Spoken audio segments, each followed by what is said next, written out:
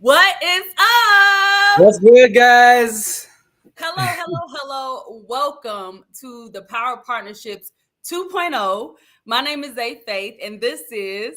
Devan Edwards. And on today's show, pretty much what we're going to be talking about, we're gonna go more into the introduction here in a bit. We have a beautiful lineup of amazing speakers, and these experts, they are very talented. And we are hosting this event because we wanted to bring experts in growing their business, scaling their business. They're super productive and they know how to make money in this current economy. So we put together this show to share the knowledge, with fellow entrepreneurs and to share all the insight with you. So the Power Partnerships Summit 2.0, we've actually done this before, but with the feedback and all the support and the impact that we noticed that we helped with in the entrepreneur community, we were like, we got to do it again. So we're back with the second version with brand new speakers teaching how to scale your business, how to learn, how to make money on other people's stages, how to set up your automations, how to really partner within your business. A lot of times as entrepreneurs, we just, there's no real structure to entrepreneurship. We just get in there and we just do the best we can.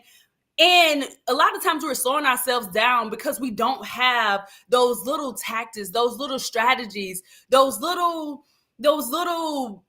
1% difference that a lot of people are succeeding with in their business. So with the Power Partnerships platform, we wanted to go ahead and bring together a panel of experts to share this information with you so you can grow faster, stronger, and partner with different aspects of your business. Because I know for myself, there's so many parts of my business where I'm like, oh, I don't want to do it. But I will say, like, even just partnering with the tech in my business and actually learning it, it's helping us to leverage and grow so much faster.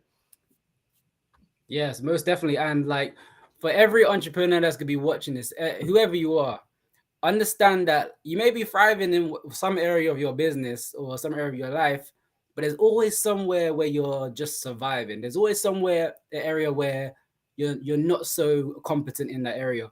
And that's why we brought together the Power Partnerships, because strategic alliances is what moves the economy around. Strategic alliances are what helps entrepreneurs grow, and because everyone shares the same vision in terms of just growing, be more profit. That's what we identify. We identify that every entrepreneur, every business wants to be profitable, efficient, and productive. So you have to do that in a strategic way, right? And there are people that's already doing this. So you don't have to put in the guesswork, and you have a space where you can tap into that knowledge. You can tap into those strategies where it's going to take you. It could even quantum leap even by 10x, 2x, however. But it's all depending on how you absorb the information and the actions you take moving forward from that. So we're excited. We got a very diverse lineup as well. So you guys are gonna be learning about the power of referral marketing. You're gonna be learning about how to tap into other people's audiences. You're gonna be learning about the power of planning. You're gonna be learning about the power of customer partnerships. You're gonna be learning about so many great things. It's crazy. It's crazy. So Yeah, we're gonna yeah. we're gonna get right into it. Actually, we're gonna get right into it, and we want to know, because we have people streaming. We're streaming everywhere. There's so many platforms that we're streaming on. So let us know where you are. If you comment in the comment section, wherever you are, we're tied to like 5, 6, 7, 8 platforms right now. So definitely let us know where are you tuning in, where are you watching in from. We definitely want to really talk to you in real time. And just so you know, these speakers that we have, after every speaker we have about 10 minutes of question and answer, so you can answer your questions. So if you have any questions, or if you hear a speaker say something and you want them to go deeper, please go ahead and start filling in your questions so they can actually answer your question in real time. And we see some people coming in. What's up, Leslie? Please feel free to go ahead and let us know where you're watching from. And if you have any questions, listen, this is for you. Power Partnerships is for you. We even have opportunities to where you can collaborate and communicate with other people on this event. So take advantage of this moment. This is not for you to just come and watch us. Like, we are not TV. This is real life. We're real entrepreneurs here to support you. So if you have any questions, or if there's something that you're like, like, how do I do that? How do I figure that out? We this is what this is for. So ask your questions in the chat. Let us know where you're watching from, and anything that we can do. Listen, this is no script. We are here and we're doing this real time. So we're gonna go ahead and jump in with the first speaker. Devin, I'm gonna turn myself off, but we're gonna go ahead and go with the first speaker because we're gonna get y'all all this information. Let's grow. Yeah, let's go. Let's go. Is he on? Let's go. Okay, Hey, how's guys. it going? Hey, Gaetano, how you doing? All good, all good. So, audience, like, feast, like, really prepare yourself for a powerful, a dynamic conversation right now. Right now, we have Gaetano Caruana, and Gaetano is the founder of Early Parrot, a referral marketing platform, and he helps coaches, course creators, and event hosts achieve significant growth through referrals. And Early Parrot has generated hundreds of thousands of referrals, resulting into millions of revenue. And his mission, Early Parrot's mission, is to help entrepreneurs and marketers leverage word of mouth. So in this conversation, in this interview, you're going to learn about the power of referrals and how to get leads on autopilot through word of mouth. So, Gaetano, how are you? I'm doing great. I'm really happy to be here to share some insights and most importantly to get questions because that's what makes a live presentation really awesome to get questions and to answer those questions, those vibrant questions that we get from the community. Yes, most definitely. So we're gonna jump straight into it. And chat, I know you're gonna have a lot of questions. So be like, whatever questions pop in your head, put in the chat like ASAP. Okay, like, we don't want to play no games. So, Gaetano, firstly, what is referral marketing? Okay, so I do get this question very, very often because most entrepreneurs, or actually about 99% of the entrepreneurs, they know what a referral is when it comes to the importance of getting a referral. But there's a lot of terms that come to play. And in most cases, entrepreneurs, they mix affiliate marketing and referral marketing in one pot. And let's start off to differentiate the two. So when it comes to affiliate marketing, it's a business to business relationship. So a business promotes another business in exchange for a percentage of the revenue. That is good for the business because you're only going to pay commission on clients who commit to buy from you. But we are addressing the referral space in a totally different way, in more word of mouth way. So what we do and where we shine is where we help businesses to create effective channels within their existing audience. So they reach out to their existing audience, their existing email subscribers, their existing followers on social media, and they provide them with an easy and effective way how to promote on their behalf and get them other clients to join their ecosystem. So if you're a coach and you provide a particular service, you must have ex clients, existing clients, email subscribers on your list, followers on social media who can potentially lead you to other clients through word of mouth marketing. We create that strategy where it comes to word of mouth marketing, referral marketing, and we also have a platform in order to be able to automate it. That is where we operate, and that is where we get growth for the businesses that we interact with. Ooh, now that's now that's powerful because, like, everyone. I don't know if everyone knows this, but we're in this like technological kind of age where it's like people have lost the personal touch, people have lost the personal connection, and in every aspect of business throughout thousands of years, personal touch and just talking to each other, word of mouth, that has been the most effective strategy, even when through all of the changes in like the history of business. So it sounds obvious to the natural viewer who's like learning about this now about referral marketing, but like what are the benefits? Like who, like not even what are the benefits, but who can benefit from referral marketing? As you rightly mentioned, it's a no-brainer. So when I get to talk to hundreds of entrepreneurs, businesses of various size, stage, businesses that are about to launch, business who have launched, business who are established, it's a no-brainer. I mean, everyone wants referrals, but that's the thing. A lot of entrepreneurs, they are busy focused on other things, and they are not tapping into the oldest and most proven way that is platform agnostic. It doesn't depend on any platform. It can't be shut down. So these are the benefits.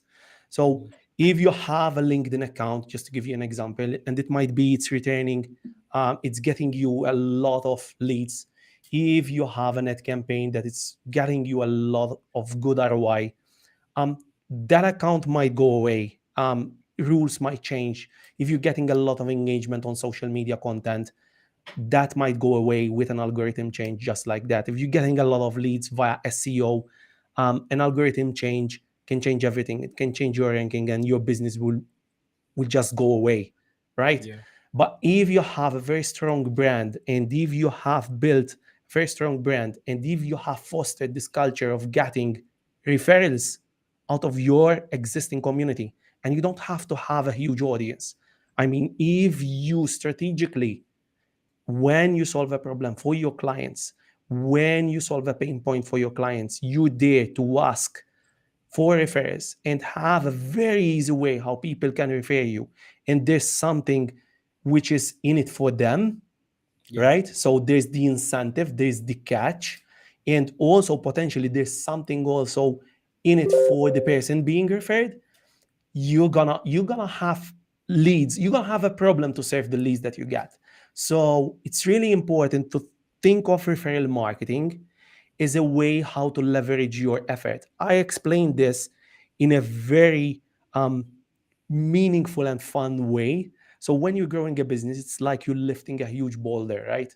Yeah. And it's through your strength that you're doing a lot of effort to promote yourself, to promote your business.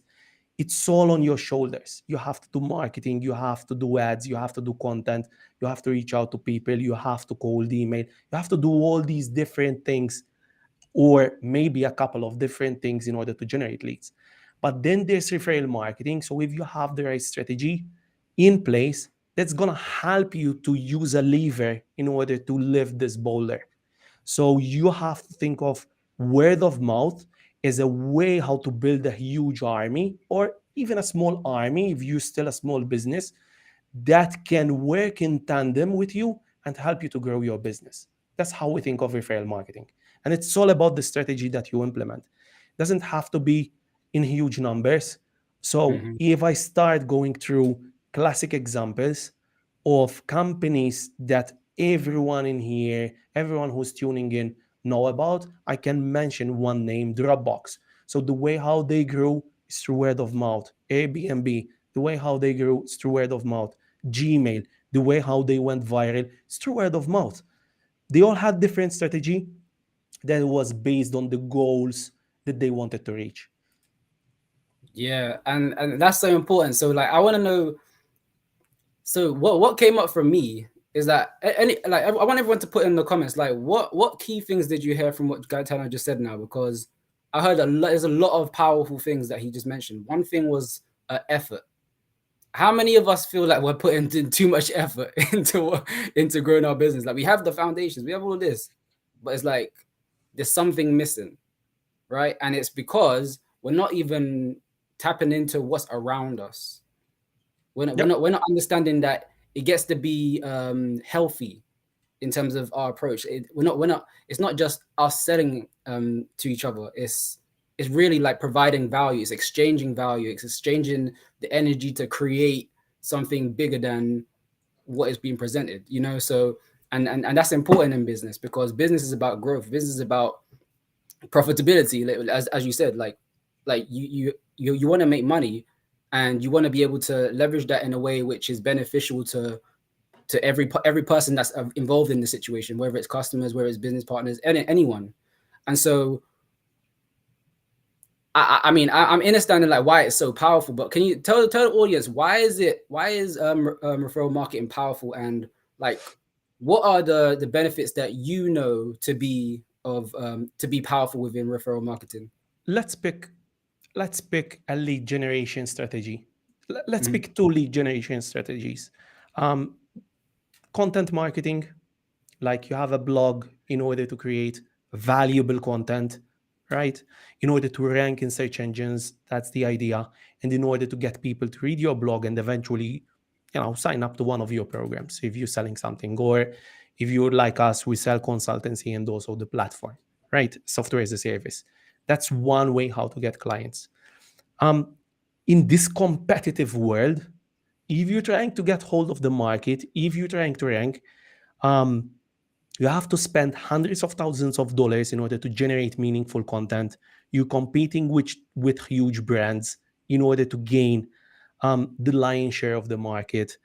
You are one tweak away, an algorithm tweak. You don't own Google, so one day they come up and they might blacklist your domain. They might think that you're trying to spam the search engine result list, or you might be using some kind of tactic that it's not up to them. They might change terms. They might think that your content is not up to standard and they derank you. So you all the time, you have to keep on piling in cash. So that's one way how to generate leads. You can pick another lead generation strategy, ads.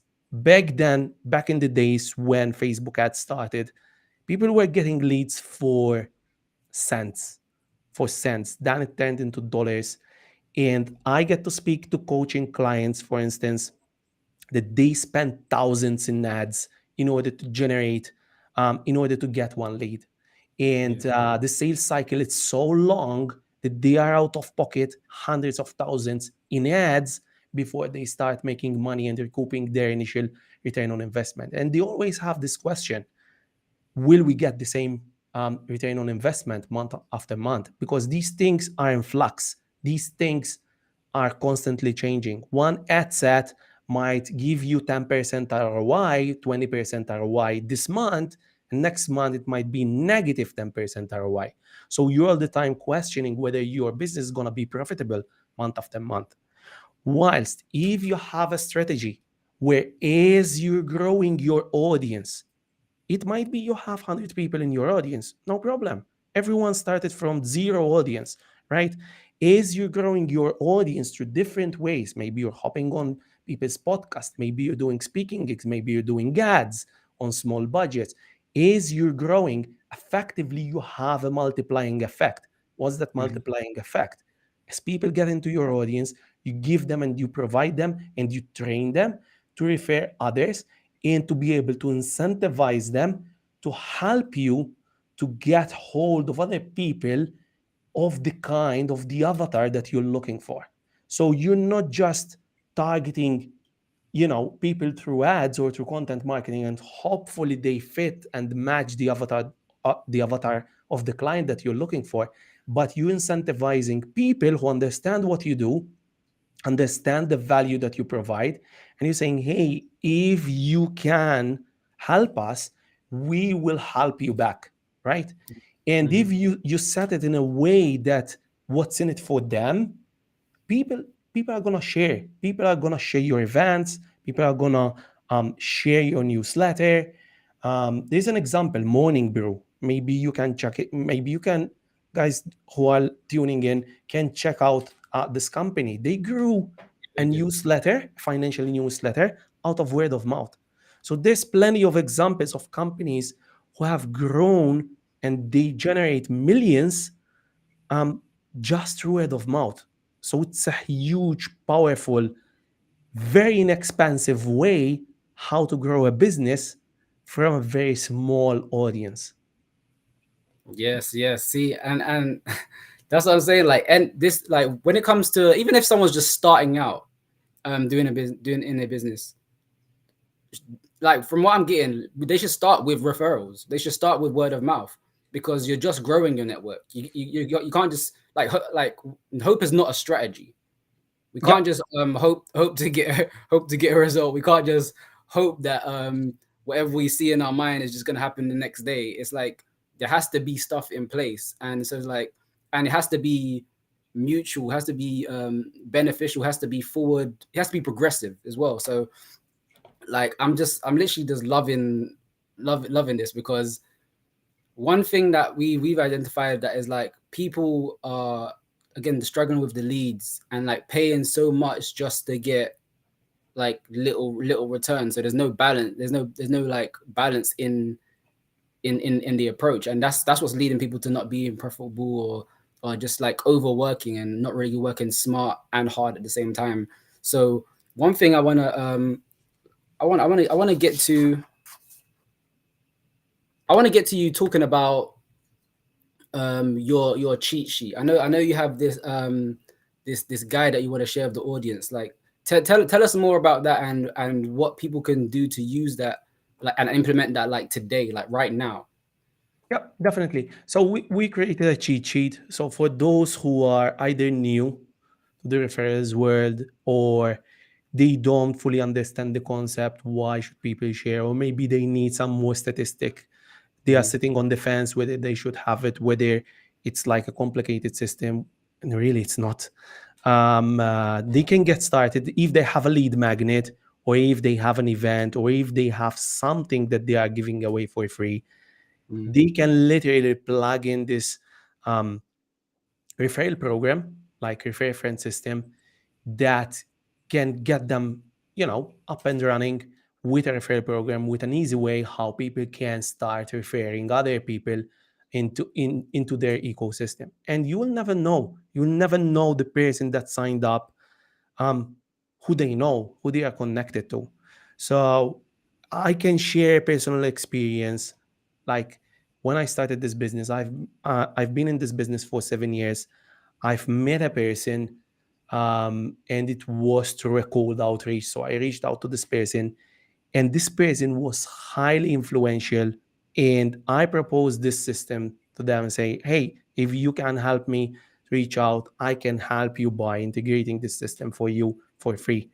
They took me upon that recommendation, and they started sharing with me their network. And it was like, whoa, what just happened? It wow. was a turning point in the business. Why? Because every lead, I had a strategy that every lead that comes in, I ask for referrals at a particular stage. When I solve a problem, I get them to, you can share with others. And if it's beneficial for us, it's beneficial also for you. So through this cheat sheet, um, I recommend systems that you can implement, some suggestions based on 7 years of experience doing and creating hundreds of referral programs that have generated thousands of referrals, the kind of rewards that you should give out, how you should approach um, referrers, what to say to referrers, how to ask for referrers. So basically, I listed all the different questions that I constantly get in one cheat sheet, and you can get it for free in order to start this journey of referrals. And trust me, once you start in this journey, you will understand the power of referral marketing and why you haven't tapped into it before. Yes. So Gaetano, this is just I'm not gonna lie, it's refreshing. It's refreshing to like, because we know the power of referrals as well. So like it's really refreshing that anyone from any stage can get this, because every what why I feel and I know is that every with business, every day is day one, because you don't even know what's going to happen. Sometimes you have to we get to treat it like day one, because we don't know what happens, but now we know that we have a strategy regarding no matter what happens. We have a strategy where we can tap into what's around us, tap into our network. And everyone, I want you to get Gaetano's free gift. All right, it's in the chat below. Everyone, click on it. Say thank you, Gaetano, and really tap into this. Really use this, because we're not like introducing these speakers to you just for fun. Like These people can help you. These people can have impact because they've already created that result. They've already created the impact. We're not just bringing people that have thousands of followers but no just influence but no impact or no income. It's not the case. We This is about power partnerships. All right, guys, you get to be productive, you get to be profitable, you get to be efficient through strategic alliances. And one of those ways you can align with Gaetano in terms of moving your business forward and moving yourself forward. So don't sleep on this on this free gift now, guys. Don't sleep on this free gift because it's very important. And Gaetano, I appreciate you for really sharing this because it's not really talked about. Like it exists, but it's not as widespread. So I wanna thank you for that. And anyone, Zay, we could do you have any more questions before? You're muted. This is so powerful. And Gaetano, that's why we had to have you, we wanted to share what you do because it's so simple. And we're always looking for more leads. If you're in business, you're looking for more buyers, you're looking for more people who you can serve. And sometimes, it doesn't require a lot of tech. It doesn't require a lot of hard work, literally just connecting with people who we already serve. And then also just collaborating, because the whole point of this power of partnerships is definitely us collaborating. And that's why we, the power partnerships, we're collaborating with people like Gatiano. Y'all, he is in Malta. Can we Yeah. say global events? Can we say global events? He's in Malta. I want to go. I think he's inviting us. Yeah, why not? Why not? It's Literally, very sunny. I'm gonna hit the beach right after this interview. so he should invite us, right? Yes. So literally by just collaborating and connecting with other entrepreneurs, and again, your clients already know you, they already love you, they already spent money with you. Just literally, hey, everything Gaetano said. So we want to know, do you have any last words for us? Yeah, I'm really happy to be here and sharing my knowledge. As I said, that's a free cheat sheet that can get you started. If you have any further question, reach out, and we will be able to help you out. Once you sign up for the cheat sheet, you will get a taste of referral marketing, because as soon as you sign up in the thank you page, you will get to see how we're immediately asking for referrals, asking you to refer others to download the cheat sheet. So we implement our own advice because it works. Yes. And I'm Lovely, sorry, lovely. I said your name. It's Gaetano. Gaetano? Gaetano. Gaetano, right? Yeah, I want to make sure we saying it right. We got to say name that's okay. Gaetano. I'm country, but no, that's powerful. So make sure y'all download this free link. I already have people saying that the funnel within the link, and we can learn so much literally by just supporting each other. By Yeah. downloading his app, you can see his funnel. You can see the things that are working in his business. He's on this platform for a reason, right? You can see the things that are working in his business. You can get ideas and inspiration and implement it into your business. And he said inside of his free gift, make sure you're downloading the free gift. He's teaching you what to say. He's teaching you everything of how to get leads through word of mouth. So do you have anything else?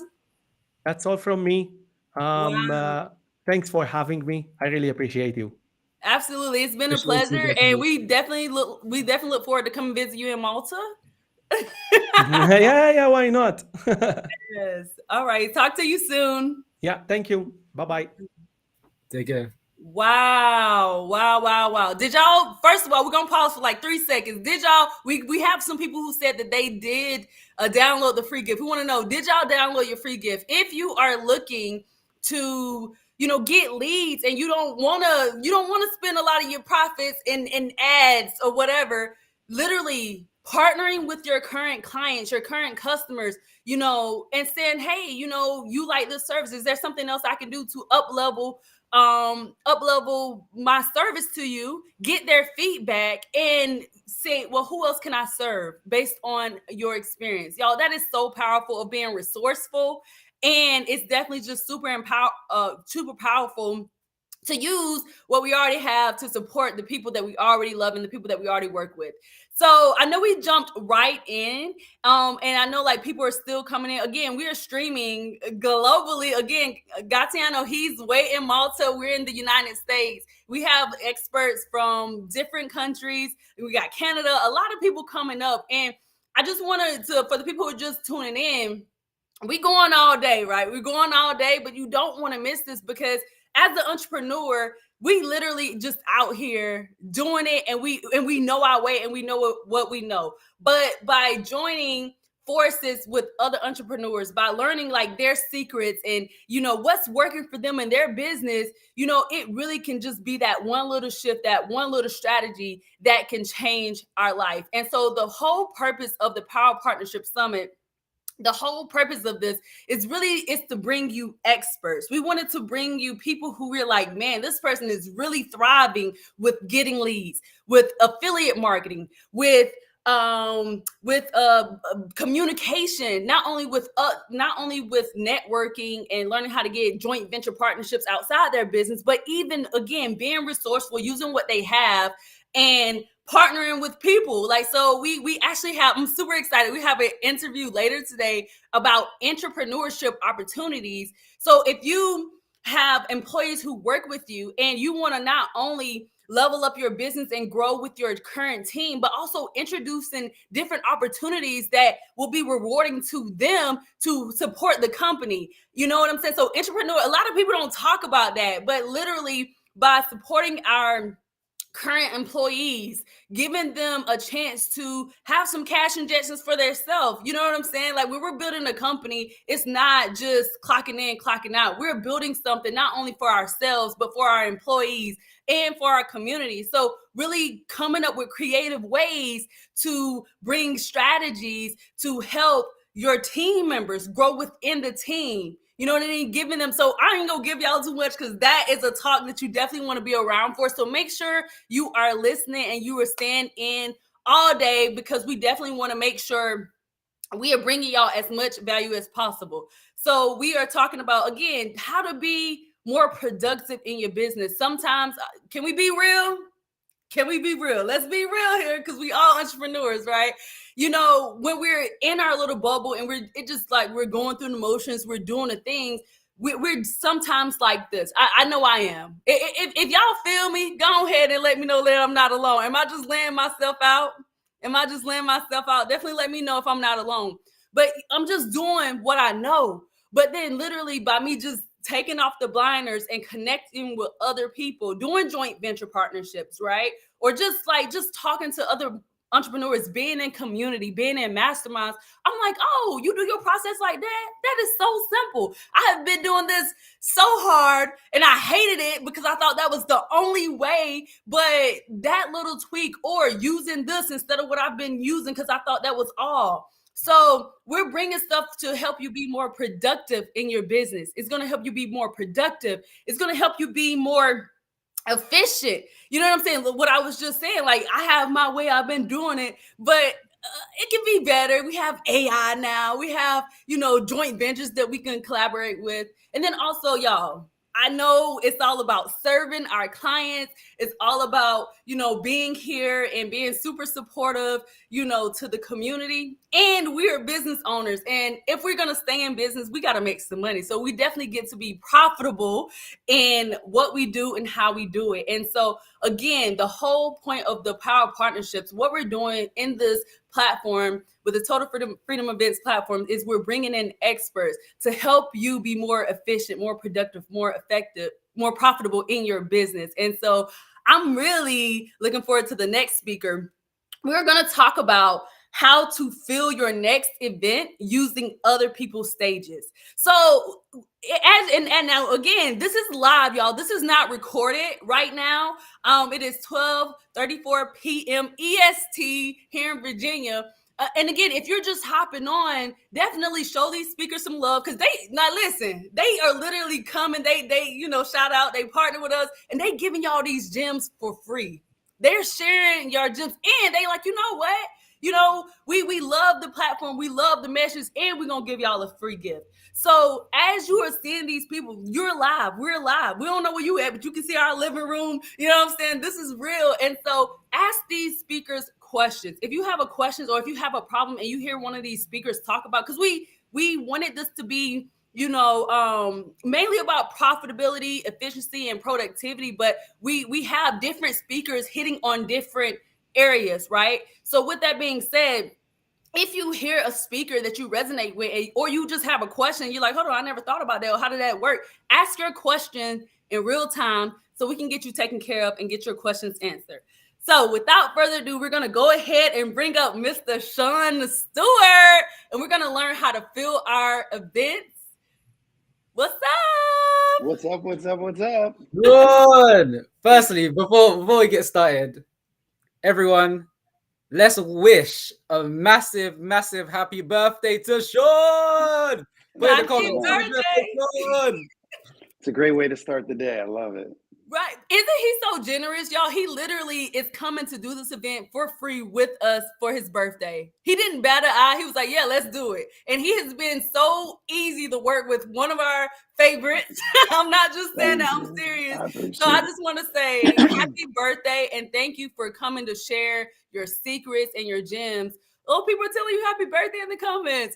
Thank you for coming to share your secrets and how to get people more leads and how to fill their next events, their next workshops with other people's stages. So Sean, tell us a little bit about yourself. Who are you and what do you do exactly?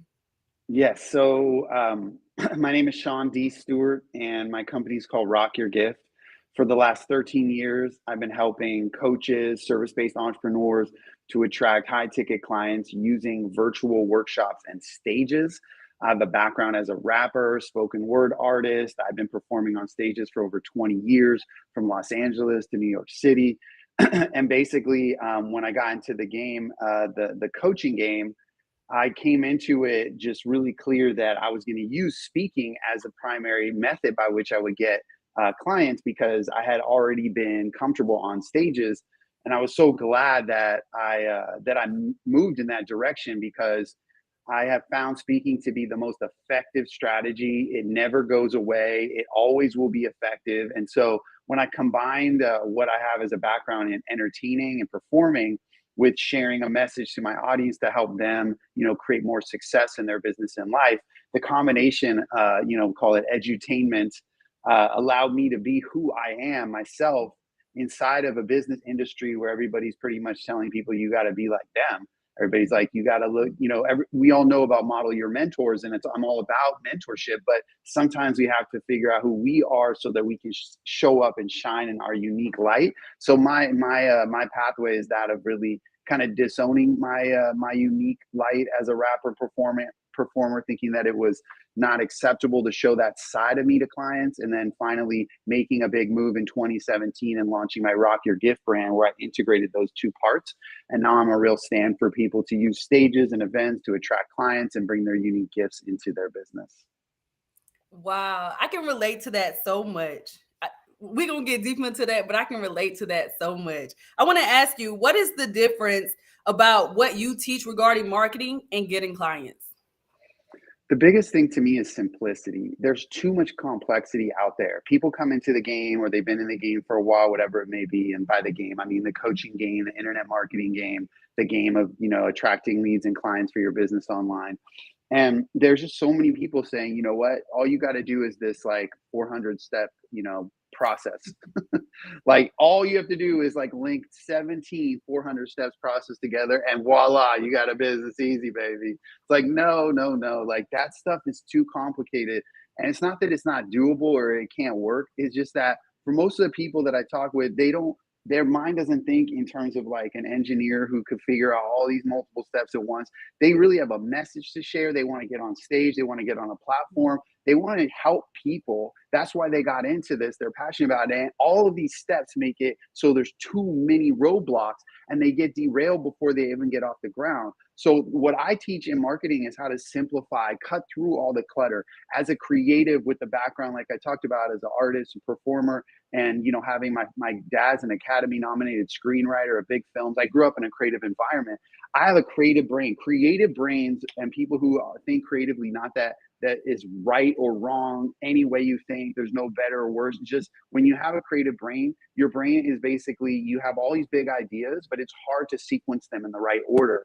And so when you give somebody a ton of steps and it's too many steps, you can't ever get off the ground because your brain doesn't really work like that. So part of what I did was figure out why it was so overwhelming to me as an artist, and then figured out, because my brain works kind of really well in a linear fashion and in a creative kind of fashion where there's all these things happening. I learned how to sequence things in the right steps so that I can move people through the simplest pathway to accomplish their goals. So for me, if I just boil it down and say the reason why what we do is different in marketing is A, simplicity, and two, because we leverage the two most simple, most effective, most never going out of style strategies in marketing, which is speaking and leveraging joint venture partners, which is like referrals on steroids. So if you think about it, say, what are the two strategies that literally are not dependent on technology, are not dependent on, the changes of algorithms, that have always been effective and will always be effective? It will always be speaking, and it will always be basically referrals, which is, basically joint ventures is the next level of referral. So I teach those methods to help my clients get off the confusing track, step on a stage, and rock their gifts. So we heard that twice, y'all. Referrals and speaking. Referrals and speaking. Why are you such a fan of joint venture partnerships as a primary lead generation strategy for coaches? So when I came into the game, I was like wanting to have a list and wanting to have this following like many people do. And I was frustrated and I felt insecure that my list wasn't big and I didn't know what to do. And I started to study all these complex marketing strategies. But luckily, I had a mentor at the time whose advice to me was that I needed to build relationships with people who were where I wanted to be. So I started to put my focus towards going to networking events where there were people who had audiences and lists and people who were a lot farther than me. So I kind of found my way into getting invited to some of these events. And it was early on strategy where I built relationships with people who had pretty big followings. And I was able to build relationships in the way that they believed in me. They believed in the vision. And because they believed in the vision, they were willing to promote me to their communities, even without me having the ability to reciprocate at that time. And so I was amazed to see pretty early, like within the first 5 years of business, that I would have these campaigns or these events where I would have this like huge amount of people come through, like hundreds and hundreds and hundreds of people coming to like a challenge or whatever the event was that I would do. And it was all because I leveraged these partnerships. So the reason why I'm such a big fan of it is because if I can do it with no list and no community, and I can build relationships and I can create those partnerships, every person can do it. So when you get into that state where they're like, you know what, I don't have the list, so I can't do it, or I'm not where these people are, so I can't approach them. It's all just mindset. And you realize with all the complexity, like I love all marketing, like Facebook ads, whatever, I'm not against any of it. But to me, if you look at like the most simple like to the most complex, like you have to admit, learning how to run Facebook ads, or even learning how to hire the right agency to run Facebook ads, or putting together all the multiple steps of doing a Facebook ad campaign versus going to an event where people already have your audience, building relationships, creating conversation, and asking them if they'd be willing to share your stuff with their people is like night and day. And it's like super effective and it's low risk. And I just want to be like helping people get results quicker. Yes, yes. I love joint ventures. And that's honestly, y'all, like just to speak plain, like that's exactly what this is. This is a joint venture collaborative marketing event. So what he's saying, it definitely works. Why should speakers be excited and feel extremely lucky in this current online climate? Yeah, so there's like all of these different changes all the time, right? One day, it's Facebook groups, and then it's like, oh, the algorithm changed. Now Facebook groups are dead. And then, it's like TikTok, it's like maybe TikTok's gonna get banned. And then it's like, oh, what are we gonna do now? And then it's like, oh man, I put all my hope and faith into this strategy over here. And it's like, Well, here's the thing. If you focus in on speaking as a primary strategy, you'll never, ever have to worry that it's going to suddenly, the rug is going to get pulled out from under you. Number one. Number two, all the other strategies that that I mentioned, from TikTok to YouTube to podcast to whatever, they all will help you with speaking. They'll all integrate with speaking. So if you do speaking, you can use those other platforms to invite people to your events. So, or whatever, you can use those other platforms in conjunction with speaking. So to me, speaking is like the safety net for anybody who's serious about making their business grow and not being like at the whim of all the changes going on. I love AI. I love it, advancements in technology. I'm all about it. But what I don't like is feeling the insecurity that the marketing strategy that I spent the last 2 or 3 years perfecting is suddenly obsolete, or I have to completely shift and learn a brand new strategy because an iOS 95 update came out in 2027 and now, we can't even like use our iPhones anymore, or like whatever. It's like, come on, speaking will always work. So if you want to have more stability in your business, then I highly recommend considering speaking as a primary strategy. That's why. That's good, y'all. That is good. Why does your particular style of workshop convert so well? Yeah, so a lot of people, they're like, okay, it's all about the offer, right? And we definitely have a way to teach our clients, and we believe in the skill of selling from stage, and sales is interwoven with everything that I do. But the way to convert on a workshop that people don't talk about is actually in how you organize your teaching points. And the 3 teaching points, we recommend you have 3 teaching points in a workshop. And there's this particular strategy that we teach around workshops that's amazingly effective. It's basically this idea, it's under the umbrella of the idea that your workshops are not meant for you to teach. They're meant for you to inspire. People get confused all the time about like how much content to give in a free or even low ticket workshop where the intention is to enroll people into your programs. They're always like, well, I think high value is all about being just super giving of the stuff that I teach my paid clients. Like, high value is taking the stuff I teach in my paid programs and giving it to the people who don't pay me. Like, that's being the most giving. And guess what? It's inaccurate. The truth is that when you give people too much in a workshop setting, you overwhelm them, you fire hose them, you give them information they'll never use, and you're doing a disservice. And I always use the example of a one-on-one sales conversation versus a workshop. And I will say to people, what do you think? Do you think that the goal of a one-on-one sales conversation is to teach really good content? Like, is that usually what we're trying to do in an enrollment conversation with the prospect? No, that would be like you talking about yourself the whole time, which is never a good idea in sales, right? Instead, the purpose of a one-on-one sales conversation is really to help this person see that what they want in their life, whether it's health or business, relationships, or or whatever the niche is, that what they want is possible, right? The goal of a call like that is to help them see and believe that the obstacles in the way are transformable and that what they want is possible. And then if you're the right mentor or person to help them, that to enroll them into working with you, right? That's the point. Now, it's the same point of a workshop. So the teaching points are not built for you to share content the same way you would teach people when they hire you, because they can't handle that much information. They didn't commit at that level. So when you give people more than they committed to, you're actually doing them a disservice. Instead, you want to teach 3 teaching points that are going to lead people to your offer. So they're going to be the 3 teaching points that would basically sum up your offer. Like, it's a microcosm of your offer. Like, it's the preview to your offer. So it's going to have the elements of what you're eventually going to sell them into.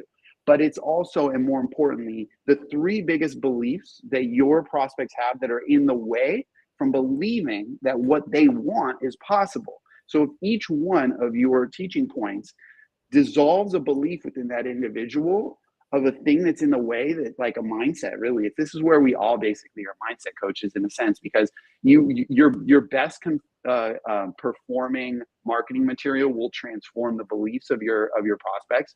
So when you teach workshops in a way in which the 3 teaching points are going to transform the core beliefs in the way from what they believe is possible, your prospects in that workshop will feel the same way that your prospect would feel in a one-on-one conversation, in that they now feel that what they came to that workshop or call for is possible for them, in which case they actually start believing that they can do it, which is inspirational. And then you become the perfect mentor available to help them to be the one holding their hand to do it, if that's a fit. So it's a really powerful shift to think of your teaching points as the key to sales in workshops. Honestly, I want to play this back. I'm still in interview mode, but I'm like, wow, because I'm gonna be real with y'all. That's even a shift, because we have a workshop coming up for our VIP insiders. What's up, VIP? If you VIP, definitely say VIP insider inside of the chat. But we have a workshop, and what we were gonna do is just give them all this information. So again, like sometimes as entrepreneurs, we just get into this doing mode. And so literally by us having this conversation, I'm like, you're right. Like, because I know that. But it's like sometimes we know something, but we show up and we do things differently. And it's not impactful for our audience. And it's definitely not serving us either. So wow, Sean. Wow. That is so good. Thank you for that little tweak. Wow. See, it pays to show up. It definitely pays to show up. So again, happy birthday. Actually, we do have a question. I want to jump into this question real quick. Yeah. Jacob Rain. What's up, Jacob? He says, happy birthday, Sean. I hope you're having an awesome day. He has a question. He said he have recently started coaching. How do you get comfortable with asking people for a big amount of money? It's like he gets nervous. Yeah. So the biggest thing you want to do is, first of all, I like to think of asking for money like a muscle test. So if you ever had a muscle test where they're like, okay, my name is Fred, it's weak. It's like, my name is Joanne, it's weak. It's like, my name is Sean, it's strong, right? It's like muscle test basically tests you on like your internal alignment around like the truth. Okay. Like it's strong at Sean, it's weak at Joanne. Okay. It's not who I am. Like that's the muscle test. Okay. So with charging money, what I do with my clients is I say, okay, where are we like strong at? Okay. We're strong at, 2,000. We're strong at 2,500. We're strong at 3,000. Like we're strong at 4,000. It's like at 5,000 week, 5,000 week, like wherever that weak point is, that's the next amount you want to be charging, right? It's right above where you're scared. It's right above where you're scared. So if you're going, if your weak point is 5,000, and you're like trying to charge 10,000, you're not in alignment with that decision. So don't go there yet, right? Number one, okay? But you still want to go above that. But some people will be like, yeah, I just started in the game and you should be charging 30,000. It's like, no, you shouldn't, because you don't have any proof. Like you want to produce results for people. It's not all about, extricating as much money as possible for the individuals. It's about producing the most value for individuals, right? And I'm sure you get that, right? Anyone who's watching, and specifically you, Jacob. So that's number one. Number two is that assuming that you're choosing a price point that's like at that point where it's scary for you, but it's also something that's like right where you're ready for. There's alignment, like ready for you to step into that alignment. Then what you want to do is you want to get out of your own way. So it's not about you. So when you say you get nervous, right? You get nervous. That's about you. I always like the example of, okay, there was this woman who was like in audience and this speaker was asking them, who here is afraid of, sharing their self publicly, like on a microphone, and all these people raised their hand. I want you to come up on stage. I want you to, all these people who were like, never wanted to share, were given an opportunity to break through their fear of public speaking. And so he said to this woman who was like shaky about speaking, he said, I want you to close your eyes and imagine the person you're here to help. And I want you to see how much pain they're in. I want you to see the struggle they're going through. I want you to feel what it's like to be them and get inside their life for a day. I want you to see the pain and explain to me what the pain is of your ideal client. And she started to explain, like, this woman has, this whole family to take care of, the pressures on her. And she's like, always like, under the gun to like do something. Her kids need help and she's really hurting because she needs to get to the next level. And then he said, okay, now I want you to speak to her. And her entire tone was like shifted because she got out of her own way and she started focusing on the person who needs help. And that's what we want to do in sales. If we bring our stuff or our baggage to the sales conversation, we're really being in the way from the transformation. So what I do with my clients, and it sounds good what I'm saying logically, but you're like, how do I get there? You need to get yourself into a state, right, Get yourself into a level 10 of vibrancy, of presence before you get on any call with a prospect or a partner, because your energy, you're either going to create greatness in that conversation because your energy was high enough that no matter what the energy of the other person was, you rose them up, or you come on from a place of fear and whatever level they are, you bring them down. So you have to bring yourself to a level 10 of power, presence, vibrancy, do your personal growth rituals before you get on those calls, and then remove yourself from the energy of it and focus on what you are there to do, which is help a person.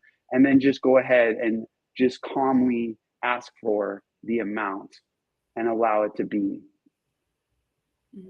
Yeah. And then I think also like if it's valuable, like you were saying, I love that analogy you were using. Like if the price is too low, you're not going to show up in your best energy because you're like you know that you feel like you're being taken advantage of, even though you did it for yourself. Right. And then also the client, they not going to show up because they're going to be like, oh, this is too cheap. You know what I'm saying? And oh my God, I can keep going on, but okay.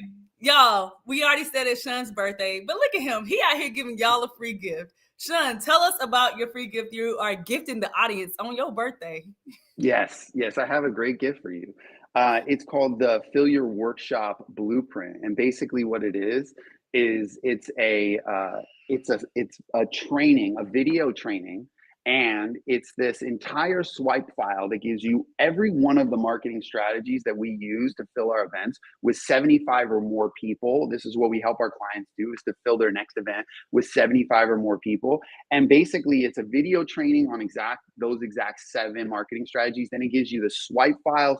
There's basically this document in there. It will have links to literally the emails we use to promote our events, the social media posts that we use to promote our events, the emails that we send to our partners to be able to correspond with us during the events, the emails that we have our partners send for us, and a variety of other marketing strategies. Usually I click the links that are inside there because it's like a treasure trove of Fill Your Workshop goodness, as well as the video training. So we've got the link right there. So I hope you guys grab that. Sean, I know you gotta go, but let me tell you, you are getting a lot of love in the comments. People are super appreciative. Y'all, this man literally is here on his birthday. He's sharing he's saying free gift, but there's so much value, all the links of everything he said. He's showing you exactly what he's doing. Y'all, go ahead and download this free gift. And Jacob, I know he said, thank you so much, Sean. I feel challenged, a lot more work I need to do. So Jacob, I'm going to go ahead and recommend that you connect with Sean. Another beautiful thing is the way we set this up is when you download Sean's free gift, when you get access to his list, you are now a part of his community. And so if you have any questions and you want to go deeper with Sean, definitely let them know where you are. But this is instant access. So download his free gift, get all the goodies that he's giving you, and continue to follow him and support you. I see a lot loving this. Leslie said, thank you for saying that trying to sell something at a price you're completely uncomfortable with won't make you more profits. Or won't make you more profitable. If you don't believe it, your clients won't believe it either. Thank you for that, Leslie. Let's see. Great session. Listening from Dutchess County, New York. Most definitely, Sean, I am based in Australia. Is that okay? Yeah, totally fine. So a couple things to note. There is an opportunity to jump on my calendar as a part of that gift. You'll see a spot. If you find a time, great. If not, you can always reach out to us. You'll get in our email world, and we can have my team reach out and make sure we can find a time that works.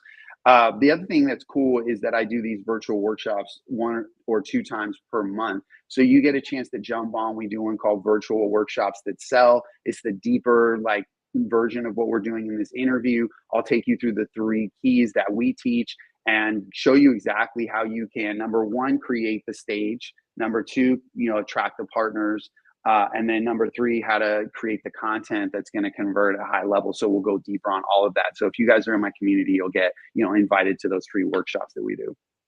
So absolutely. If any of this resonated with you, you want to connect deeper with Sean, definitely download this link and reach out to him. What social platforms are you on?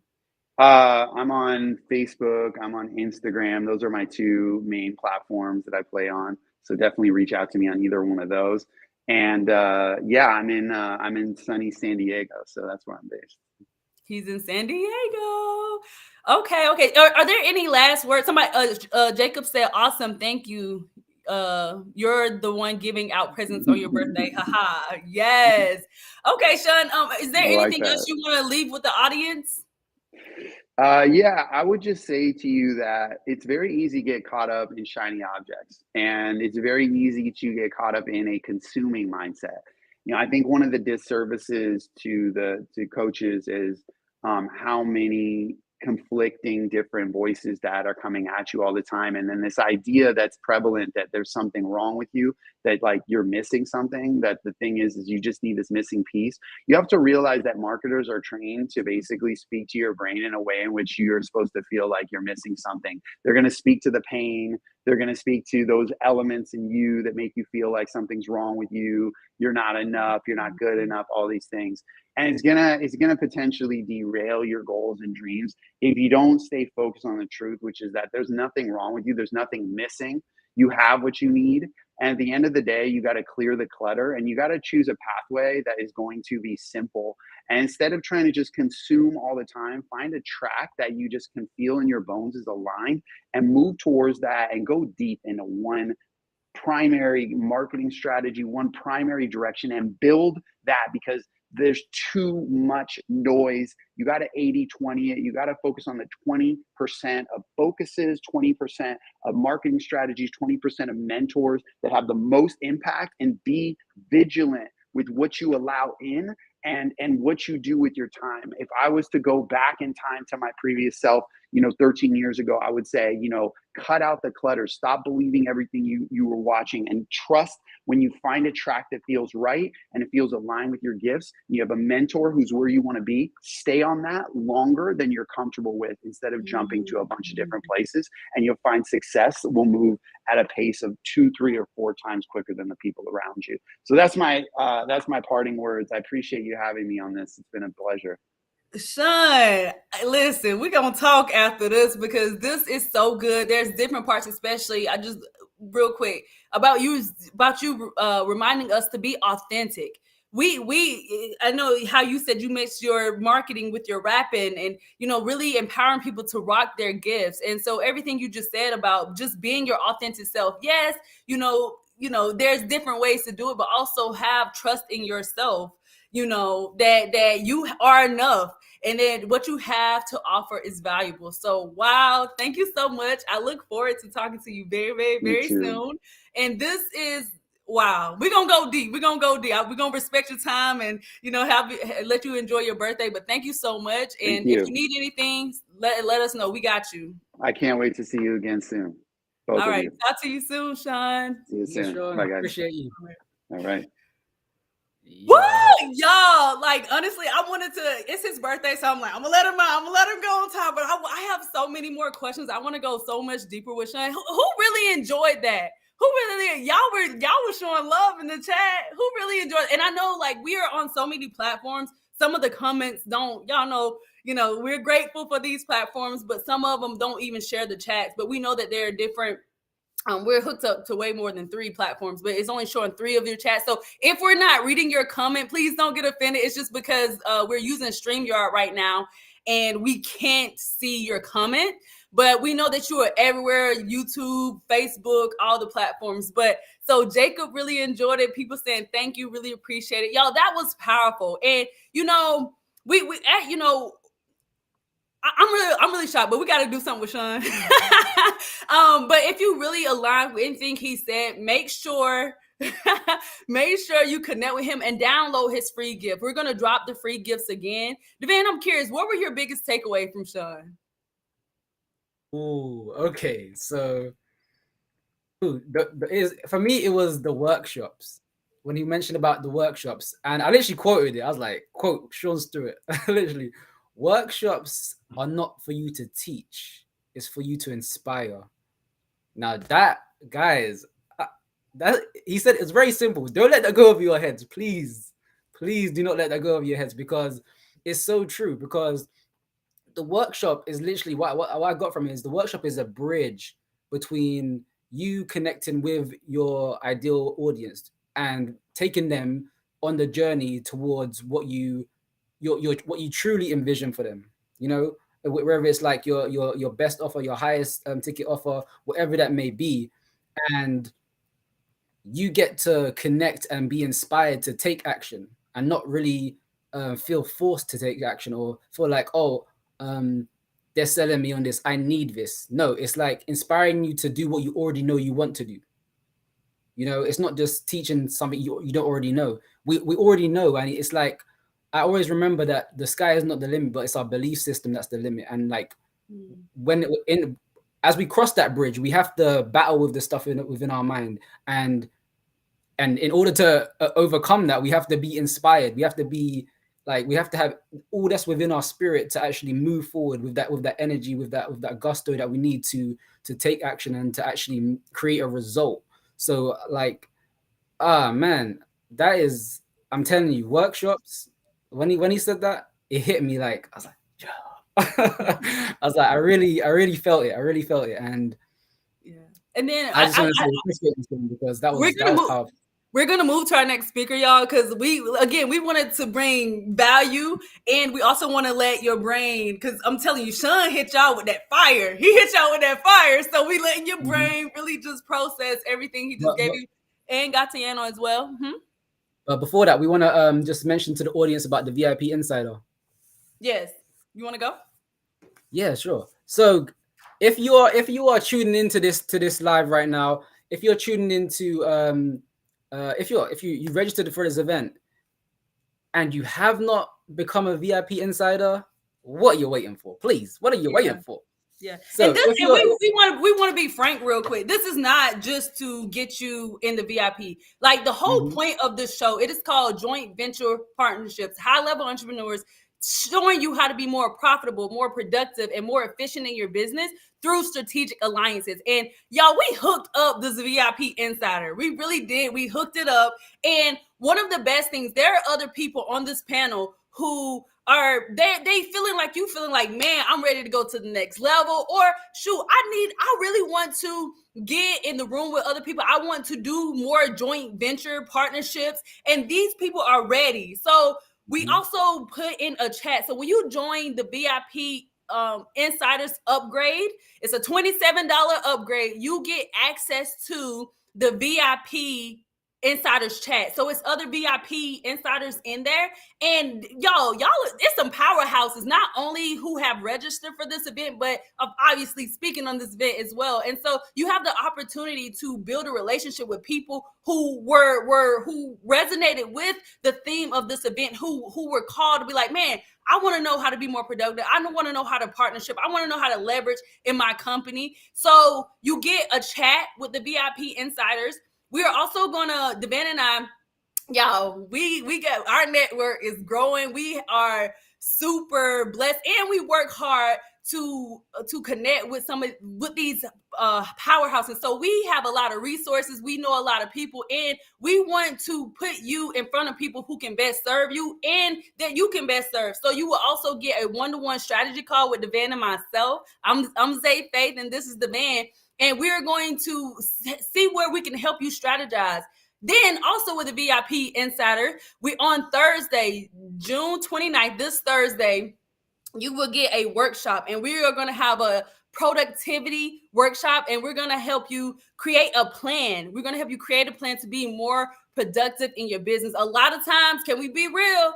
Entrepreneurs, we want to do everything, or we're distracted and we focusing on the wrong things. So in this workshop, as a group with the other VIP insiders, we are going to support you to create your own personalized productivity plan. So that's what we got for the VIP insiders on Thursday. So that is, and obviously with the VIP insiders, you get forever access in a membership, the VIP Power Partnerships 2.0. You get access to all these interviews, so you can play them over and over and over. Kind of like what Sean was saying. He said that, if you have a coach, what I realized, there are a lot of entrepreneurs who don't have a mastermind, who don't have coaches, who are not in the community, and that's why you're floundering. Can we be real? Y'all, we ain't here, this ain't no TV show, and we're not here to fluff you up. We want to see entrepreneurs level up because you decided to be an entrepreneur, because you decided to take a risk and make change in the world, you matter. So we ain't here to fluff you, baby. We want to be real with you.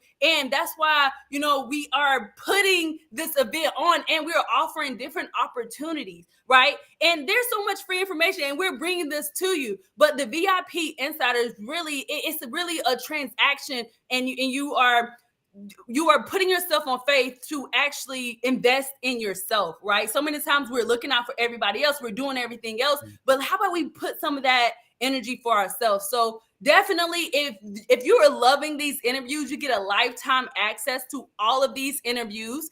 With the membership, you can have a whole panel of all of the free gifts. So everything's done for you. And again, we have a workshop coming up for you this Thursday to help you with your productivity plan. And you get access to a forever chat with the VIP Insiders. So if that's something that resonates with you, definitely go ahead. We'll join the VIP Insiders. It's the chat. It's in the link. So go ahead and click that and register, and we will get you taken care of. We have our next speaker, y'all. The man's gonna do this interview, but y'all, our next speaker, and I want y'all to pay attention, because when we connect with these speakers, we definitely we stalk them a little bit. We see what they're about. We see who they are. We see what they're doing, and we really just like we just put out the invite, and then we have a meeting. If it resonates, we're like, let's go, let's grow, let's get you in front of the entrepreneurs so we can get you in front of more people. But what I wanted to say about that, y'all, we're in a unique time in our lives. We're in a unique time in our lives. And so what we noticed a theme. We noticed a theme for our last event, the last Power Partnerships Live. And we also noticed a theme for this one. And what I'm picking up, I'm going to share mine. Or should I make y'all wait? Should I share mine? I'm going to share mine. I should wait. Okay, I'm going to share y'all. I want y'all to pay. So based on the upcoming speaker and then the past two speakers, I want y'all to go ahead in the chat, and we're going to post it so other people can see it too. Y'all, don't be shy.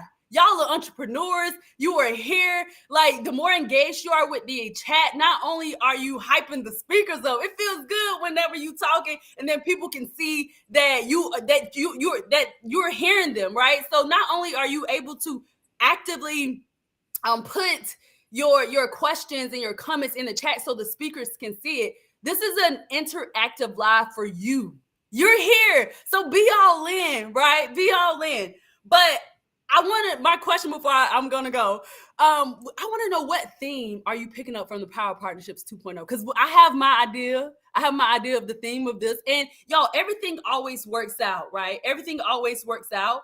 Like I said, we definitely have our interview process and we have all that stuff, but there's a theme, and I feel like it's not a coincidence. Everything is always on time, and I'm going to share my theme with you later, but there's a theme of this event, and I hope you're paying attention, because it's what all of us collectively in the entrepreneur community, we all need this, right?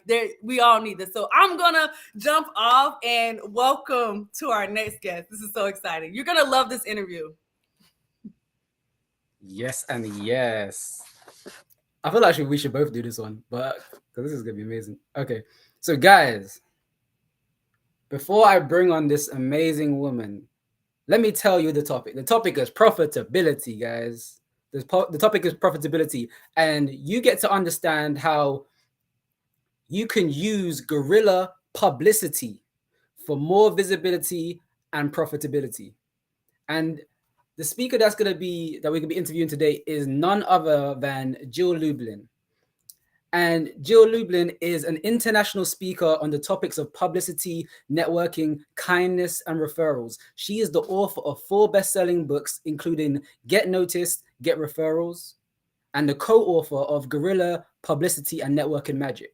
Her latest book, Profit of Kindness, went #1 in 4 categories. Jill is a master strategist on how to position your business for more profitability and more visibility in the marketplace. She is the CEO of a strategic consulting firm and has over 25 years of experience working with 100,000 people plus, national and international, within the media. And Jill teaches virtual publicity and she teaches a virtual publicity bootcamp and consults and speaks all over the world.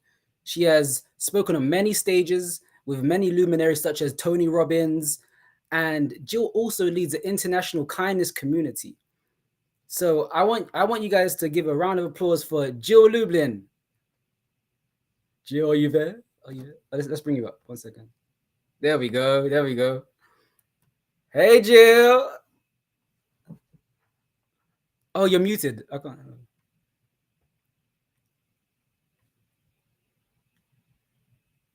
Oh, we can't hear you. No, we can't hear you.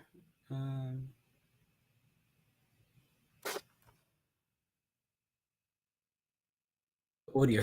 What's happening? Let me unmute and then mute you again. Can you hear me?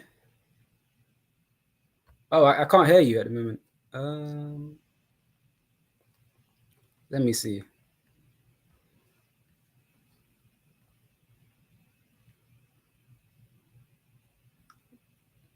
It says you're unmuted. Oh, how's that?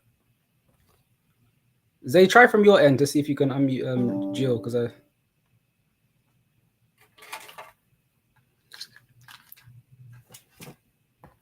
Okay. No, still can't hear you.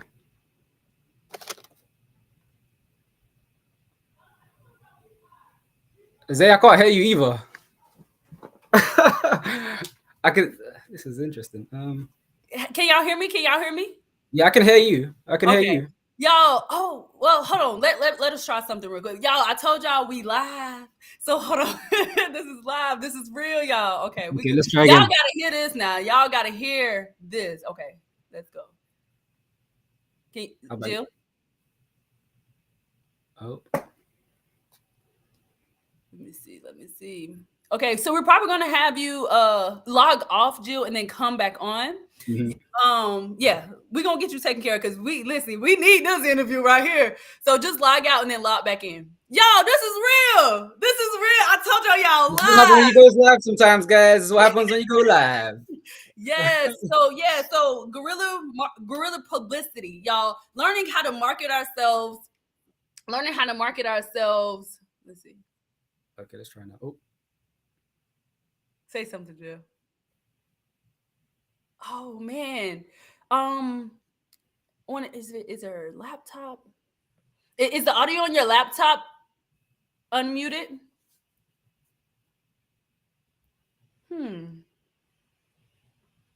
That is so interesting. Okay, let me see. Yeah, the people in the comments are saying can't hear. We're gonna get the sound back here in a moment, y'all. We're gonna figure something out. Let's see. All right, let me.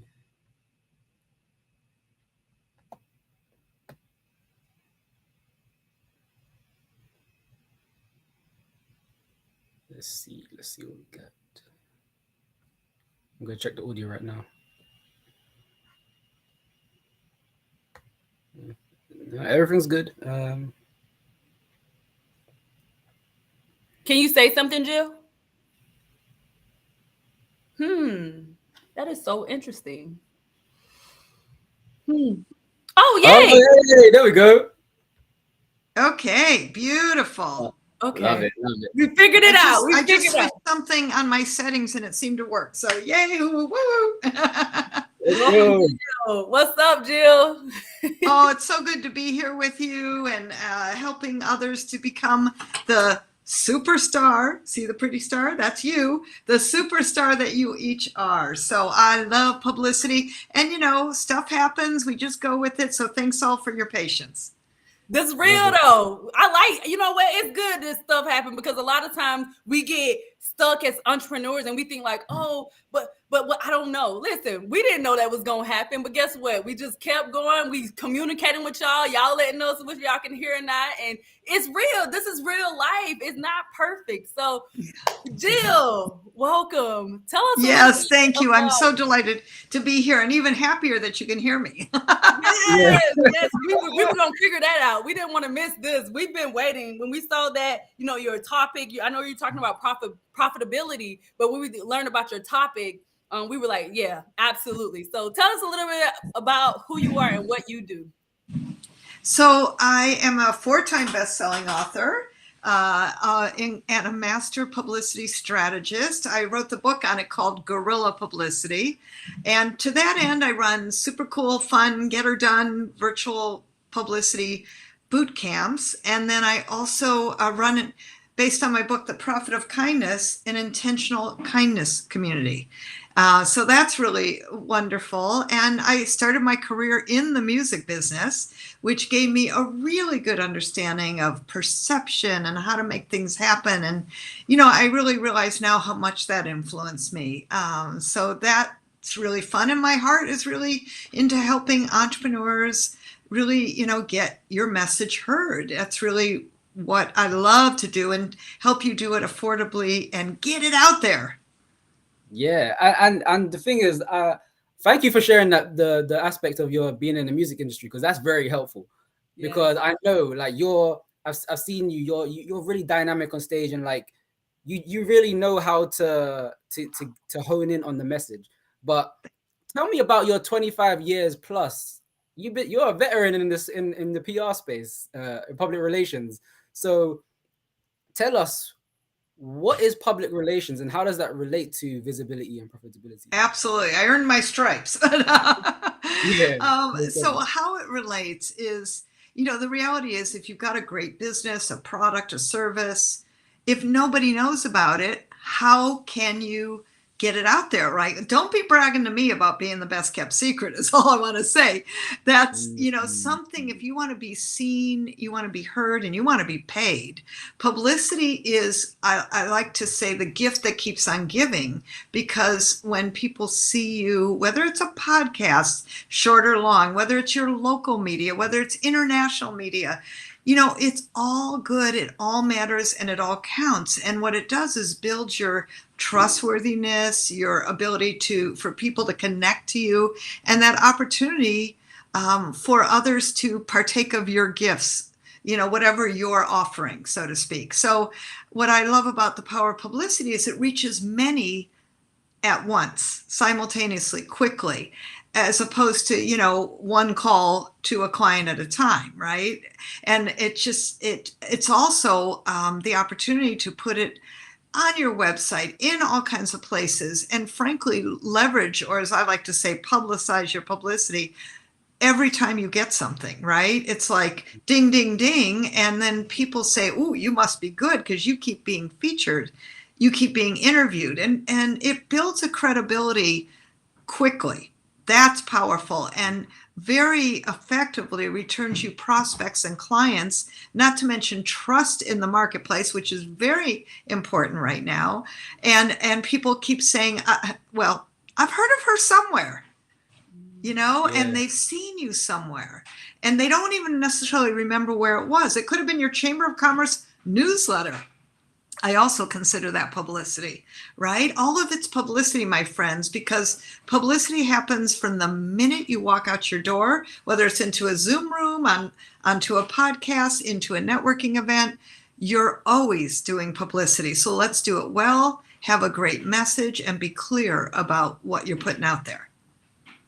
Yes. Guys, have your questions ready, guys. Put it in the comments, because one thing, when Jill says to publicize your publicity, one thing that comes up for me is, whenever we're in business, what we're doing to get our message out is never too much. It's never too much. That's right.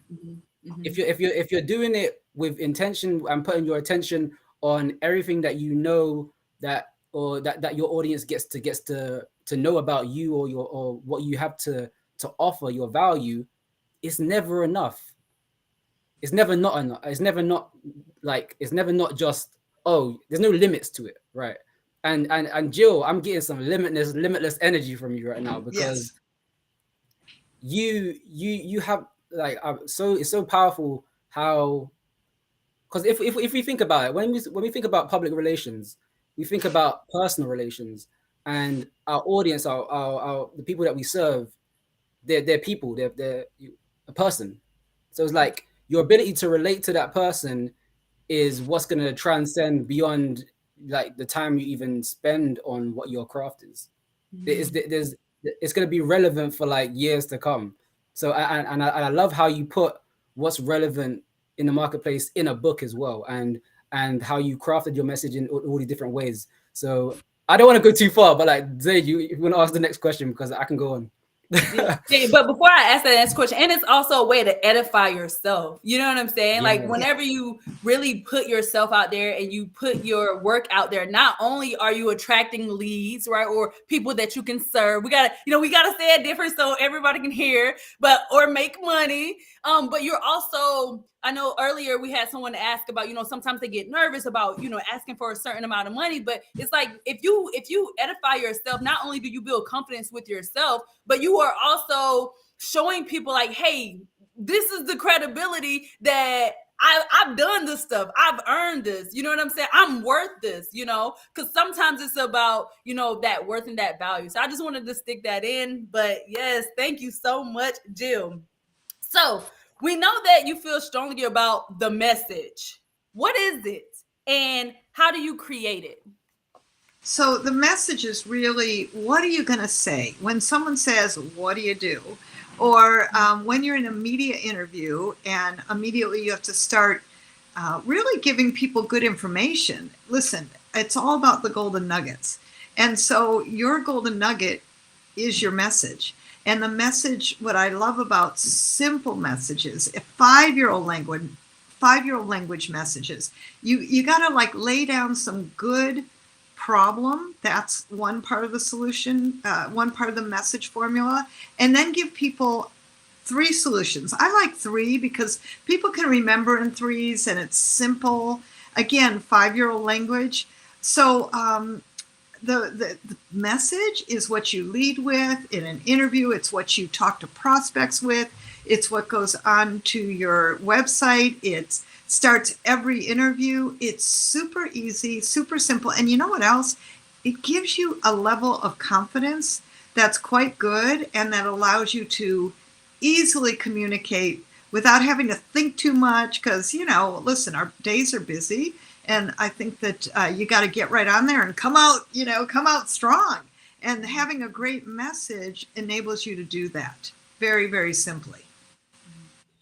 And just to land it with a few more people, can you give an example of your message or some messages, some really great and powerful messages that you have heard? Absolutely. So I'll give you mine. And inside of this message is thousands of dollars of PR advice. Just saying. So pay attention and write some notes. So I would say, yes. Yes, perfect. I would say the problem today is 4 out of 5 businesses will go out of business because you have no clue how to create publicity without spending a fortune. I want to give you 3 guerrilla publicity tips today for how to get your message in the media. The first way to get noticed is to create your ooh, ah factor. The second way is to create the I've heard of you somewhere syndrome. And the third way is focus on networking magic and show up in your communities at least twice a month for name and face recognition. And my friends, that's my message. You notice it's simple. It's about 15 seconds, seriously. Like deliver quickly, and I don't mean speak fast. I mean get to the point because you want to be laser focused. And then once you deliver your message, here's the good news. You can chat, right? You can connect. You can answer the questions about what do you mean by? Because see, here's what I did. I actually gave you sound bites, bites of sound bites, ooh, ah factor. Listen, people remember that years after I speak, right? And I want you to give people things that they can remember for a long time about what you said. And you know what's interesting? If you listen to your clients and people you serve, they will feed back to you some of your best sound bites. So pay attention to what people are saying, where they're complimenting you, what they're getting, the simplicity. But speaking of simple, keep your message simple. So I don't want you dazzling me with all your jargon or, all the things you know. You notice I gave you 30 years of PR experience in 5 three in this case, 3 simple sound bites. And that's where I want you to stay. Focus, simple, easy messages. It'll make a world of difference, and it'll help you communicate to all of your potential clients, leads, and referrals very, very simply, very, very easily. Wow. Yeah, yo, David said it. David took the words out of my mouth. David said, I'm creating that ooh, ah effect. And so David's asking, before we get to the next question, this is a great question, I think. So he said, does storytelling play, what effect does storytelling play in capturing attention and creating a compelling narrative for publicity purposes? Do you think it's essential? Hope that makes sense. I do actually think it's essential, but not all of it at once. You know, what I find is there's so many interesting things about you. I call that your ooh, ah factor. That can be included in a short bio. But, you know, for instance, one of my clients, she's a business consultant, but what got her a lot of publicity for National Autism Month is her son, who's autistic. And we did a story more about that, driving people for National Autism Month, talking about being a working mom and how do you raise a child with, you know, with this kind of thing. What do you do? How do you run a business? And by the way, fill in autism with having children, period, or, you know, anything you're focused on. What I want you always to look at is how could you use all parts of who you are? So depending on what we're putting out there, the story comes in, it's integrated into your message. You know, and yesterday I was consulting with a client, and she had a really powerful story about being, frankly, mentally ill on the job, and how that, you know, completely changed her life when she had a breakdown, frankly. And now what she's doing is helping others and out speaking and, you know, all kinds of, and I'm like, it took me, honest to God, probably about 3 sessions to get her to tell her story of what had happened, mostly because she was embarrassed by it. And I'm like, we have to go out now and be more vulnerable, more, you know, what has happened in your life. And then integrating that into, in her case, her powerful corporate background. Yes. Her background as a TV anchor. Yes. You know, all of that was really cool and really interesting. But I think what people relate to is the parts of you that haven't been as strong. Bring that forth if that's something in your story, and bring it in sooner rather than later. Because I do find people sometimes just way too long. But, you know, between your message spoken, let's call it verbally, your story that you're telling in media, and then your bio, all of that will be covered. All of that will be covered. This is good. Wow. This is good. That's crazy. Okay. Guys, put in the chat, like, what are you getting? What's your biggest takeaway that you're getting from this so far?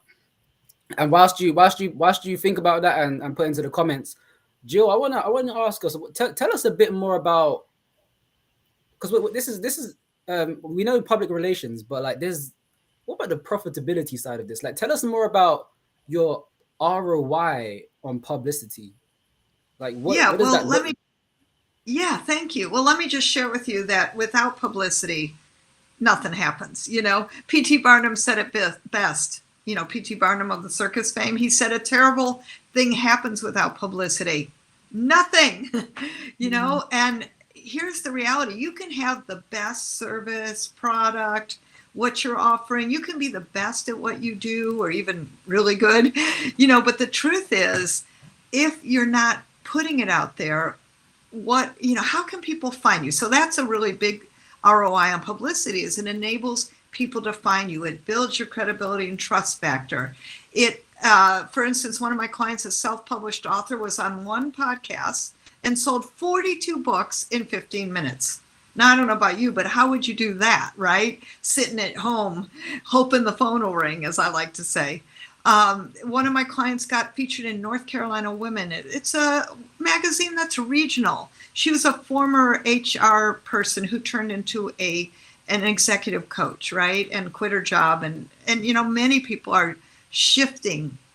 And because she followed one thing I told her to do, in my publicity boot camp, which is using everything you've got and connecting the dots. She got a huge article in this magazine, regional magazine, and got a $6,000 client. Okay. Now, is that worth doing? Of course it is. Or my client Ryan, who's Asian American, and I said, you got to use everything you've got. And we talked about this already. He got into the Chinese Times. We translated an article into Chinese, and he got a $7,500 consulting client. And by the way, this was a guy who was just starting his business, right? And it's all virtual and serving people in that way. What I've seen is case after case, and I can go through many, but I think those are some great examples of when you do your publicity, it's going to drive business back to you. It might be, I had a financial advisor.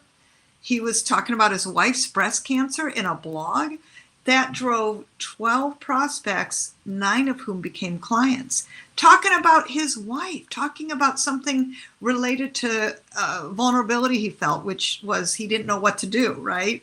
And that was the story, not like financial advising, but you notice how it brought in prospects and clients. And I think this is such a big ROI. And you know, it's about staying in momentum. And it kind of like, well, I'm from Detroit, so I can say this because I grew up in snow. And, you know, when you're building a snowball, you have to keep packing it up, right? And it grows and it gets bigger. And then you can even make a snowman out of it. But I'm just saying, you got to keep packing the snow. Mm-hmm. And I think this is really the case with publicity. This is an ongoing visibility building activity. You don't have to be getting on, you know, Good Morning America every moment or BBC. I'm just saying, let's do visibility building activities 1 hour a week. 1 hour. Think about that. That's not much. Divide it into 4 15-minute segments, my friends. Go on Google Alerts and let's see who's talking about what. Put your name in Google Alerts and put like one thing. Let's say you do leadership work. Put in the word leadership. So for my book, The Profit of Kindness, I got on like 7 Fox News interviews in the first 30 days. Live Fox News in the studio, right? You don't even have to do that these days. That's super easy. And you know why? Because I pushed the right button and talked about the divided states of America. I also put the word kindness into Google Alerts. It's completely free. And I see when people are talking about what for kindness, for example, like World Kindness Day, November 13th.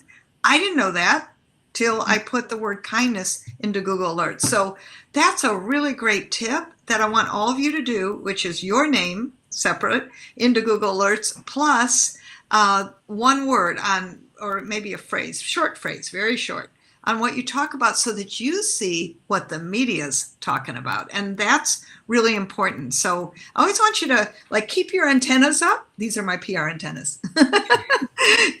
I'm not an ox or a bull, but there you go. Keep your PR antennas up and listen for, look at your phone every day for what's the news and where can you fit in.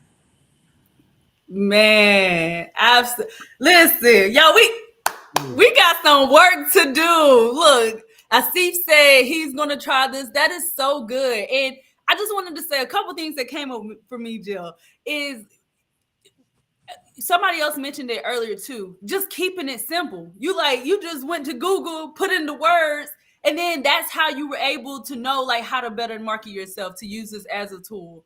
And also I know you used the quote from someone else, but it just made me think of the quote that I heard from Grant Cardone. He said, the best known business is the best business, or something like that. Something along those lines. So just to reiterate what you're saying, we get to edify ourselves. We get to put ourselves everywhere so we can serve more people, so we're best known, so we can get new leads, and so we can be more profitable in our business. And just those, because we're in a different era, but like just those, like using blogs, blogs. I mean, I know that they're there, but just hearing you saying like blogs or, getting on TV, putting ourselves in different articles, whether it's regional, national, international, putting yourself out there, that is how you're going to scale your business and be more profitable. So I was like, let me reiterate this, let me land this, because people, some, like, even for us, when you think about being, publicized or public, I can't even speak. When I think about publicity, let me say that it almost sounds too professional for me, because I'm a grunty, that's not the right word, but I'm a grunty entrepreneur, right? I'm not all polished, but whenever I think of publicity, it just seems like too far or too shiny or too polished for me. But to hear you saying, like, no, you can do it yourself, and like there's different ways to do it, so that's what really resonated with me. I just wanted to tell you what I heard. Well, thank you. And I'm going to say most of the people I work with are solopreneurs. Maybe they got an assistant. I mean, they're people just like you, just like us, just like me, and the reality is each of you deserves, shall I say, your moment in the sun.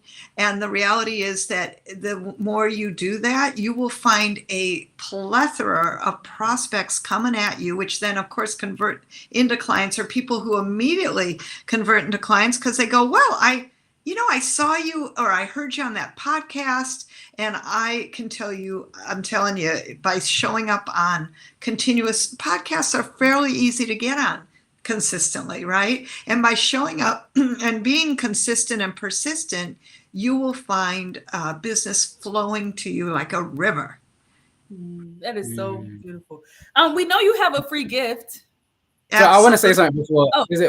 Sorry. I got to mention this, because as Jules was speaking, I think this is a message that everyone gets to understand. Because again, there's no limits. Because I understand that you said you was on Fox and then your clients were on the Times. These are different stages. These are different platforms. But it's like it doesn't matter which stage your business can go on, because as long as you can relate to the audience, as long as you can curate a message that relates, then your business can be whatever it gets to be. So I just wanted to share. I just wanted to let everyone know that. That was my takeaway, but that's so important when it comes to returning your investment on publicity. So, Joe, I just want to thank you for sharing that, because that was really key.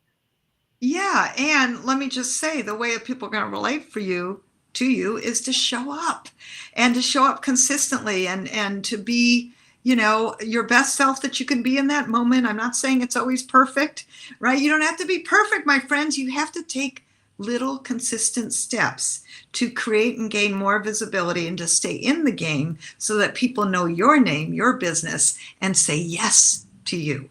So I think that that's really important.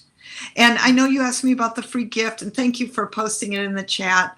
I've created a wonderful action guide that's really super easy to get your publicity done, and more fabulous publicity tips, but it's a bonus gift that you get to have a free publicity masterclass with me live on Zoom in person, and ask me all the questions you need. And I give you more great publicity information. So make sure to come to the free publicity masterclass. That's part of the gift. Wow.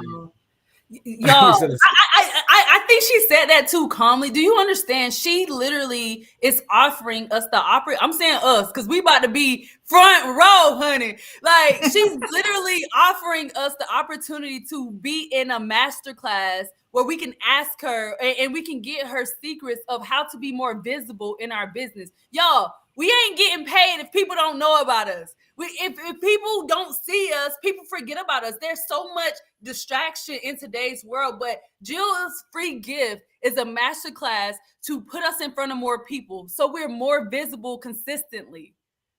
If y'all better go ahead and download this free gift from Jill, because just wow, that is awesome. We will be in when is the next one? Do you know the dates? I don't want to put you on the spot because we're trying to figure. Let me just publicitycrashcourse.com/free gift. Go in there. I click it. I promise you, it shows you the new date. They are ongoing, and I know we have it scheduled, but I don't know it right off the top of my head. But it'll give you that right there. Wow, y'all, this is a powerful. Y'all, don't we have some amazing experts coming on this stage for Power Marketing 2.0? Y'all, so she's literally going to teach us in her masterclass as her free gift today. She's leaving it with us to be on more stages, to be more visible, to publicize ourselves more professionally. So I just want to say thank you. That is so powerful. That is so powerful. Thank you. Thank you. I appreciate that. And to answer your question, David, everything I'm talking about is for business, period.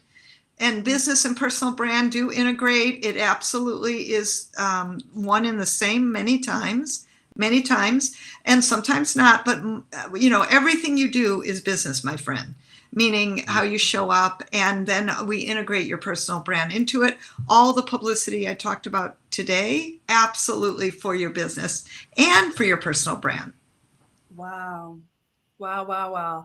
This is powerful. Jill, thank you so much for your time. We want to know what do you want to leave the audience with today? Well, first of all, I hope that I've been of value and benefit to all of you, and that you've gotten some good nuggets and golden nuggets to drip for you and your clients to create more business, because the power of publicity is it is a magnetization strategy. It's a multiplication strategy, and it's going to monetize your business, my friends. The 3 M's: multiply, magnetize, and monetize, right? So that's really a key. And I want you to really remember something, and that is that your message matters. Your message matters. Let's get it out there. Wow. Thank you, Jill. Thank you so much, Jill. This was so powerful. Wow. We will be at one of your upcoming master classes, because this is so important. We definitely want to be on more stages. So thank you for what you do, who you are, and coming to help the Power Partnerships community. So thank you so much. We will be happy to be here. Thank you. All right. Talk to you soon. Guys, drop some fire for Jill in the chat. Woo! Wow. So you're really inspiring people, Jill. Jacob said, awesome. My message matter. And yes, thanks a lot, Jill. Wow. Isn't that powerful? Y'all keep the love coming. Wow. Oh, sorry. Oh, I love it. We actually have one of those. That's funny. Yeah, she's sending y'all love. Let's go. Awesome. Thank you, Mary Beth. Thank you so much. It's been a pleasure to work with you all. Wow. Thank you, Jill. Thank you, Mary Beth. Thank you, audience. That was a beautiful. We really do love to see y'all interacting with the speakers. And again, this is literally, we told them about what we do, what we're trying to do, the Power Partnerships 2.0. We've done this show before, and I'm saying show, but I don't really want to call it a show anymore, because this is more than a show. Like, we've done a version of the Power Partnerships before, but then we had to do it again because just the feedback we were getting from the audience, how impactful it was, and really just bringing experts, people who are thriving. And have y'all, let me pause real quick. Have y'all dropped y'all theme yet? I want to know what theme are y'all seeing on the Power Partnerships 2.0? I want to know, because I before we bring up our next guest, I kind of want to talk about that. Like I said, for me, every event, there's a theme. And I think the theme, and then I want to ask you, the theme that I think I'm picking up for this event is definitely authenticity. Like, and really just edifying and empowering ourselves for our audience. Like, you know what I mean? Like, using all of our gifts, right? Using all of us. I heard every single person saying, like, using all of us, and obviously joint venture partnership, which is what this event is around. It's about joint venture partnerships, finding, networking and collaborating with other entrepreneurs or other people who are support to our community, right? And who can serve our clients, whether it's with a service that they offer or products that they sell, but really just coming together in the entrepreneurial space, in the entrepreneurial community. And so this is just so powerful. I'm curious, y'all. I want to see these themes coming in. Devin, I'm curious, what theme were you picking up from the show? So one thing that I'm picking up from this is is three. Like authenticity is definitely one of them, but three things come to mind: is strategy, principles, and empowerment. And I say that because every speaker has provided a strategy. It's a step that it's not just an affirmation. It's something where your words are congruent with your actions. Your message is the action is always in motion in business. Business, because business is an action, and there's always a conversation happening within that. And when I say strategy and principles, I mean is there's always a foundation. Like everyone, no matter what they're marketing, there is always that one thing that they keep the main thing. Always that one thing that they keep the main thing. They keep the main thing, you know? And so that's what like, especially in this world where there's so much information, there's misinformation, but there's information overload, literally. Like, and so we're like if you're an entrepreneur and you've or you're a business owner and you've had information overload, put that in the chat, because this is a real thing. Like, there's so much information out there. Sometimes we don't even know where to go. It's like, oh, should we do this? Should we do this? Oh, look at that new shiny thing. Look at that new thing. No. What is working right now? What relates to you right now that you can relay to your audience, and stay on course with that, and align with those principles. Because now that you have the strategy and the principles, you're then empowered to really grow and be productive in your business, be profitable. Like your mind has now reached to a new level because you have these strategies and principles in place that you're consistently building and working on.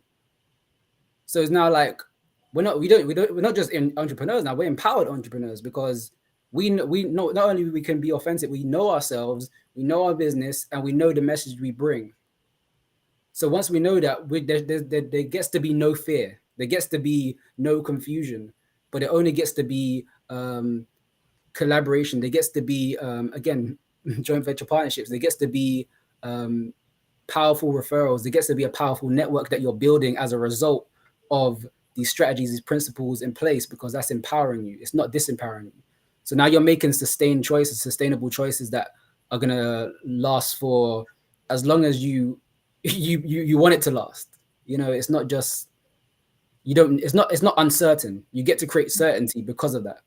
And so all these speakers are very certain about what they do, and they're creating certainty. So that's what I've been getting from this so far. Yes. Wow. The power of partnerships, keeping things simple, being our authentic, true selves, and, definitely being in community, learning from people, and trusting ourselves, and that we know enough, like what our message is, how we want to serve the world, serve the community. We can do that. And it all starts with us, and just showing up for ourselves and believing in ourselves, and also just doing the work. They also say, a lot of times we are overcomplicating things, that we think all this stuff, but literally by showing up, creating genuine, authentic relationships with other people, when people see and believe in what you're doing, and you actually are visible to people, and you're putting it out to the world, people want to support that. And we're saying, like, that's literally how we created this event. All these speakers, we were like, man, we really want to uplift the entrepreneur community. We want to uplift this community because, again, a lot of entrepreneurs, if you have, let me see, if you have a community, drop community. If you don't have a community, drop me. You know what I mean? Because a lot of times entrepreneurs, we thinking that it's hard, and it's not hard. It's just that you're doing it by yourself with the limited information that you have been exposed to yet. Not that you aren't enough, but that, when you get in community, when you get in masterminds, when you get in collaborations, when you start to meet people outside your current network, not only are those people going to get behind you and push your message, they also want to support you. And it's not all about like, okay, you're going to pay for this and do that. Sometimes it's literally like, well, like Sean was saying, when he first started out, he literally was getting on other people's stages, and he saw how effective that was, and that's why that's one of his products. He literally was getting on other people's stages, and he literally had people push him forward because they were like, "We believe in you. We see what you're doing." It's no monetary. I don't know all the details, but it was no. From what he said, it was no monetary exchange. It's just that having that visibility, just like what Jill was talking about, having that visibility, being in front of people. That's real business, networking, collaborations, joint ventures, being resourceful with who you are and what you're already good at, and then growing to expand that. So absolutely, look, people are saying, and it's no shame. This is no shame, but the fact I just want to remind everybody, we're all doing this together. And Devan and I, we work with entrepreneurs. We love entrepreneurs. And that is why we are hosting this event free as well, right? Because there's so much information that even like we don't know, and we're learning like these little tweaks that we're hearing from the experts. Like, I'm like, oh my gosh, Sean, I'm definitely gonna be doing that. You know what I'm saying? Like it's about just showing up for yourself. And then you get to figure out, okay, I resonate with this speaker, or, oh, that's something that I'm really focused on and I want to go deep in. Let me collaborate. Let me reach out. Let me join this community with this speaker. Or even by being in communities, I know Devan and I, we play for masterminds. We are part of a community, and literally just getting to know those people and building relationships, building those friendships. Like it really just changed our lives. It changed our business by and we don't feel alone, like not feeling that you can do it alone, or just being able to pick up the phone and say, hey, I'm doing this, like this is how we planning on doing it. Having coaches literally in like a 5-minute phone call, they'd be like, oh, no, do this and say it. Or, well, I mean, for this issue or this problem, we thinking it's a problem because we can't see it, we haven't gone past it. Our coach is like, no, just do this, or consider doing this, and we're like, oh, bam, and it's easy. So yes, insightful action steps, absolutely. So we do want to just take a moment. Devan, come back up here. We do want to take a moment, and just before we bring our next speaker up, and we want to just really talk to y'all real quick. We're definitely going to bring our speaker up here in a moment, but and again, we're live.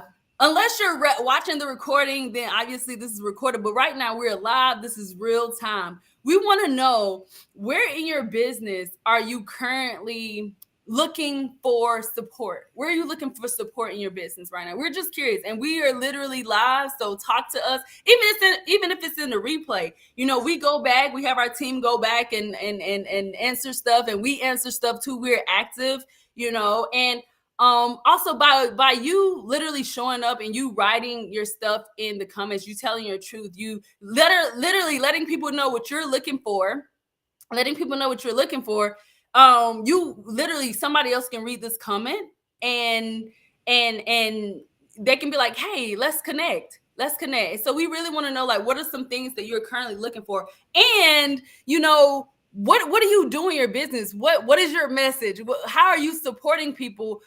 Because again, people are seeking. So literally by you letting us know, and when I say us, I mean the entire platforms. We are streaming on so many platforms right now. And so even though it may not show up on this thread, there are different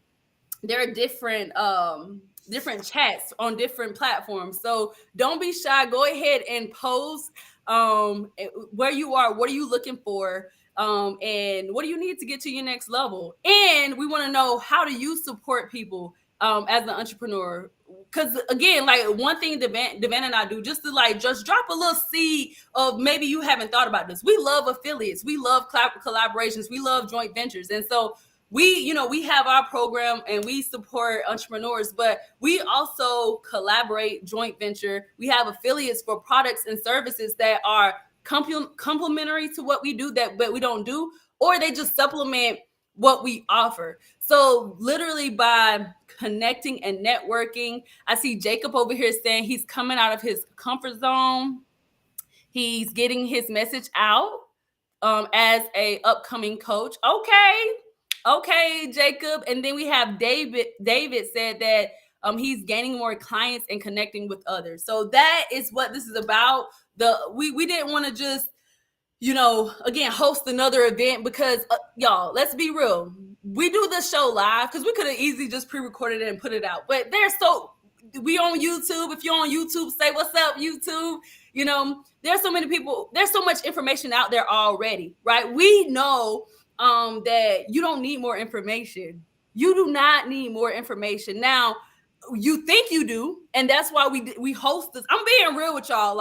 I'm just putting it all out there. Like we said, this is real raw conversation. We talking to the entrepreneurs because sometimes we're in our little bubble and we're in our own little world and we forget or we just don't know and we need to be reminded, right? But if you just needed the information, then you could go to YouTube, you would Google, you would have had it all figured out. But that's how you like, okay, I'm going, but okay, I'm plateauing now. I'm trying to get to the next level. I want to level up, right? So that's when it's like, okay, what's my environment? What's my community, right? And that's why we have the VIP insiders. It's really a way for you to connect with other people who are seeking more, who are looking to serve more, who want to be more productive, more efficient, more profitable. You have that community. It's just different aspects that, just being resourceful or those little tweaks. Yeah, you already do events. You do events all the time, but now your results are either staying or they declining. So it's like, what is that little tweak that I can do? You know what I mean? So definitely make sure you're paying attention. We're going to get right into the next speaker. And hey, this one right here. Have your pens and papers ready. Have your notepad in your phone, the notes section. Have that ready as well. Use everything you can to take notes. Because I want to ask you guys a question.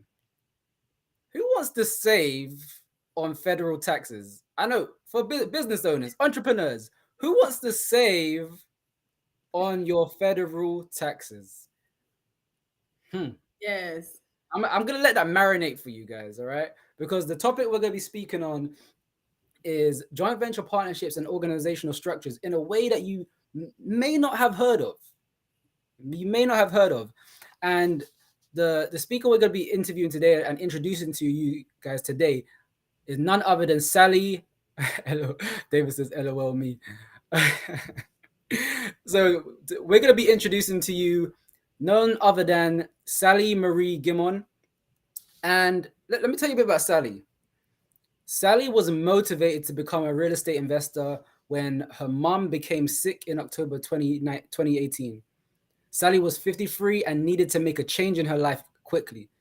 And she has been an insurance agent for 20 years and has used her experience to make positive changes. Now she shares her information weekly in her real estate group and Win-Win Women TV. And in July 2020, she actually bought a bank-owned property for $20,000 that would auction for $50,000 when COVID restrictions were lifted. She knew capital gains would be around $7,140 and researched how the rich get paid so little in taxes. This led her to find the business and beneficial spendthrift trusts.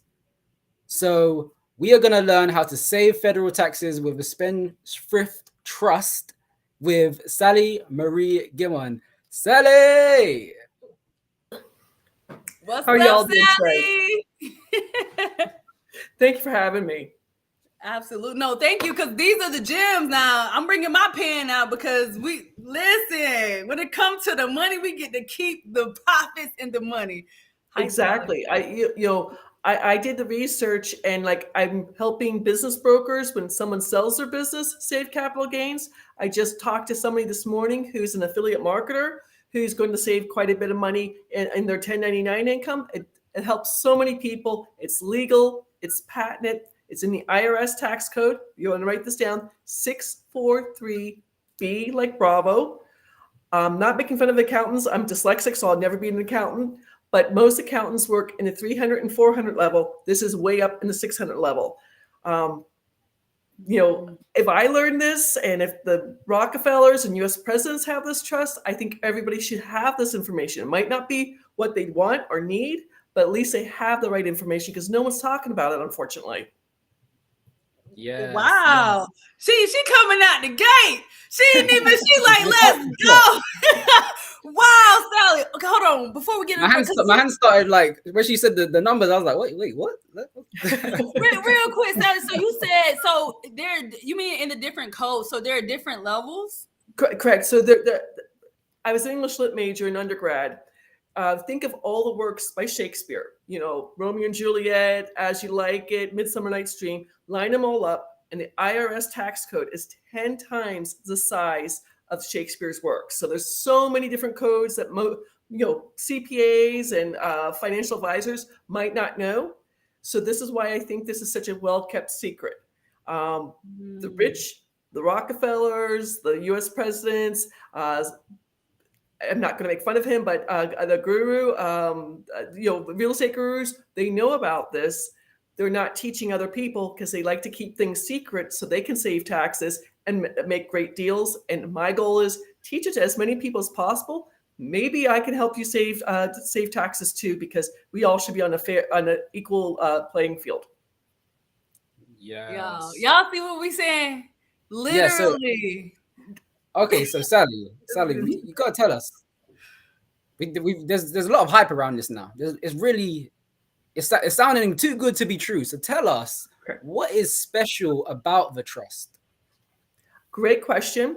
This trust comes from England way back when King Henry VIII got in trouble for chopping off his wives' heads with European states. He decided to make the Church of England. He turned around to tax the lords and ladies of England, and they went even further back in history to the Magna Carta. I'm not giving you dates, I transpose numbers. So this trust is a contract law that came over from England. The law firm, the private law firm I work on behalf of, who has a patent on the trust, they have a trust that's turning 350 years old this year, 2023. That it's been around while we were still a colony. Again, how it's written and how it keeps your information private, keeps you from paying any judgments if you're sued, and then saving you not all taxes, just very particular taxes, but it can save you thousands of dollars a year. Guys, I told you guys to take notes, but you didn't listen. So this is powerful. Like there's again. Say before we get to the next question, I know guys, the reason why this is special is because I don't know if you heard the theme in what Sally was saying. This trust is generational. Correct. This has lasted centuries.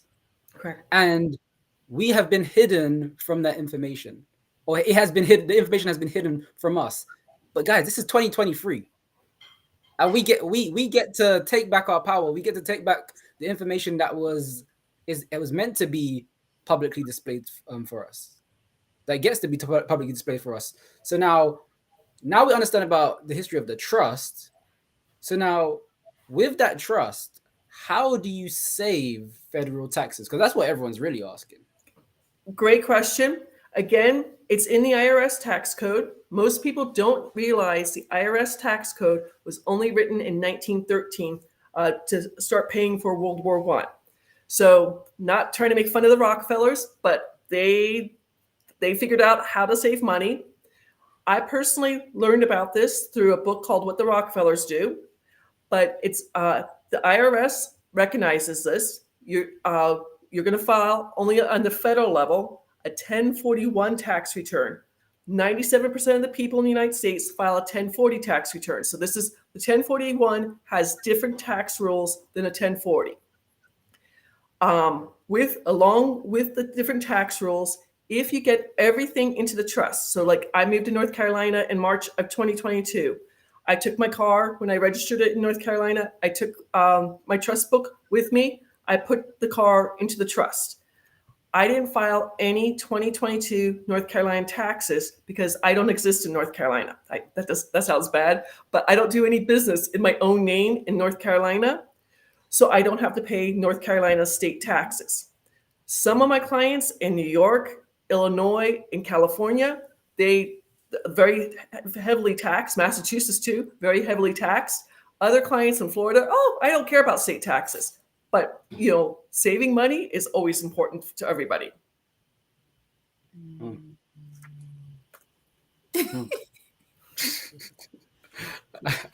I think I might have to say it again.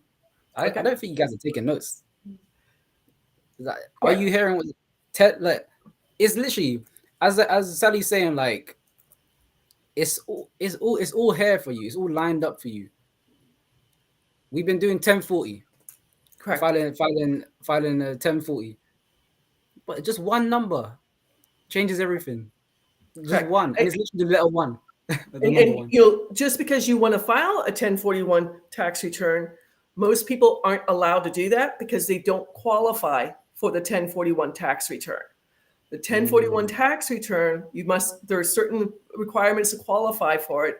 And, just to give you a heads up, this year, January 22nd, 2023, the federal government changed the 1040 tax return. After people start doing their taxes, before 2022, they put in a new question, and it read, have you made any money from crypto or NFTs?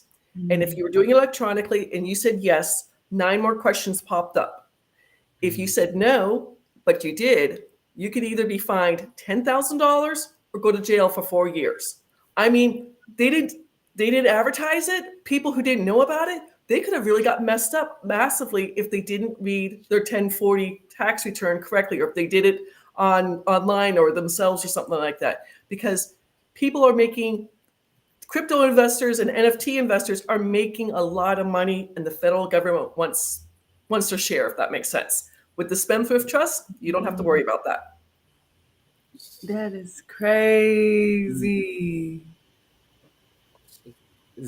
I know Zay's speechless, so I'm gonna continue on about. Please do.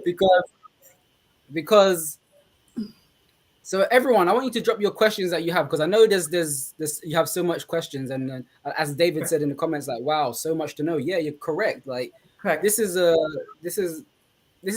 like some information that's really sacred in a sense, because this is like a matter of life and death for real. If we think about the economy, it really is. And one of the things is, I know everyone here they want to fuel their business. They want to see how does anything that on the Power Partnership Summit that we're talking about that aligns with their business and that fuels their business. And I know there's a lot of structure and processes like involved in having a spendthrift trust.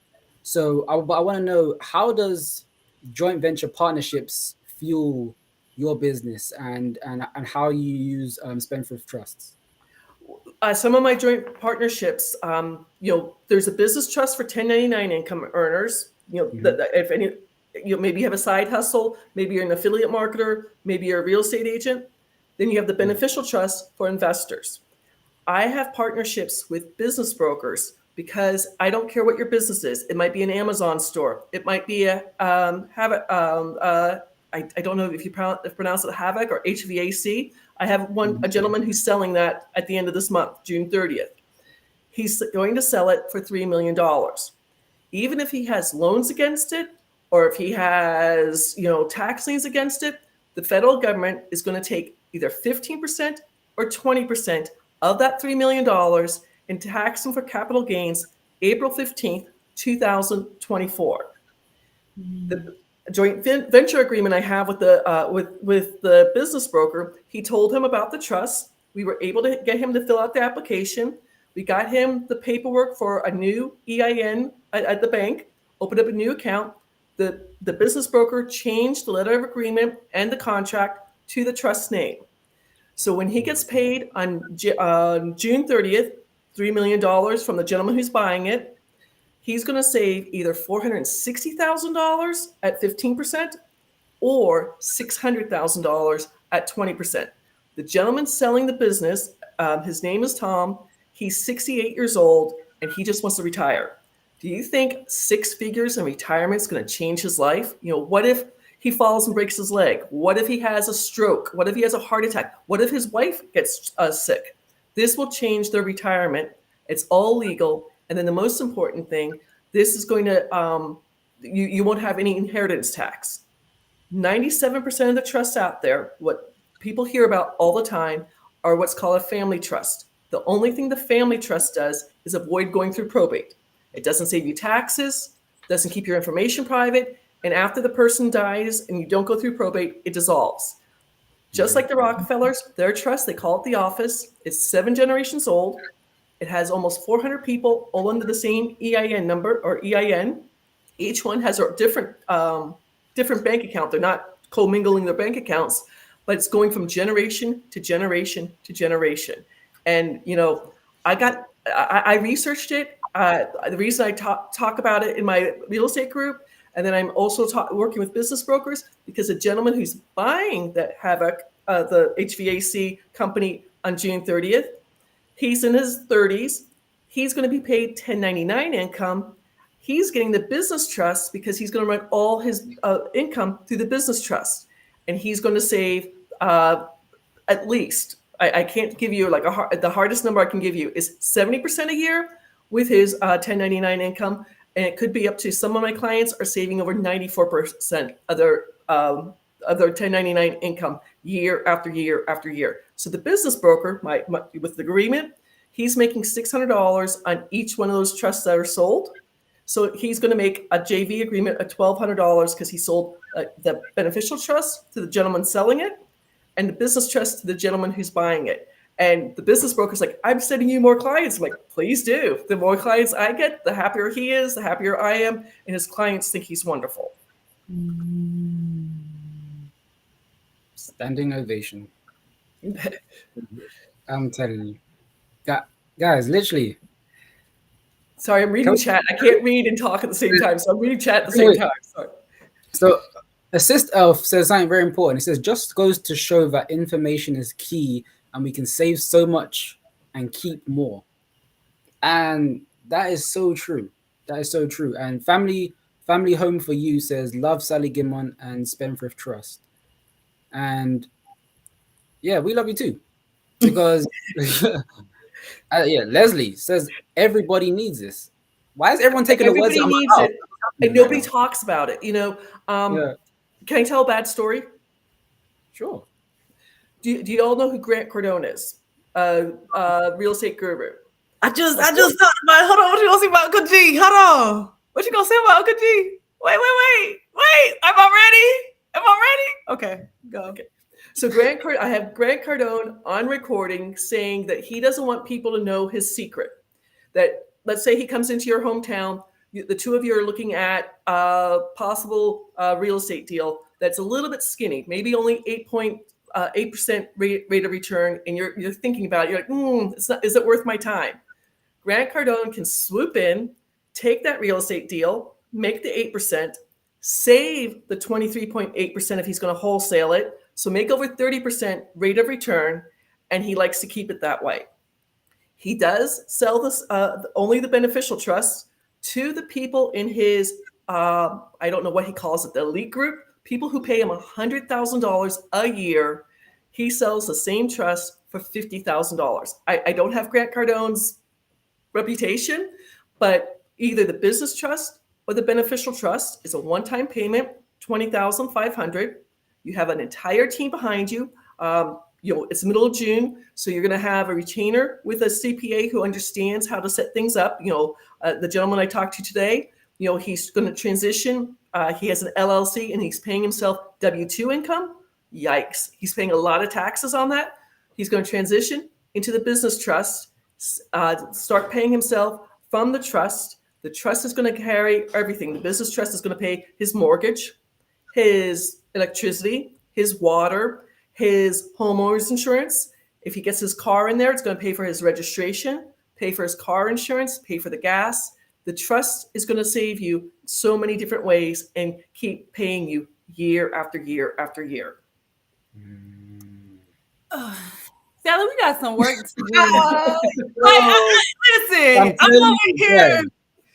So hold on, Sally, real quick. Mm-hmm.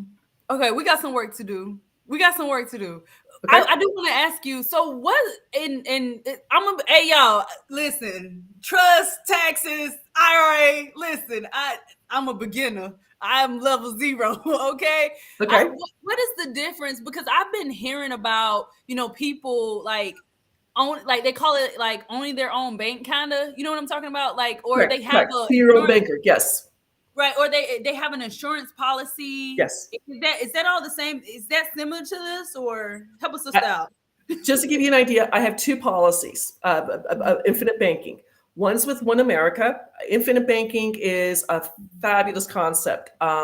The grandfather of infinite banking is Nelson Nash. His book is Become Your Own Banker.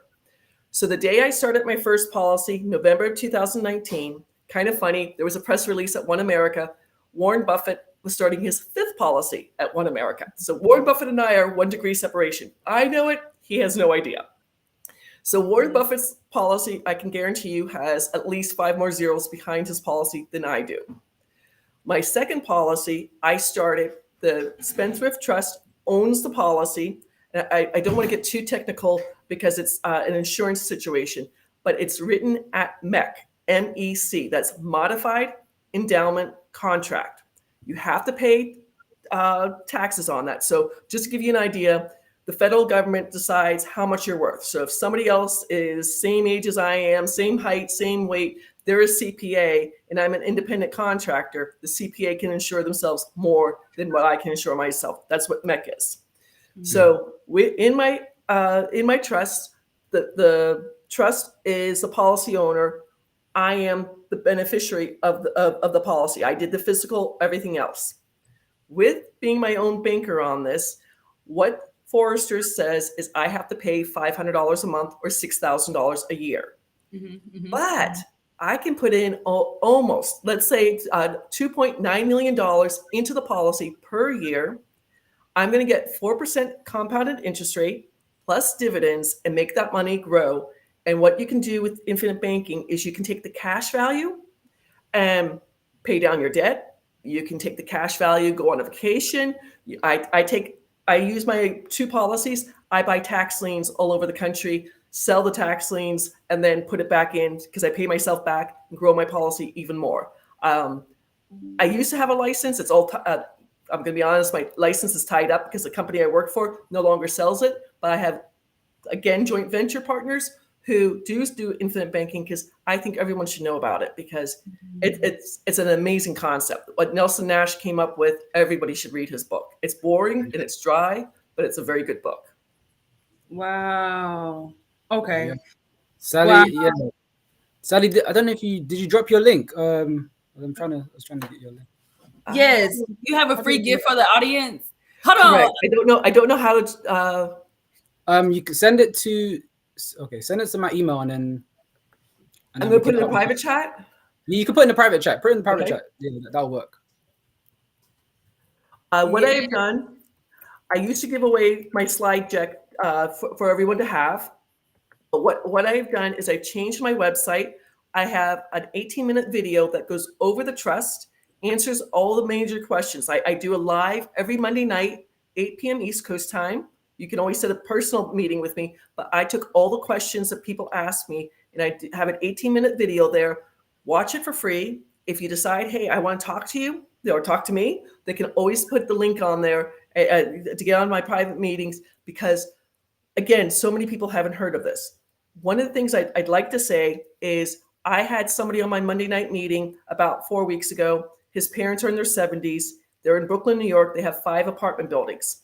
The son is trying to help the parents. He went to his accountant, and the accountant said, this doesn't make sense. So the son sends me an email, and I said a book for the accountant to read is Scott and Asher. So SCOTT, ampersand Asher, ASCHER, Asher, on Trust 5th edition. The CPA read the book, calls me back, and he goes, I have so many clients for you to talk to. So now he's one of my JV partners too.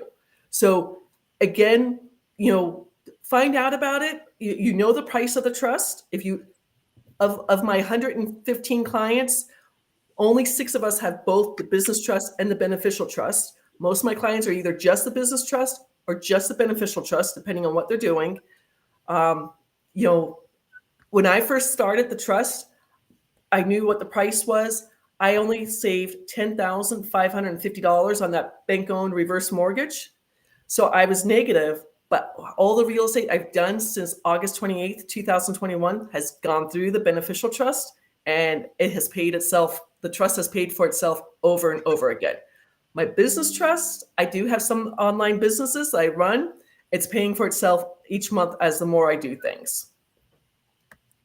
This is so powerful. Like, honestly, and this is what we're talking about. When you partner with your business and you build the structures and the organization of your business, like, it pays you back. You know what I'm saying? A lot of times you're like, oh yeah, LLC, da, da, da. But what about all that back end stuff that really sets us up from the beginning, or even like where we are now? Because I ain't gonna lie, y'all, we got some work to do after talking to Sally. Like, wow. Right. Wow.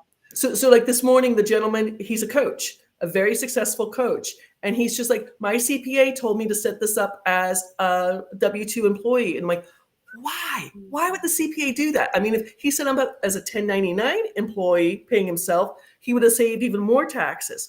But now with him starting the business trust, he's going to save a whole lot more. Just to give you an idea, because I want people to understand this, I'm just using some figures. But if you're making $70,000 a year in 1099 income, there's 7 different tax layers between 10% to 37%. So there's 7 different tax layers. I don't know what people have, but if you're at 28%, the trust will save you year after year after year, $19,600 every single year. I mean, that's a vacation for people. That's a new car for some people. That's paying off debt. I mean, there's so much you can do with that. Wow. We really can build wealth literally by having our businesses structured properly. Yes. You know, just I had a conversation yesterday on my Zoom. The guy says, I'm in an LLC and I can't get sued. I'm like, oh, wrong. An LLC can be, even if an attorney sets up the LLC, you can do a Freedom of Information Act and it doesn't protect you. They can sue the LLC and they can sue the individual. I'm going to tell you another bad story. If you remember O.J. Simpson 30 years ago, got acquitted for killing his wife and Ron Goldman. The Goldmans went to go sue O.J. Simpson. He has this trust since the 70s. O.J.'s football memorabilia, his commercials, his movies, all his property is in the trust. The Goldmans sued him for $135 million. O.J. has nothing in his own name. He's living like a king and doesn't have to pay that lawsuit. That's what this trust can do for you over and over again. Wow, I don't know whether to say shout out to OJ or sorry to Ron, but correct. I want to give better stories, because OJ Simpson has I can remember him running through the. You're too young, but running through the airport. I knew OJ Simpson back then, but I don't know. He was acquitted. I don't know if I believe that, but one of my clients, another client, has 120 doors in Chicago, rental properties. I have not seen his RV, but last summer, knowing Patrick, it's a beautiful $250,000 RV. You know how the big, huge RVs with that thing. Unfortunately, he could not slow down traffic. He hit the car in front of him, slid into the car in front of her. No one was injured, thank God. She jumps out. She sees the RV. And she goes, I'm going to sue you for everything you have. The trust owns the RV. The trust owns the insurance. The trust paid for fixing the 2 cars. But when she sued him 6 weeks later for $250,000, he only had to send the first page of the trust to an attorney and say, I have no money. You can't get me because the trust can't be sued. And so Patrick's like, you just saved me $250,000 plus, rental income plus the liability, 120 houses in Chicago. God help if one of his renters has a dog that bites the mailman or something. I mean, that's going to save. It saves Patrick over and over again every single day. Wow. Sadly, not too often. I am speechless. But I'm gonna just say this again. We got some work to do, ladies. So Correct. We got some work to do. We got some work to do. So I just want to say thank you. We went ahead. We dropped her free gift. And we want to know, Do you have what last words do you have for the audience today? Because I don't know about y'all. I'm gonna be real. I'm a little overwhelmed. I'm like, hold on now. Like, I have some work to do. This is so good because we have some stuff set up, but we want you to go in there and making sure we're maximizing. My last words to people, I sat on the sidelines for too long. At age 53, I started getting involved in real estate. It's changed my life. All your guests on this show, don't wait. Just start doing something today. I mean, here in North Carolina, I don't mean to talk about bad, things bad, but there's going to be a landslide of foreclosures. They haven't done a foreclosure in 3.5 years. Just start doing something to change your direction. Maybe get an affiliate. I have an affiliate link. Start talking to people you know. Maybe a friend of yours is going to sell a business. Maybe a friend of yours is a real estate agent. Maybe a friend of yours is in crypto and they don't know about this. If you use my affiliate link, you sign up for it, and they buy a trust, you get paid for that. Wow.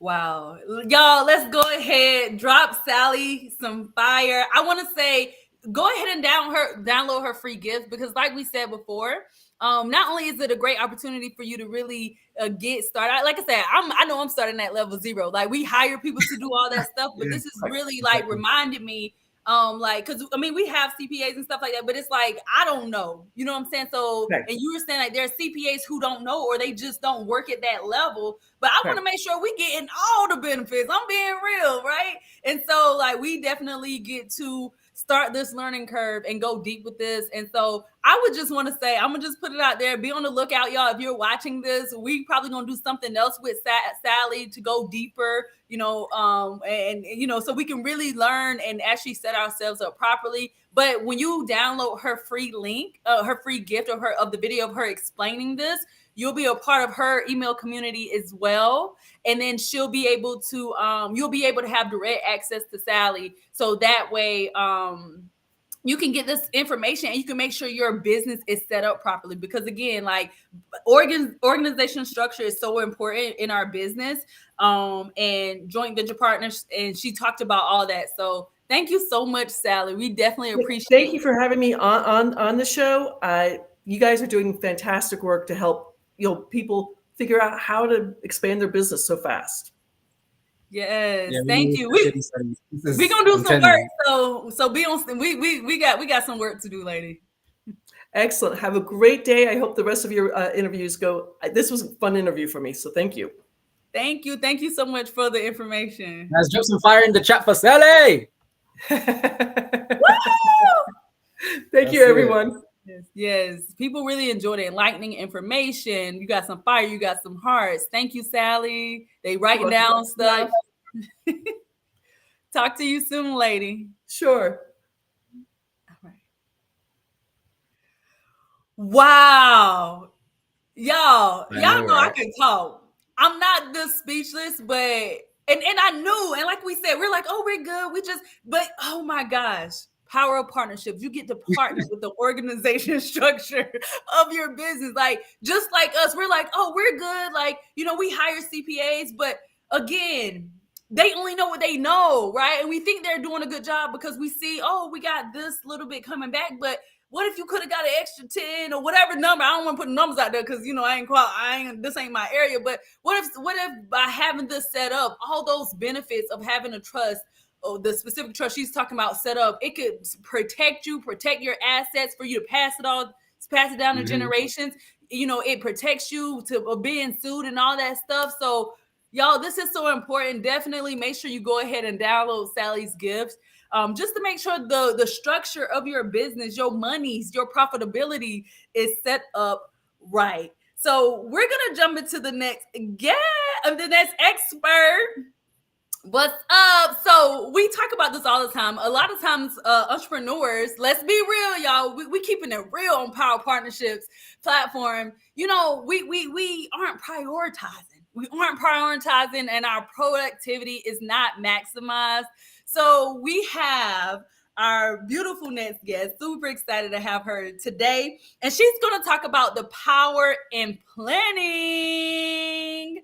What's up, Leslie? Hey. Look at the Zoom on that. How are you guys doing? We're doing We're doing great. We're amazing. doing great. So, How you feeling? Leslie. Shout out to you. Y'all, Leslie has been in the comments, so show her some love. And guys, let's put some respect on Leslie right now. Let me introduce you, Leslie, please. All right. Oh, okay, please. So, guys, who wants to understand the power in planning? Put in the comments. Put your hands up. Raise a hand in the comments, sir. Who wants to understand the power in planning? Because now we're going to be going into organizational structures and productivity. This is so important. I can't. Please. Anyways. So, guys, Leslie has been recognized as one of the top business advisors and project management professionals in North America. She has created many frameworks and expansion for business plans in various markets worldwide. Entrepreneurs who are in coaching, mentorship, education, transformation, and service industries, from startup to multi-million-dollar earning companies, seek her advice and mentorship through their growth in scaling and expansion to build their businesses, through organizations and through sustainability and through empowerment. That's the part. I was like, yes, Leslie, tell us more. So without further ado, we want to get into it. So we're gonna move into interview mode again because Leslie, we gotta get down to it. Yes. So firstly, before we get down to it, Leslie, how are you? I'm great. I've been tuning in since you guys started today because, when we were prepping and getting everything ready here for the summit, everyone has such value to bring, right? And I'm like, I am not missing out on this. I'm telling my clients, I'm telling my friends, I'm like, you guys come on over here. Don't just come at 2:30 and cheer for me. Come for the whole thing because it has been awesome. I was juggling the baby and watching this and everything as we were going through the afternoon, and now here I am. We appreciate you, and we want to get into it because everyone knows what planning is, but no one do we really understand what planning is. So we know that planning plays a crucial role in the success of like any business. So to paint the picture, can you give like a specific example from your own experience where effective planning has made a significant impact on achieving like your business goals? Oh my gosh. And I wasn't planning on talking about this, so crazy that you brought it up. But yes, I've worked for years as a project manager and in business development, expansion plans like you read. And I thought, I have 3 kids. At the time, just a year ago, I only had 2 kids. And just busy, right? Going through divorce, like leaving my home, leaving all my stuff behind, taking off with the 2 kids. It was like I needed to support us. So this is like a super personal story. But, I had to have the money to support us because I had other forces that were trying to make that not happen. And so I took all of my knowledge, project management, working with technology, setting my business up to really support me. Okay.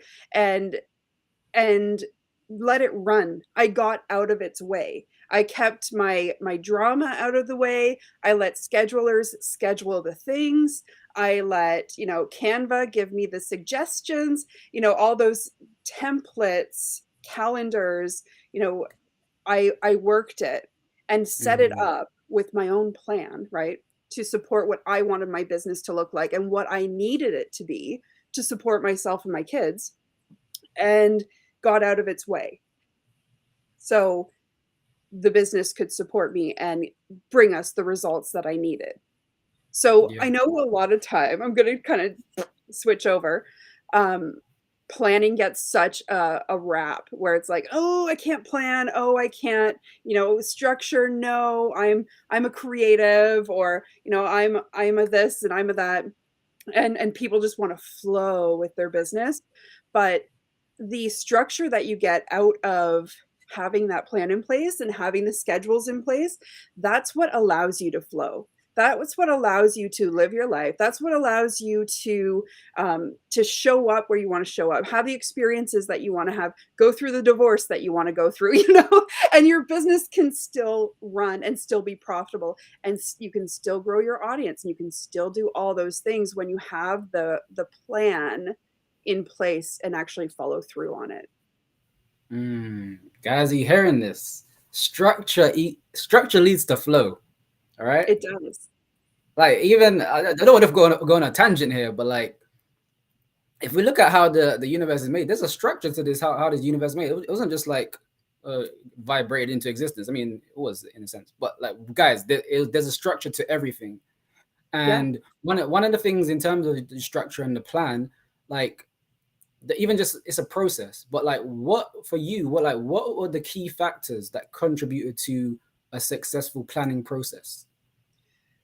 It comes down to 4 things. So what you need is awareness. First of all, you need to have awareness of what the goal is, as well as where you're at right now. And you need to be honest with yourself. And I know a lot of the time people don't like talking about where they are if they're in a point of struggle or if they're not where they want to be, right? But if you want to get to where you desire to be, you have to look at where you are to map that out, to map out the journey to it. So you need your point A, and you need to be real about it. Lying to yourself is not going to make the universe work stronger on your behalf. You need to be real. Awareness is number 1. Number 2 is the framework in place. And that's, the framework can be fun. And, Sally was just talking about setting things up. So you're playing this game of growing wealth. Framework in your business is the same thing. You position yourself. And I know we had people talking about positioning and showing up. I think it was Sean talking about going where and networking with the people you want to be with.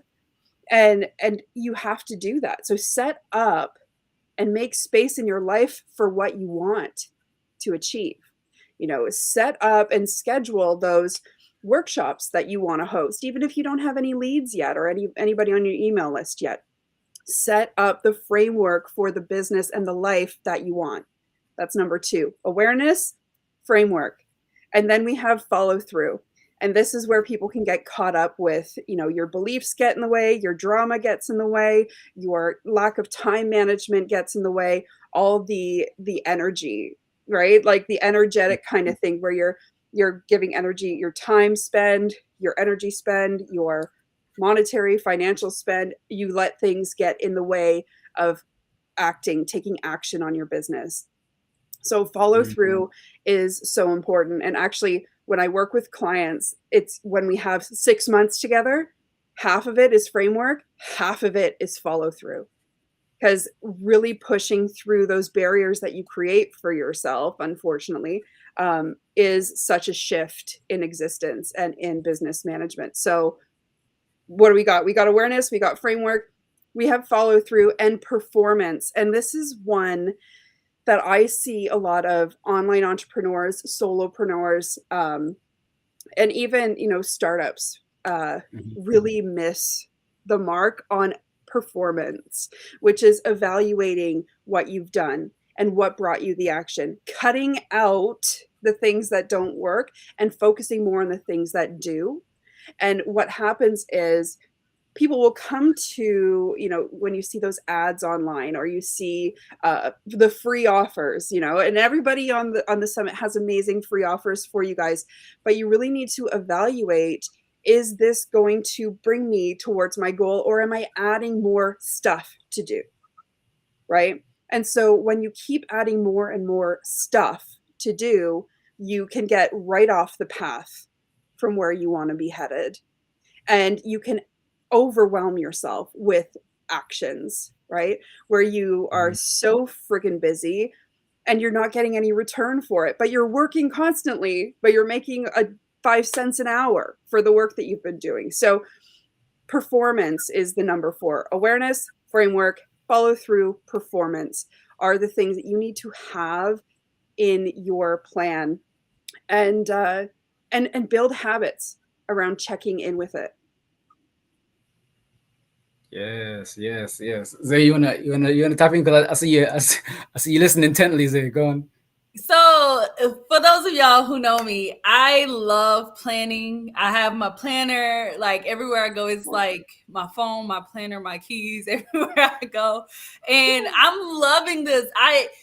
For me, it's fun. Like, I don't really have a lot of like hobbies, so I just love the plan. I love to feel organized. I love to kind of like have some, being an entrepreneur, many things are unpredictable. So at least like having some type of structure and some type of predictability as much as I can. It is super supportive to feeling organized and not. I don't know. I'm one of those people. I'm not that spun. I can be, but I don't like just not knowing or not having some type of foundation. So everything you're saying, I'm loving it.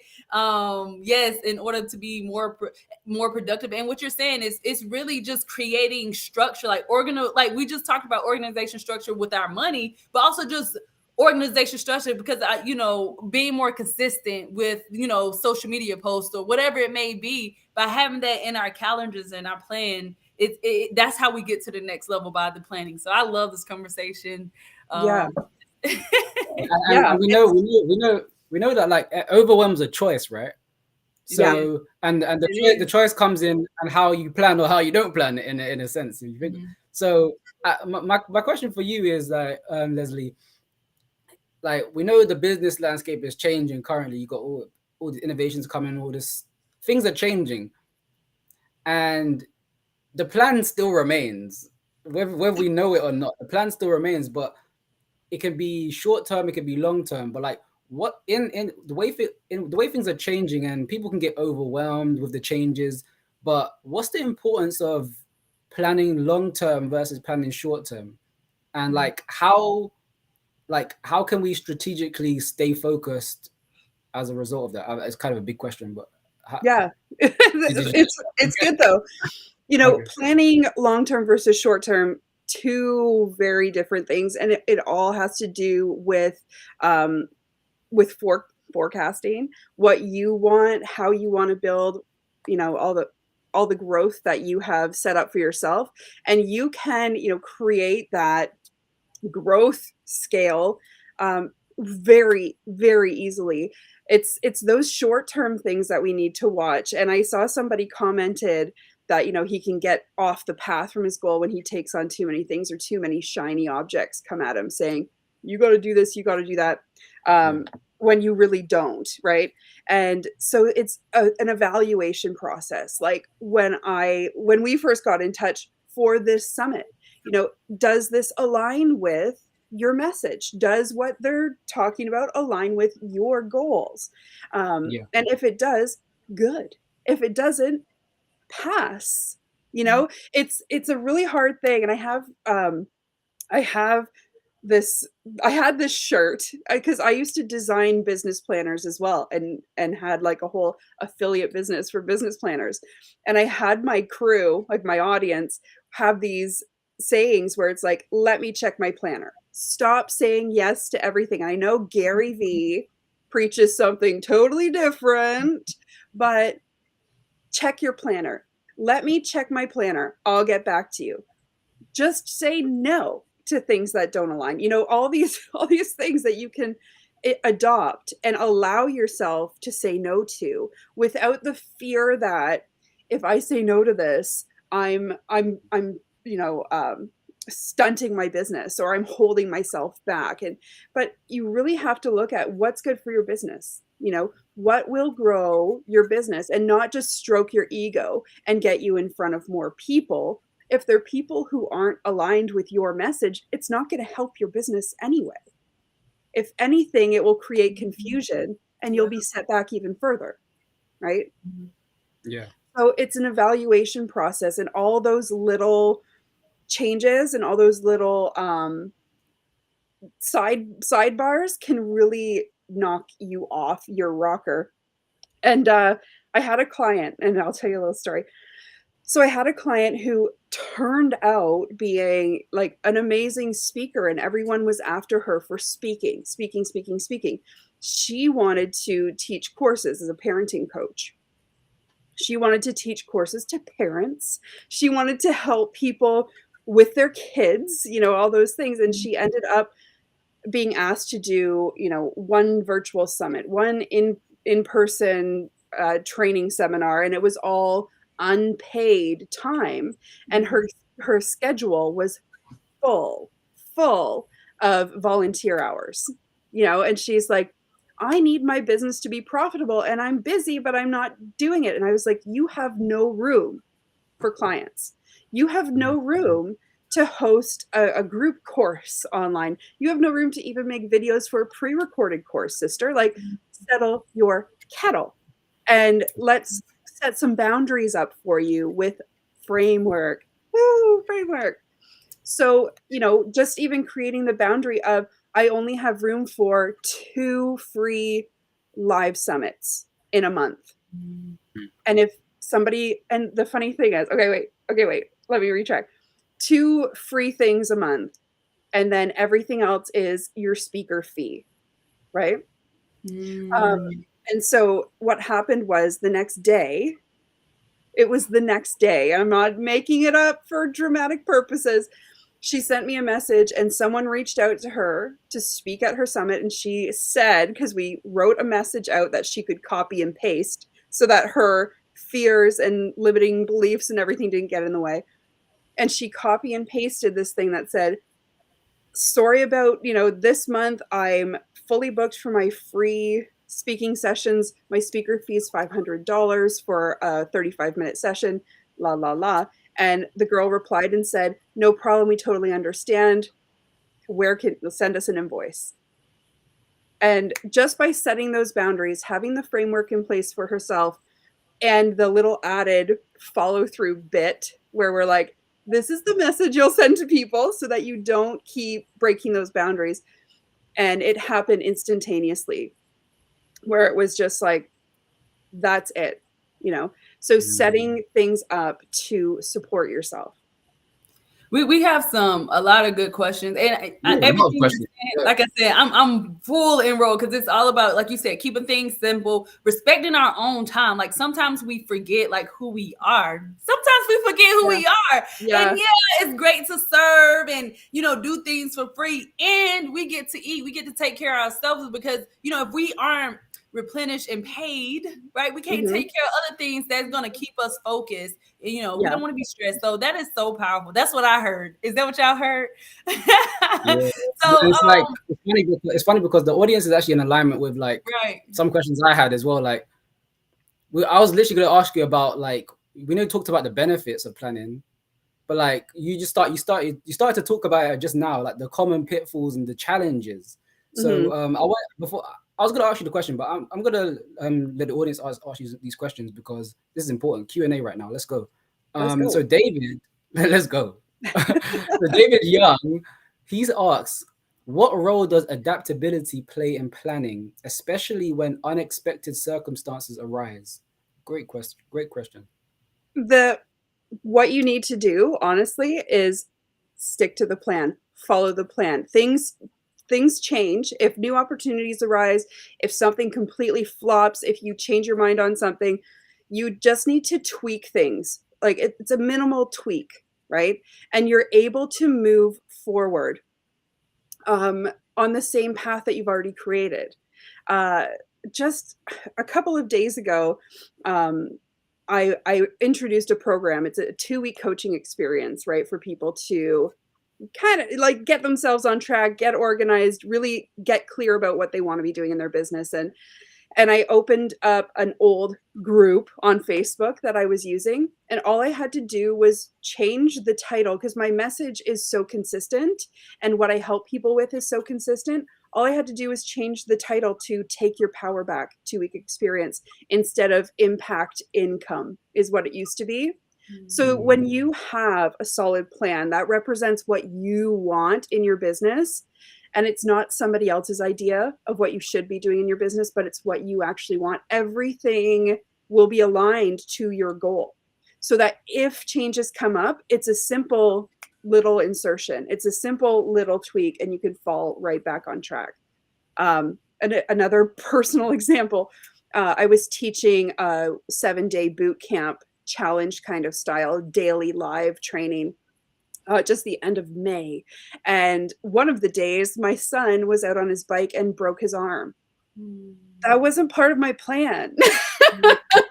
You know, I had just done my recap of the training from the day before and was going into the training for day 4, and I could hear him screaming, and my husband to be was upstairs, and he was just like, oh God, it was and so I had to tune out and leave, but all I had to do was put one post out there explaining what the heck happened. I'll be back, you know, when I'm back. And the scheduled posts in the group still went, and I came back live when I could and followed the rest of the plan. You know, it wasn't a huge redesign, it wasn't a huge regroup. It's just allowing yourself to be human within that plan and take the action that will grow your business, right? And whether it's a day later and you had to change the schedule, or whether it is a different title or 14 days instead of 28 days, there's simple tweaks getting you to the same end result. I heard Yeah, that's simplicity. perfect. How you I heard simplicity. I heard you said scheduled posts. So even in your plan, you also have automatic stuff set up, you know, so you had to step away, but you know, it still was going. And authenticity, y'all. We said things, reoccurring things. That's what I'm hearing. Like hey y'all, real life. This isn't fake. My son just, you know what I'm saying? So we can do all of it. We have a couple more questions for you before you go.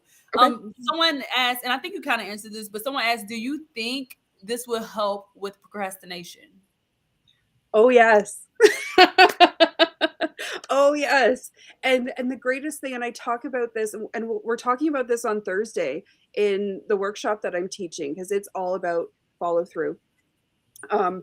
It's the reward, right? There are rewards in procrastinating. There is a high that you experience in procrastinating. This is a behavior. It's an organizational, it's a follow through kind of behavior that is developed. And there is some kind of high that people get in leaving things to the last minute, in rushing, in that excitement, in that fear of messing it all up, right? And so what I do, and what I can help you guys do, is reframe and reward yourself and find that excitement in completing the task and seeing that you're moving the needle forward on what you actually want to be doing. I said this example once. Nobody published this in a magazine, please, because it was published in a magazine, and I'm like, now I sound like a professional house cleaner, and I'm not. But I said, you know, how many times do you walk by a sweater on the floor and you're like, damn, somebody should pick up that sweater, you know, and nobody does. You walk by it again and you've spent so much time thinking about that sweater. You've spent so much time and like energy pouring at this sweater on the floor. And then it really will take you half a second to bend down and pick it up. Done. Right? And how much better do you feel in a house that doesn't have a sweater on the floor? You know, even my son with his little broken arm still, yesterday, I think, I said, okay, go tidy your room. He was ready for school. I said, go tidy your room, make your bed, pick up the stuff that's on the floor and put them in your drawers. He has like toy drawers. And he went and did it and came back. He's like, hey, now what, Mom? I'm like, do you know that took you 3 minutes? It took you 3 minutes to do it, dude. And how many times have I asked you? Right? And so it was like, high five, here's a muffin. Yeah, right?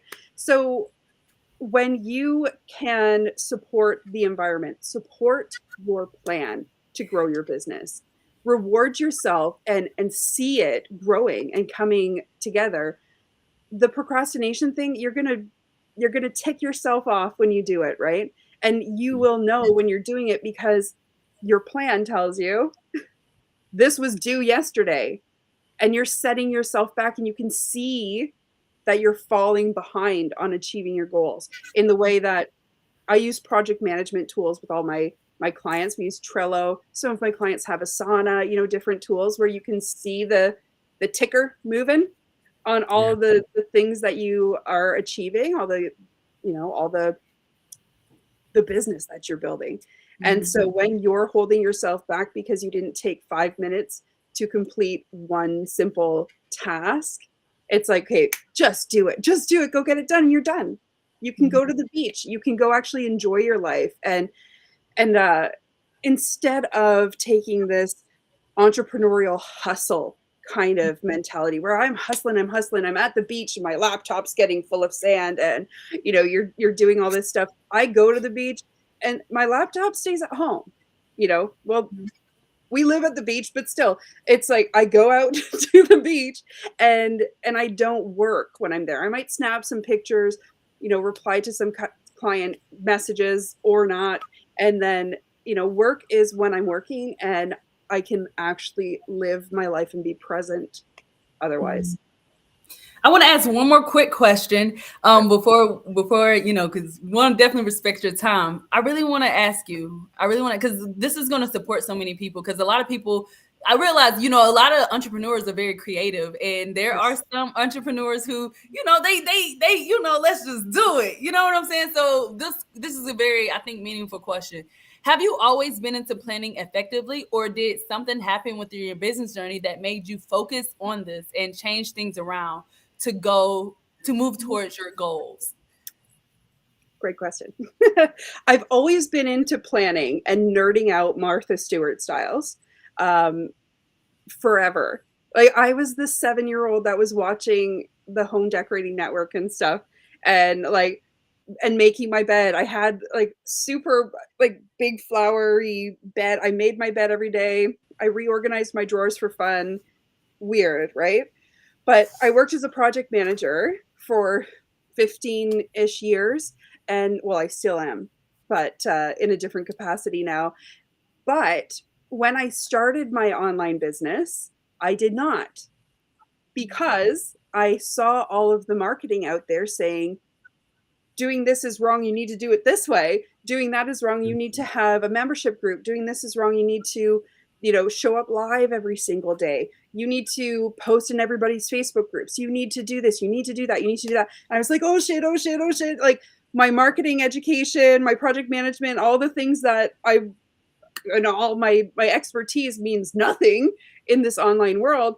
And I struggled. I struggled. And then when it came the time 4 years ago now, when I left my ex-husband, it was like, you need this to work. All this stuff everybody's been telling you to do has not gotten you where you need to be.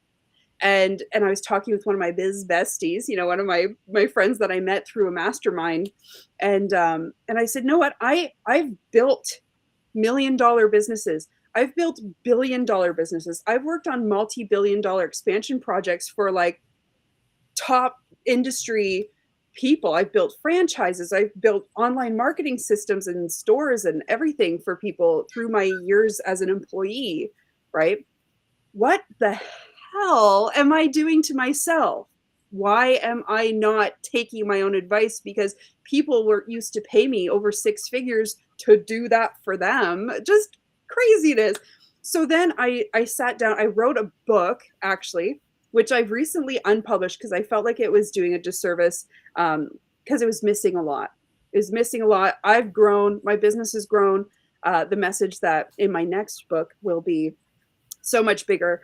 And so I wrote a book on how people are making marketing so weird and running online businesses so counterintuitively. And it's creating struggle and riches for few, right? Whereas everybody can have a piece of this online coaching course creator pie.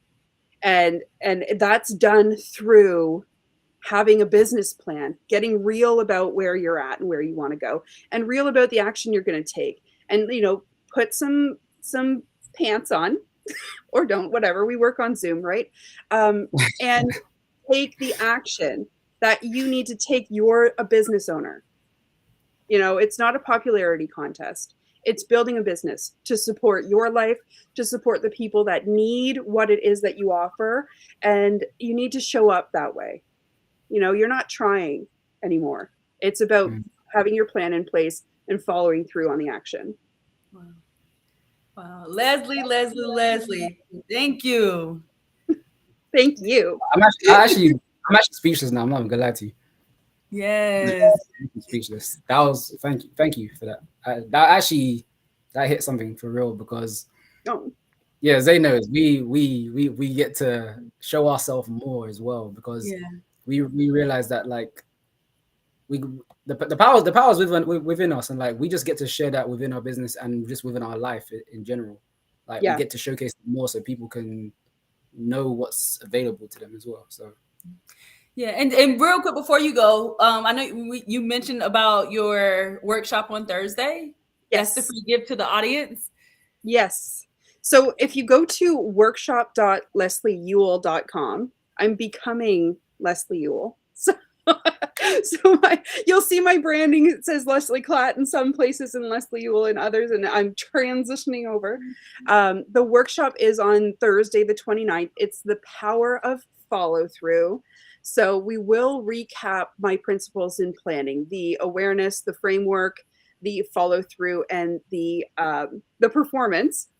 But we're really going to focus on building habits around following through on what it is, on honoring your vision for your business in life, and not holding yourself back from taking the action that you want to take and that you should be taking to grow your business. So that's a 1 hour live in Zoom workshop that I'm offering for you guys to hop in and really take the reins, take the power back, and move forward.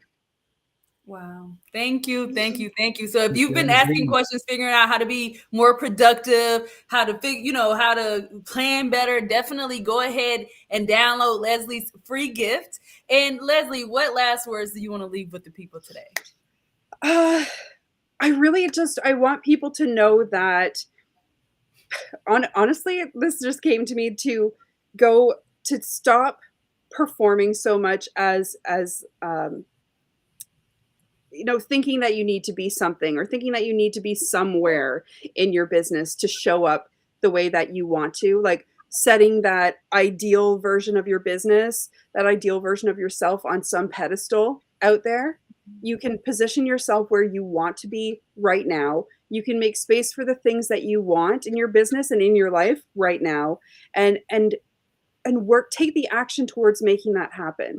And it's not a one day, and it's not I have to achieve X before I achieve Y.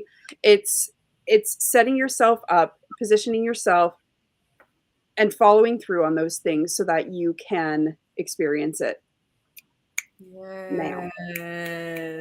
Yes. Same thing. Okay. Wow, Leslie, thank you so much. Y'all, make sure you go ahead and get access to this free workshop. Leslie is hosting a workshop to really support us to plan better. So if you're that productivity, or you want to figure out the framework that you get to be doing in your business to be more productive so you can make more money and serve more people, go ahead and download Leslie's free gift so you can get access to the workshop that is coming up this Thursday. Thank you so much, Leslie. Y'all, show Leslie some love in the chat. Drop some fire in the chat, guys. Drop some fire in the chat. Thank you. This is awesome. And we're going to be talking because I love planning. Like, we could have kept going, but this was great. Thank you so much, lady. Let us know. Guys. You. All right. Talk to you soon. Y'all, I feel more organized and I'm ready for the plan just from this. Definitely let us know, what is your biggest takeaway, y'all? We have been going for like 3 hours right now. We got a couple of more hours. Make sure you're drinking your water and make sure you're ready. We hope you're ready for this next speaker, y'all. We're going to get into how to build a scalable business, how to build scalable business processes online. some of us have been online for a while. Some of us are just starting or still just trying to figure out, like, how do we stay consistent online? How do we be our most biggest, most best selves? Because I do run into entrepreneurs who they have, you know, the in-person or the one-to-one or the brick and mortar, like that's, you know, they are experts, right? But then learning to be online, you know, it's a transition. It's a learning curve. So we're going to go ahead and welcome our next speaker, Mr. Alan Miles. He's coming from the UK. Y'all, we said this was an international event. He's coming from the UK, and he's going to teach us how to build scalable business processes online. What's up, Alan? Alan. Good to see you. Good to see you. So it's evening time here. It's about 8 p.m. So it's good to be on. I've got the last bits of energy for the day saved for you guys. So looking forward to really going through this. So thank you very much for having me on. It seems like you've had some great people coming on and great to see people engaging in the chat as well, which is fantastic. Like, in all honesty, when we're looking at businesses, I think this is something that, like my background, I've built several businesses from both 0 to 6 figures and to 0 to 7 figures as well. Most successful business was a recruitment company. We grew in the first 12 months from 0 to $1.5 million a year. And we held that revenue for around 5 years until I exited the business.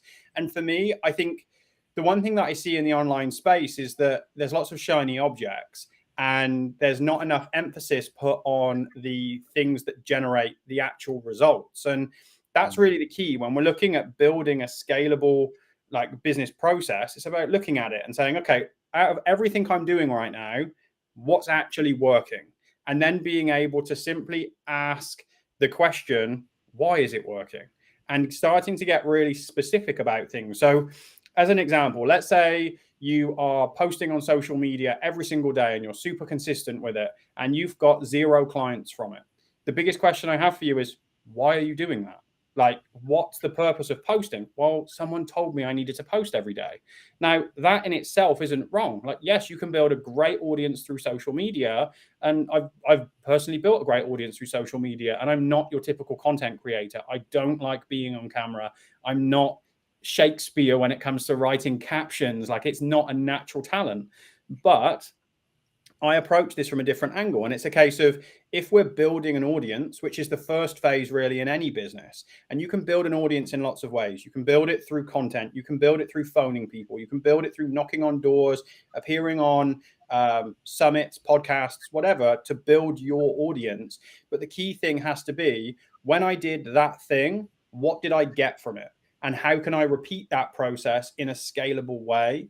And I think this is the bit that people miss, is that they say, well, I did the action and it doesn't work. Well, the truth is you did the action wrong. If Usain Bolt lined up for the 100 meters and he was facing the wrong way, he wouldn't be the fastest man in the world because he would have just ran off the track. It's not that running is wrong. He ran in the wrong direction. So it's about really, I don't know. Does that make sense? That is a very vivid visual. Yes. Yes. Guys, everyone put in the comments. That's deep. Okay. This is that's wow. I'm like, that's powerful, because a lot of people, they're in the doing, but that was the perfect vivid vision. Like, they're doing the wrong activity, they're going on the wrong path, the wrong course, the wrong direction. So I love it. And you can literally be the best, but be the best going in the wrong direction as well.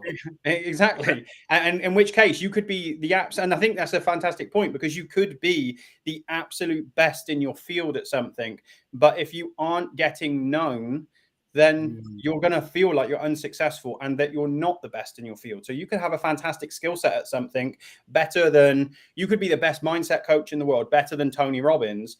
But Tony Robbins has got one thing on lock, and that is marketing. That is getting in front of an audience and converting those people into low ticket, medium ticket, and high ticket buyers who continue to buy. And when you actually dive into that space, there are a lot of people who will actively criticize him that he isn't the best because they have a better skill set or they have more degrees, but they're not as well known because they're not doing the thing that gets you known. They're focusing on the bits that don't move the needle forward. And it's about really looking at it from that perspective of, what am I doing? How am I tracking it? and then we systemize. So essentially, you can take this to any part of your business. You can take it through your content creation. You could take it through sending emails. You could take it through your sales calls, your re-sign rates with clients, like anything in every part of your business. Try something. What result do you get from it? Track that data. The next issue is when we're tracking data, is track it over a long enough window. Now that time window is going to vary depending on the volume that you put through. So if we use content as the example, because it's something that most people at least have an understanding around. And if you look at it from that perspective of I post 3 times per week, well, you're going to have to collect data for a really long period of time to actually be able to say one way or another, this works or it doesn't work. And it's no different to if you're running paid ads on social media. The ads need you to spend a certain amount of money so that it can optimize itself. If you're only spending $1 a day, you're probably never going to get that ad to work because there's not enough information going through for the algorithm to say this is working. And that's the same when we're looking at organic content. So we go, okay, what do I need to do? Well, I need to post at least 3 to 4 times a day. Oh, that's a lot of posting to do. So the question isn't, can you do it? Because anyone could post 3 times a day. The question is, how do I do it in a way that's scalable? So first of all, we start by just posting. Post as often as you can to get an understanding of what works, like what connects. Don't be dragged off track and undergo, well, that post didn't get 1 million, it only got 200.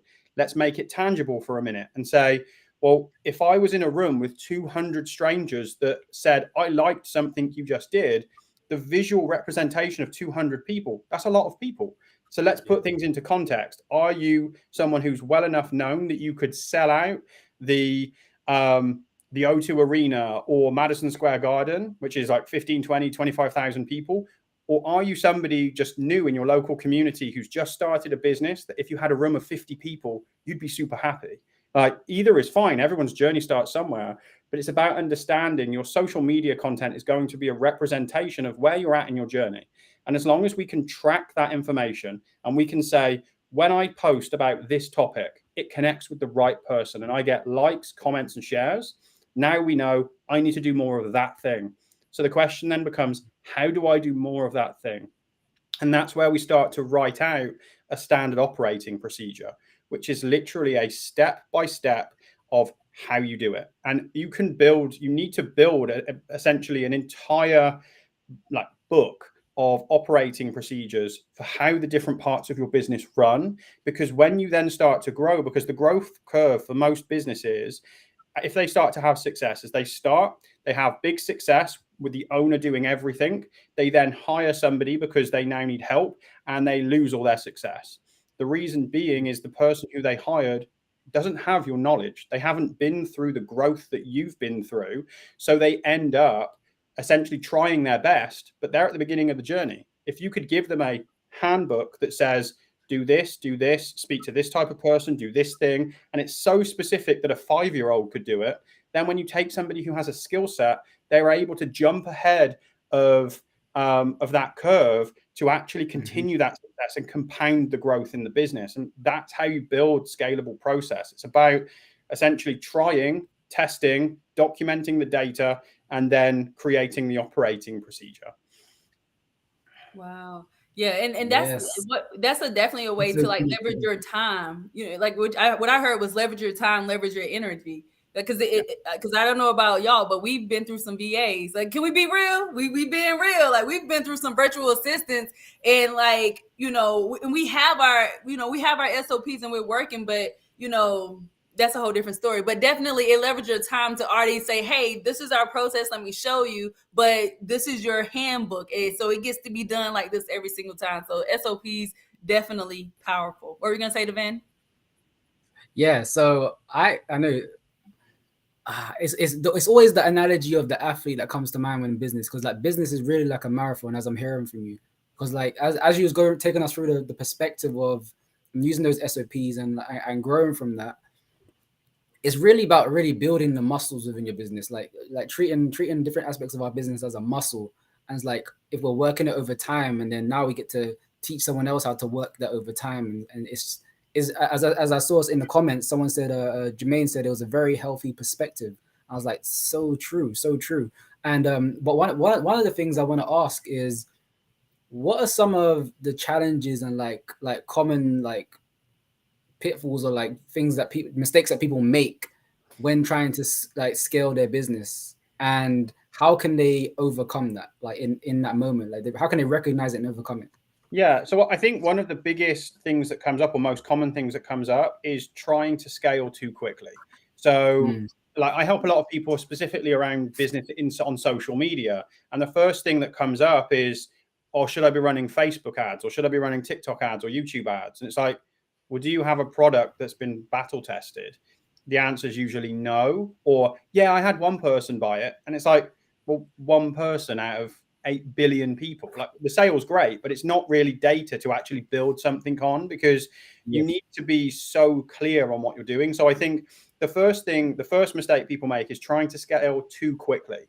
And I think that's a narrative that's spoken about a lot inside of the online space, which is like grow a 0 to 10K business in under 3 months. But what you build, and it's very possible to do it. Like obviously I built a 7-figure business in 12 months, but it's about understanding that for many people, if you've never built a business before, you build a very dysfunctional business. And it's like, think of the chickens that go to KFC. They get pumped full of all kinds of stuff and they grow in a dysfunctional way so that they can't walk properly, because they want that plump chicken ready to make it delicious. But it's that thing of understanding you want to build a functional business. And I think that less speed, like I have a saying that I use, which I learned from kind of like a family member, but it's measure twice, cut once. And I think it's something that when you apply that to business, it's really about understanding you need to take your time, because the growth is still going to be there. It's not like it's limited. Like if you've got a good idea, if you can build an audience, your growth is still going to happen. Your moment will come when it's meant to come. And it's about understanding, how do I ride this wave? I think the next thing is that people hire too late. A lot of the time it's a case of they want to do everything themselves until the very last minute, and then they hire somebody. Now, that's okay if you're an experienced manager who already has your SOPs mapped out, has trained people in the past, and understands how to onboard a new team member. If this is your first team member coming into your business, and you're basically saying, like, let's just put this into a tangible term of, I'm going to hire somebody when I'm so busy that I have no time to train them. I'm working 70 hours a week, and I'm expecting this person to come into my business, want to be here, and be successful. It's just not likely. You want to hire early so that the person can grow with the business, the person can grow with the role, because most of those early hires that you make are going to be VAs, sales-based roles, things like appointment setters, or maybe triage call people, low-level, entry-level roles. Those people, you're not hiring for skill, you're hiring for attitude, and you train for skill. And it's about understanding that takes time. Like, time is the key here. Like, you have, without trying to not sound like Gary Vee, but you have time. And that's the reality of it, is that you do genuinely have time. And if you take a beat and you actually think about your business and move with intention, focus on those levels of building the baseline processes first of all, then you start to buy your time back with automation, process, team members. Then you can bring in extra revenue, and the business grows in a functional way over the course of several years. So, Alan, let's go. Wow, let's go, Alan. Let's go, guys. Are you guys are not understanding what's happening right now? Are you guys listening? Tell me in the comments what you're taking from this right now. Because hire. Yeah, we do have a question, but I just wanted to say, like, when you said hire for attitude and train for skill, it's like when we're even scaling our business, like, how many of us want to scale our business, but we're applying the wrong attitude to it, to even doing it in the first place? We're applying the wrong mentality to actually, we don't even think we can even do it. But how is that going to help? Yeah, we have to, like, one thing what's coming up for me is we have to hire ourselves as well. We have to mentally hire ourselves to be able to do these things, and know that we can train ourselves to be that which we have the attitude for. Like, we have the attitude, and now we can develop those skills as we go along. But we don't have to stop ourselves in that moment. We can take our time to develop those skills, cultivate that, And the same can happen within our team and organizations. So thank you, Alan, just for bringing that up. So Jacob Rain says, is there a specific time to implement those steps, or should it be from the start? Yeah, so I think you're referring to like the different levels of the business. Essentially, start it from day one, and that journey for everyone is slightly different. So that time, that there is no set time frame, and I think people need to remove those parameters of like building a business. In many ways, is like baking a cake. There's a recipe for it, and you have to do things in a certain order. But depending on the oven you're cooking that cake in is going to depend how long the cake takes to cook. And that's the reality when it comes to your business. It's about understanding that you might not have a natural skill set to building an audience or connecting with people, which means that part, the first part, is actually going to take you longer than other people. And that's okay, because you might then be really good at the management side of things, of buying your time back, using technology to automate things, in which case you catch up at that curve. And it's like when, like, I'm a dad, I've got 5 children, and kids grow at different lengths, like at different rates. Like they grow height wise in different time frames, but they also mature in different ways and over a different time frame. And it's about understanding that if you're consistent with what you're doing, everyone gets to where they're meant to be when they're meant to get there. And I think that's the thing, to look at your business like that child. It starts off as an infant. Some small children walk quicker than others. That's okay. It doesn't mean that if your child is like a year old and isn't walking, there's a problem. They're just not necessarily the fastest the child to learn to walk in the world. That's okay. It's not a problem. It's not going to stop them when they're 25 years of age. It's about understanding these processes have to be done on a time frame that works within your skill set. And I think, just to come back to something that you mentioned a minute ago, Devan, is around your business. Like, you have to want to be able to hire yourself, because if you hire other people and they look at you as a leader and they go, what does this person do? Or like, if you wouldn't hire yourself, then you shouldn't be running a business first and foremost. But to take it back one step further than that, I think you have to get super clear on your vision. Because, as I mentioned a little while ago, everyone is fed this goal of build a business of 0 to 10K overnight, essentially, or build a business to 0 to 100, or become a billionaire. But the reality is, like, not everyone actually wants to be a millionaire or a billionaire. Yes, the money sounds amazing, and I'm sure that having $1 billion in the bank isn't necessarily the worst thing in the world. But it's about understanding the process to get there is very different to the process to building a business that allows you to be financially free with set processes in place. And this is the next problem that I think a lot of people have, is that they are applying 7 or 8 figure business processes to a 5 or 6 figure business.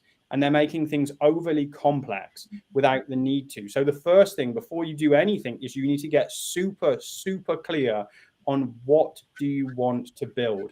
And actually, it needs to come from like in here. Like, it has to be something that you go, this is what I want. And one of the best things I ever did was every single day for 30 days, I would write down, like, really, I have a list of questions, quick fire answers. The first thing that comes to mind, like, what do I want from life, business, money, relationships? Every single day, just write down the quick answers. It was so quick, you could barely even read it.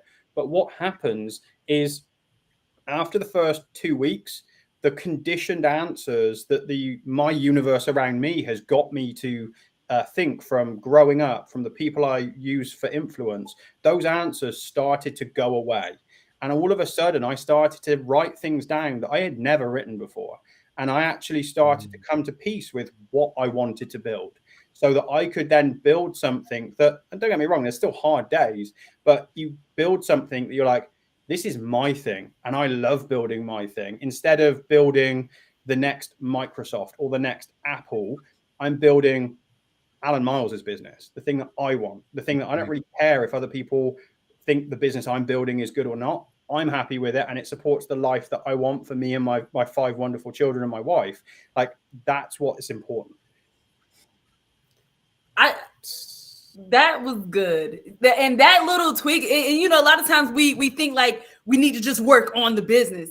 Okay, yeah, and we get to also work on ourselves. So that little powerful exercise, and you said it was quick. You can't even read your handwriting, but just the act of you commanding yourself to really be honest and authentic with yourself. What do I want? Personal, family, business, relationships. Asking yourself, that is and I'm reiterating that because a lot of times we put, the pressure outside of us.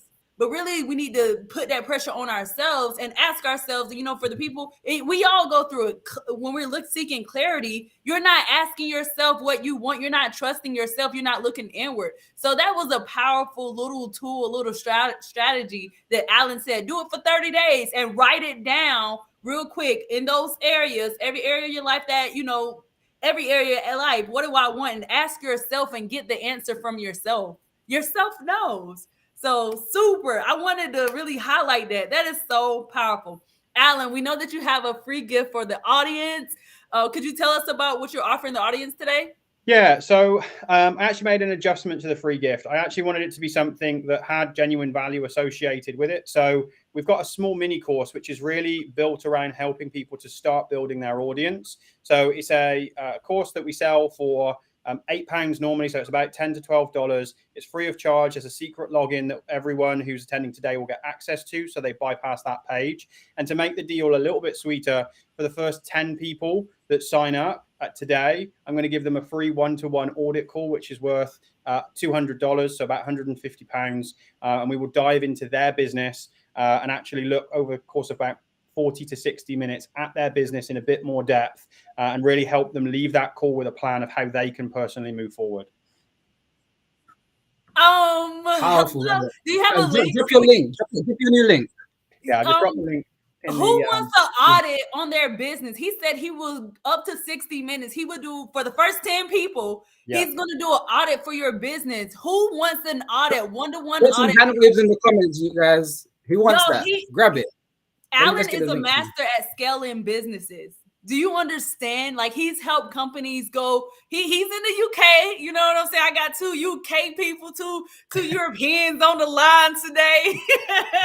But he literally, and he's just so generous. It's already 8:30 p.m. over where he is, and he literally is offering for the first 10 people who, download his gift and go and get to the link. He will do a one-to-one audit in your business. Isn't that, y'all, that is so powerful, really having somebody to really go deep with you and figure out how could you be more productive? How can you get those organizational structures so you can scale online? So I'm going to go ahead and say, someone asked, can they join if they are out of the UK? Yeah, absolutely. Most of our clients are from around the world, like Australia, America, Canada, Europe, UK, anywhere. Everyone is welcome. So what I would say, once you have downloaded this free, access to this course, I'll be able to see that you've come through. Find me on social media. Just put Alan Miles into Facebook. Drop me a message to say I've downloaded the course. I'd love a free audit call, and we will get you booked in for the call. So make sure you spell my name correctly. So ALLAN. Miles. Let me just grab a link for everybody to make life easier. So you can just go straight to my Facebook. Just drop me a DM. So if you're watching this live, and again, this is going to, we'll make sure everybody gets this. We're going to send, what we're going to do, we're going to send an email out to everybody after the show. So make sure you're watching the email, and we're going to make sure you get access to his Facebook and his free gift, because y'all better hurry up, because we have it's a lot of registrants for this event, right? So make sure you're one of the first 10 to get access so he can audit your business. So go ahead and make sure. And normally he charges people $200 to do 40 minutes to an hour. Y'all better go ahead and download this app. Download this link so you can get access to this call so you can get an audit. Alan, we want to know what last words do you want to leave the audience with today? I think the thing that I would like to leave the audience with, and I know I'm here to talk more than anything about like building a scalable business processes online. The thing for me that I think is most important is that you build a business that's in alignment with yourself. Like, we need to separate our emotions from our business. Like, our business for a lot of people is an extension of who we are. And although that can be very powerful, it can also be something that is quite destructive if you aren't having the success that you want. It starts to affect you as a person. So I think, first of all, you need to make sure you've removed the emotion from the process, but absolutely don't cave to the pressure around you to build this cookie cutter online business that lots of people are trying to build. And I think that's the key word, trying to build. The moment you become true to yourself and you start to follow your instincts and start to build something that is you, like a version of you, that something that you look at and you go, I'm proud of this thing when it stands on its own, whether it's financially successful or not, because the financial success of a business, like that comes if you've come up with a new idea. And I always think of things like, look at Amazon or Apple or KFC as an example. Like, none of those businesses were financially successful at the beginning. It took a lot of no's before they got that yes. So in order to be able to sit in that pocket long enough to take those no's, to take those knockbacks, to take the people who laugh at your idea, like to take all of that negativity on board, you have to be proud of what you're building and you have to have a real belief in it. Once you have that belief and you can start to collect some success, however long that success takes you to get, that's when you can start to systemize it, because there is no point systemizing a business that you hate, because sooner or later the business will fall apart because you're not in love with it. Like, your business should be part of your life for a long period of time, and you need to make sure that you start by building something that you love and that you're proud of, and then worry about the systemization and the processes afterwards. Y'all, this is powerful. Alan, you got best friends in the comment. People saying thank you. They need more strategy and they need more focus. So definitely, y'all, these people literally took time out of their day. Like, it's a collaboration and they aren't charging us, thankfully, but they really wanted to be in front of you so we wanted to put them in front of you, but they're giving you this free opportunity. Their gifts leads to their community. And then from there, Alan said for the first 10 people, him and his team would do one-to-one strategy audits for your business. So if you need more structure, more strategy, more focus, get with these experts. They're giving you a way for you to connect deeper with them. Someone said, well said, Alan, in order for them to get to the next level, these things is what he needs to take on board. So wow. The comments are great. Alan, thank you so much. That is a super generous gift. I mean, we're gonna get Devan and we're going for a couple more hours. So if we might hop on a call. That's all I'm gonna say. So y'all better hurry up, because we will hop on a call. We gonna be nice and let y'all go first, but don't wait too long, because those slots will get taken. Thank you so much, Alan. This is super generous. Thank you so much for hopping on this late. And, it's been a pleasure. let us know if there's anything else we can do to support you, and we look forward to talking to you very soon. Y'all better download that free gift. Take care. Thanks for having me. Bye-bye. Thanks, you. Y'all, guys, drop some fire in the comments. Drop some fire. Drop some fire for Alan. If you don't know why, just do it anyway. Just drop some fire. If you're looking to learn how to scale your business and you want your business to be audited, he is offering a one-to-one strategy call, him and his team, to go through your business for the first 10 people. Everybody else, he has some other freebies in there for you, but I'm just saying that is insane.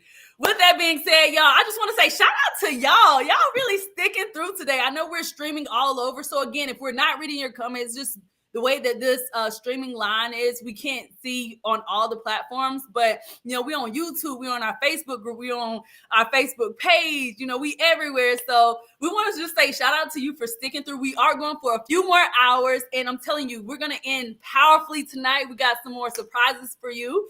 So make sure you are staying with us and sticking through. We also want to say, if you do want access to all the recordings so you can literally slow down and actually study the material and just really go deeper with the experts we're bringing on, you can feel free to upgrade to the VIP, where you can get lifetime access to all these recordings and some other offers in that bundle.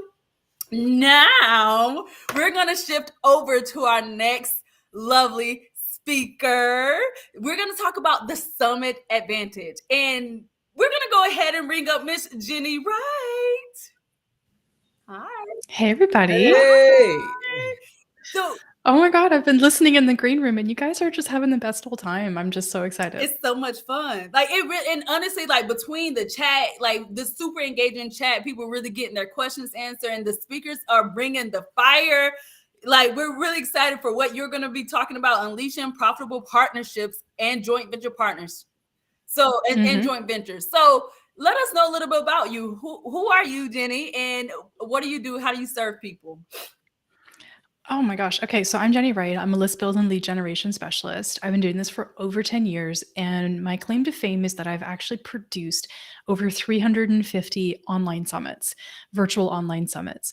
So online conferences with bunches of speakers where you're leveraging other people's audiences and you're creating those great audiences together and those great collaborative sort of partnerships with your speakers. And I've been doing that for a long time. I also do a ton of strategy and I do coaching as well. And I'm kind of known for having high converting funnels. So I've been building funnels for summits and other people as well, usually with something like a 75% conversion rate. Kind of it's my jam. It's where I love to live, is in this high conversion space. Wow. I just want to say shout out to you, because when we initially connected, you were actually hosting an event, but just after our conversation, we were like, we gotta have you on the show. Like, we definitely get to have you. And honestly, we call it a show, we call it live. It's a summit by having a whole bunch of speakers really just come and give you all this valuable information.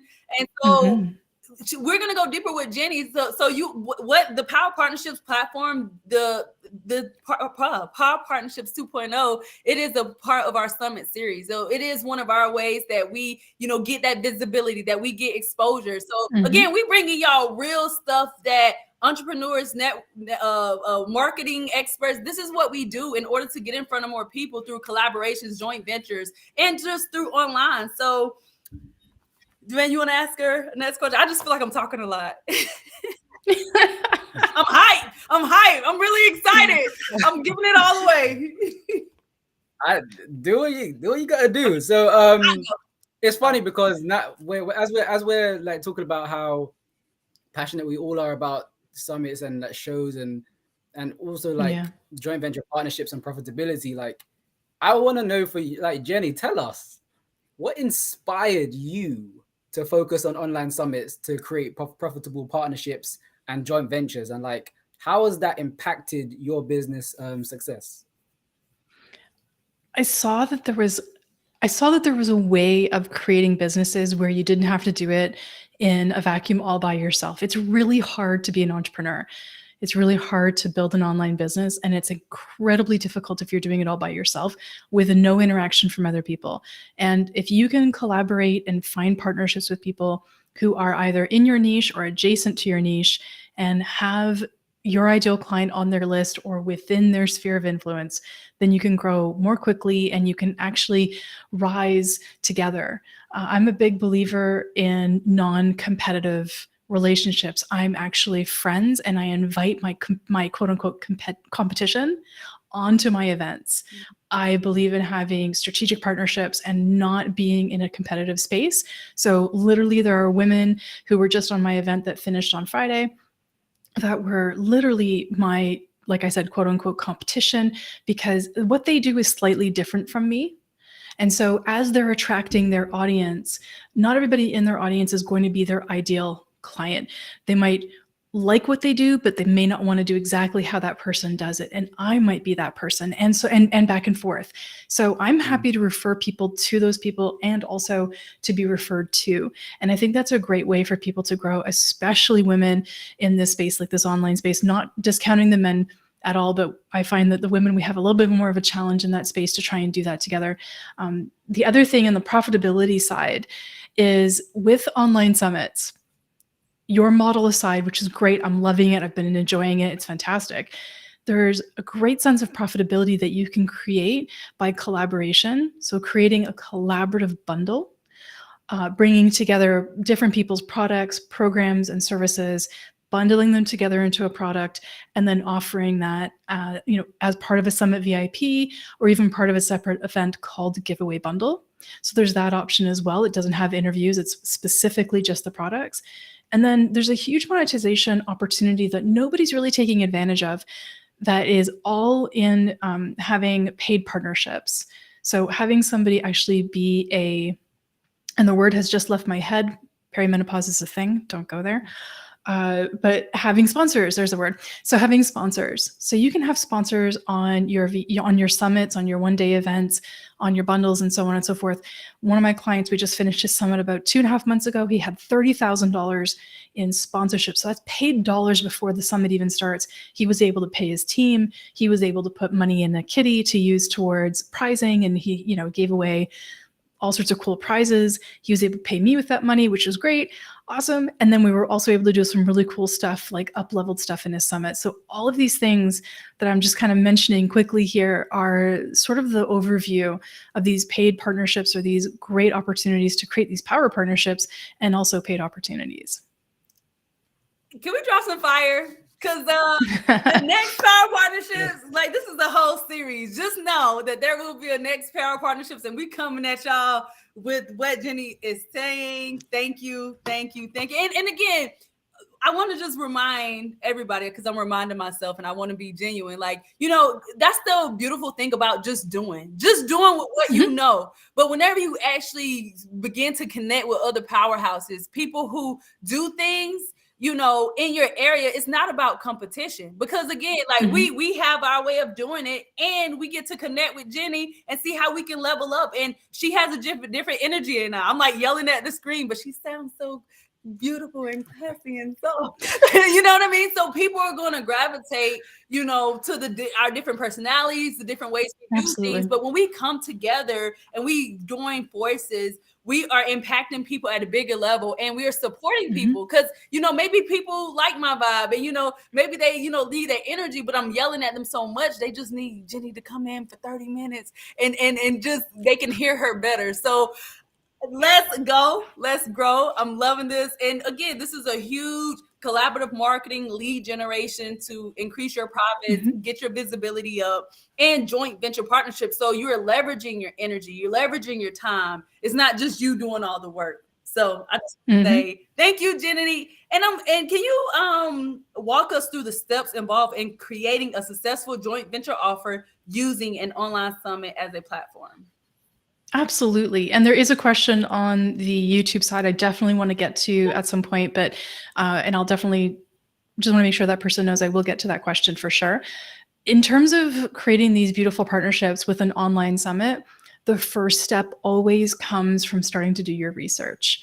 So you really want to make sure that you're attracting a speaker that fits and ticks a whole bunch of boxes. Not only do you want them to have the really superficial, like you want them to have the right audience, and you want them to, your ideal client is on their list, but there's a lot more to it, right? So you need to make sure that you have alignment in terms of what they speak about. You have to make sure that you potentially, it depends on how deep you want to go, you might actually even want to make sure you share similar political affiliation, if that's your vibe, right? So you want to make sure that all of those things are kind of covered. The best thing I can suggest that you do if you want to host an online summit like this and you want to start your speaker search is start looking at who your ideal speaker would be. Think big, right? So if you want to go for like the Deepak Chopras or the Oprahs or whomever, go and look them up on Facebook. Look at their Facebook pages. Facebook does all the work for you. They actually suggest people right underneath the Facebook page. Like there's a whole section that they do that. And you can actually start following people like that and see what they're doing. Now, those people are huge. I guarantee you're not going to get them on your summit, and that's okay. It's dream big and then get into reality, right? So we look at the people we want, and then we start looking at the actual people we can get, and that's fine. The other thing that people do that is that people think they have to do is they think they have to have big name speakers. Now, I've been doing this a really long time. In some circles, sure, somebody could say I'm a big name speaker, and other people could say, no, she's nothing, and that's fine. I have no ego about it. But what people do in summits is they think big name speakers equal big numbers of registrants and lots of profits, and it doesn't. Nothing against big name speakers, but they tend not to promote your event, and their name alone is not enough to pull people in. So what you're better off doing is having 1 or 2 or maybe even 3 sort of headliners, big name speakers, however you want to call them, heavy hitters. There's myriad of different ways you can approach it. And then the rest of the people on your event have to be the people that are going to be willing to work for it, who are hungry for exposure and willing to do the work, meaning they'll promote, they'll share it, they'll go all over the place, they'll have a great time with it, and they'll actually draw in your ideal client, their ideal audience for your event. Because you can never rely on those heavy hitter speakers. They may not promote, they may not even allow promotion to their list or even on their social, or they might say, yeah, I'll do a mention in a newsletter, like a PS, and they may mention it on social, and that's about it. So you can't guarantee that. So I say always go for the people who are really hungry for it. I also don't believe in list minimums. So there's this whole thing about having a 5,000 person list, an email list. I don't believe in it. I've proven it wrong time and time again, because I've actually, when I only had a list of 358 people, I was able to convert that into a 6-figure business. But not only that, if I showed up on a summit, I was getting the same amount of numbers showing up onto summits for people that I was speaking for as somebody who had a list of 5,000, because my list was incredibly engaged. So a 5,000 person list, a 10,000 person list, a 25,000 person list, and so on doesn't equal engagement, and it doesn't equal that they'll click on the link in the email and sign up for your thing. The bigger your list is, sometimes the more, the less people are listening.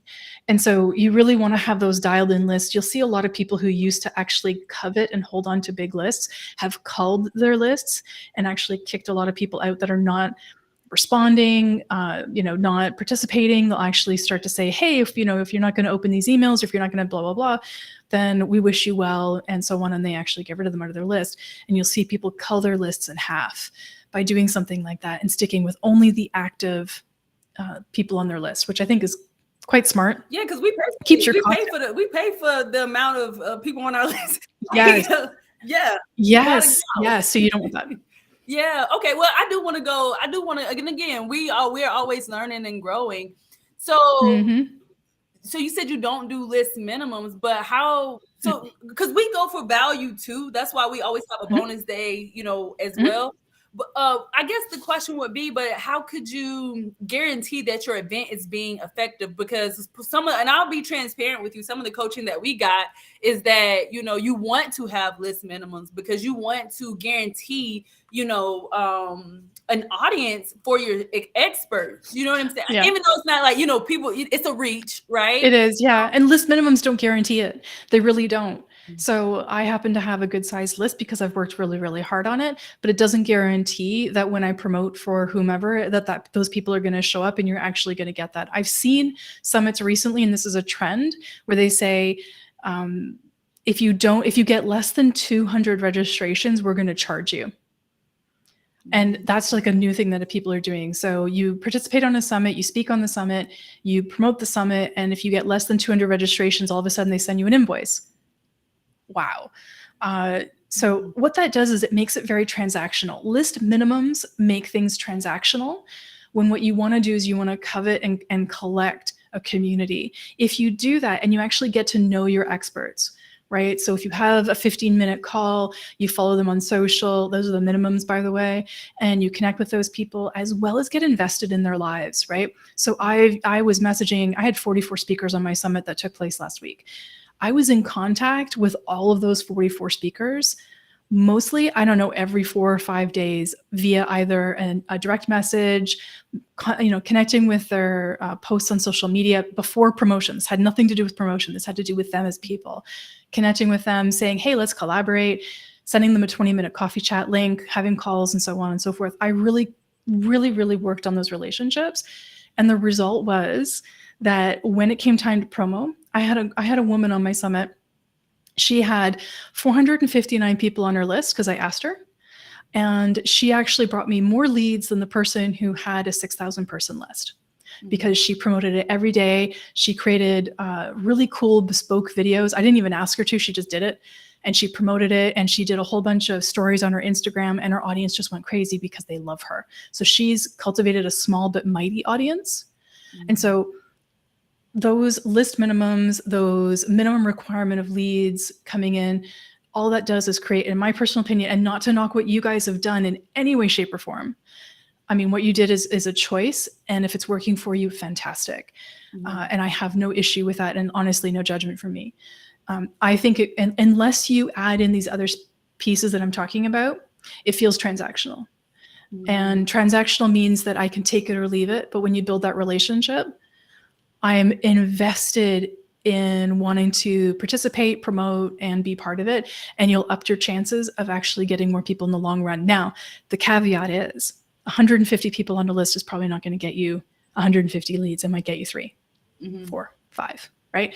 So you do have to kind of play that balance and kind of go up from there, right? So Maureen says she's a small and mighty gal. 100%. Small and mighty to me is the way to go. You grow with authenticity. You grow with really great, opportunities and really great ideal clients and niched in. So I'd rather have a list build of 5, 6, 700 people versus a 7,000 person list build and half of them unsubscribe after the summit's over. So that's just sort of my feeling on it. Ooh, I have so many questions. I'm here for it. Ask them all. Okay, definitely. I am coachable. I am coachable. I'm willing to improve and grow. So I definitely, how long does it take you from start to finish? So as soon as you say, okay, boom, this is the summit, how long does it take you to build a summit? So if it's a large summit, if I do a 3 or 4 day summit with a client, I'm usually working with them anywhere between 3.5 to 6 months. Okay. Okay. Wow. So I want to know, what are some of what are some of the success stories and examples of like profitable online summits, and what made it so effective? Like what challenges were avoided? What Sure. things were overcome to make those summit collaborations successful and effective? The summit collaborations that are the most successful, if I can sort of pull together a bunch of different case studies in my head of clients, the most successful comes from the attitude of the hosts. So first of all, you both have an incredible approach, incredible energy, and that is going to overcome a huge amount of issues, right? So if you're having trouble in one area, having that incredible attitude that you both have can overcome that. That's a huge thing. Being coachable, right? Like you said, is a big opportunity and a great way to approach it. Being able to say, this is going to take me a beat and I might struggle, but I'm going to learn from the process. Having no ego is super important as a host. Now, those are just like host characteristics, right? The best thing that you can do to have a successful event is to plan it out thoroughly, knowing what your end goal is in mind. So what are you going to offer? What program, product, or service are you going to offer off the back end? And then you make the whole summit revolve around that thing.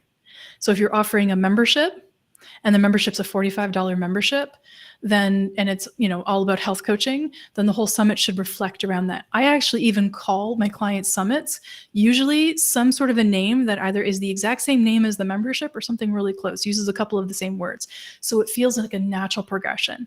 You never want to have people have whiplash from the summit to the product. And also when I mean whiplash, from the price. So if you have a $25,000 mastermind offer after an event, then your VIP pricing should not be $27, because now you're attracting and you're getting people to buy at $27. That $25,000 price tag is going to be quite the whiplash opportunity. So your VIP is most likely going to be a more expensive VIP. Your low-level VIP might be $127. Your high-end VIP, which this client, this $30,000 sponsorship client, we had 3 levels of VIP, $127, $297, $497, and we had a bump offer of $97 for of all of that. And their offer was a $25,000 mastermind. So we ended up having $30,000 in sponsorships. We ended up having about $12,000 to $15,000 in VIP sales, which was great. And then they sold $60,000 during the summit of their $25,000 mastermind. They cut a few deals in there. They had a $25,000 mastermind, and then they offered somebody like a $10,000 discounted price on something. So it's about $60,000. And then after the summit was over, they ended up with a 6-figure launch from that summit. The total list build from that summit was approximately 3,200. No Facebook ads, all organic. and with really great speakers, but speakers that this person had spent time building relationships with and had also served them. So had emailed about them, had promoted on social media about them leading up to the summit, like, oh my God, I can't, I just had a great call with so-and-so, and we just like talked about the greatest things. And, there's such a great thing in their space, like really building up those relationships authentically. That's going to help a lot too. Now, the other thing that's really going to make a difference is, again, making sure that everything feels like it kind of revolves really, really well. Like, say your energy is like super high up there, and I love that. You and I are really different that way, right? Like I've got that like more chill, right? But you and I on the same thing could be a powerhouse because we're playing off those two different energies. You're the super hype girl. I'm more of the chill person, right? And you can use that to your advantage if you do a co-host summit with somebody else, and you can leverage that, right? Because not everybody's going to be attracted, like you said, not everybody's going to be attracted to my style. Some people are going to find you to be the best thing ever. And that's why I'm like, oh, we know we're coming up on time later, but I'm like, what we gonna do next? What we gonna do next, Jenny? We got some work to do, lady. We got some work. And that's okay. And that's okay. So taking the event that you're doing right now, which is fabulous, and you've got great speakers and great opportunities, and you've got all this really great stuff, taking something like this and then just making minute tweaks to improve not only your experience, but your speaker experience, if there's opportunity for that, to your VIP experience. All it is little tweaks. The idea is perfectly sound. I've always tell people, don't 100% pivot. Look at the ways that you can make these minor improvements. And again, in your previous question, you asked me about how much time. Your first summit takes the longest. Once your first summit is done, it's rinse and repeat. You can get that thing up in 90 days.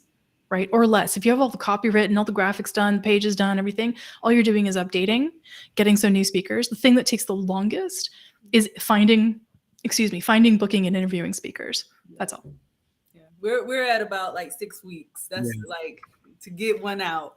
But wow, yeah. Man, we're definitely gonna I'm gonna be in contact with you because I want to go deeper. And I know there was one more question real quick that you wanted to answer. I did. Is that okay if I just address it? Oh, yeah, absolutely. Sure. It's Jacob on YouTube. He says, how do you get over the hurdle of getting yourself out there and connecting with others if you don't have an audience as big as theirs yet? Sometimes I feel like I'm not bringing as much to the table. So Jacob, what you have is hunger versus being established.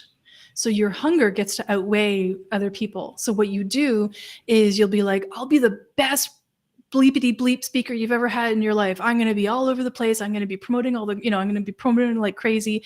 And what you do is you have to start building out your runway. Okay. Anything leading up to the summit is called runway. And your runway leading up to the summit before you even get into the promotion side is super duper building up your social media. Right? So you want to use that. So social media being wherever it is that you are, using those leverage points to actually grow it ahead of time, talking about your life, et cetera, et cetera. I won't go into that, but using that. In addition, your best bet, Jacob, is to get on podcasts before you get on summits, because on podcasts, they don't care too much about your audience growth like they do on a summit. So do some guest podcasting first to grow your reach, and then get some clout, and then you can go to summits. I'm just gonna put speaking it about out this. there. I'm gonna put it out there, Judy. We're gonna do something. Absolutely, we better. Y'all be on the lookout if y'all, because again, this is super effective. Collaborating with other experts, having them, highlighting them, putting them in front of your audience and other people's audience. Not only is it supporting and building, and learning, because we're still learning too. Everything is learning, right? But, building these relationships, not only is it supportive to you and your community, but it's also supportive to other entrepreneurs in their community. And the beautiful thing, like, even though this is a perfect example, Jenny does what we do similar. We do the similar things, Jenny, and then Total Freedom Events. We all do similar things, but she has her different style. She has her different ways, and we do too. So when we come together and we do joint ventures and we do collaborative projects, like, it's really uplifting the entire entrepreneur ecosystem. Because I even saw somebody in the chat, let's say, was it Marine? She said, what did she say? I really want to land with y'all. She said she's really rational and she doesn't see herself as a big star, but she does want to make an impact. So it's really important that we are showing different versions of what we do, because a lot of like, oh, I don't want to do competition, but there's different ways to do it. And again, the theme is authenticity and edifying yourself. That's a theme that I'm getting from Power Partnerships 2.0. So I just want to say, y'all be on the lookout. Jenny and Total Freedom Events, you're gonna do something else. So thank you so much, lady. Oh, your free gift. Did you drop your free gift? Yeah, actually, you guys took care of it for me. Okay. Yeah, we got it, guys. Grab Jenny's free gift. Jenny, can you tell us more about your free gift? Absolutely. I've made your lives easy. If you're thinking about doing a summit, you get the speaker attraction bundle. It's everything you need to know about finding and attracting the right types of speakers for your summits. If you have the right speakers, you're already on that path to success. So everything that you need is in that bundle. Just go and click on that link, grab it. And then if you need to follow up with me, we can always jump on a call and I can always walk you through what it would look like to build a summit with a summit producer and make sure that you have all the tools and tricks and strategies that you need to actually be successful.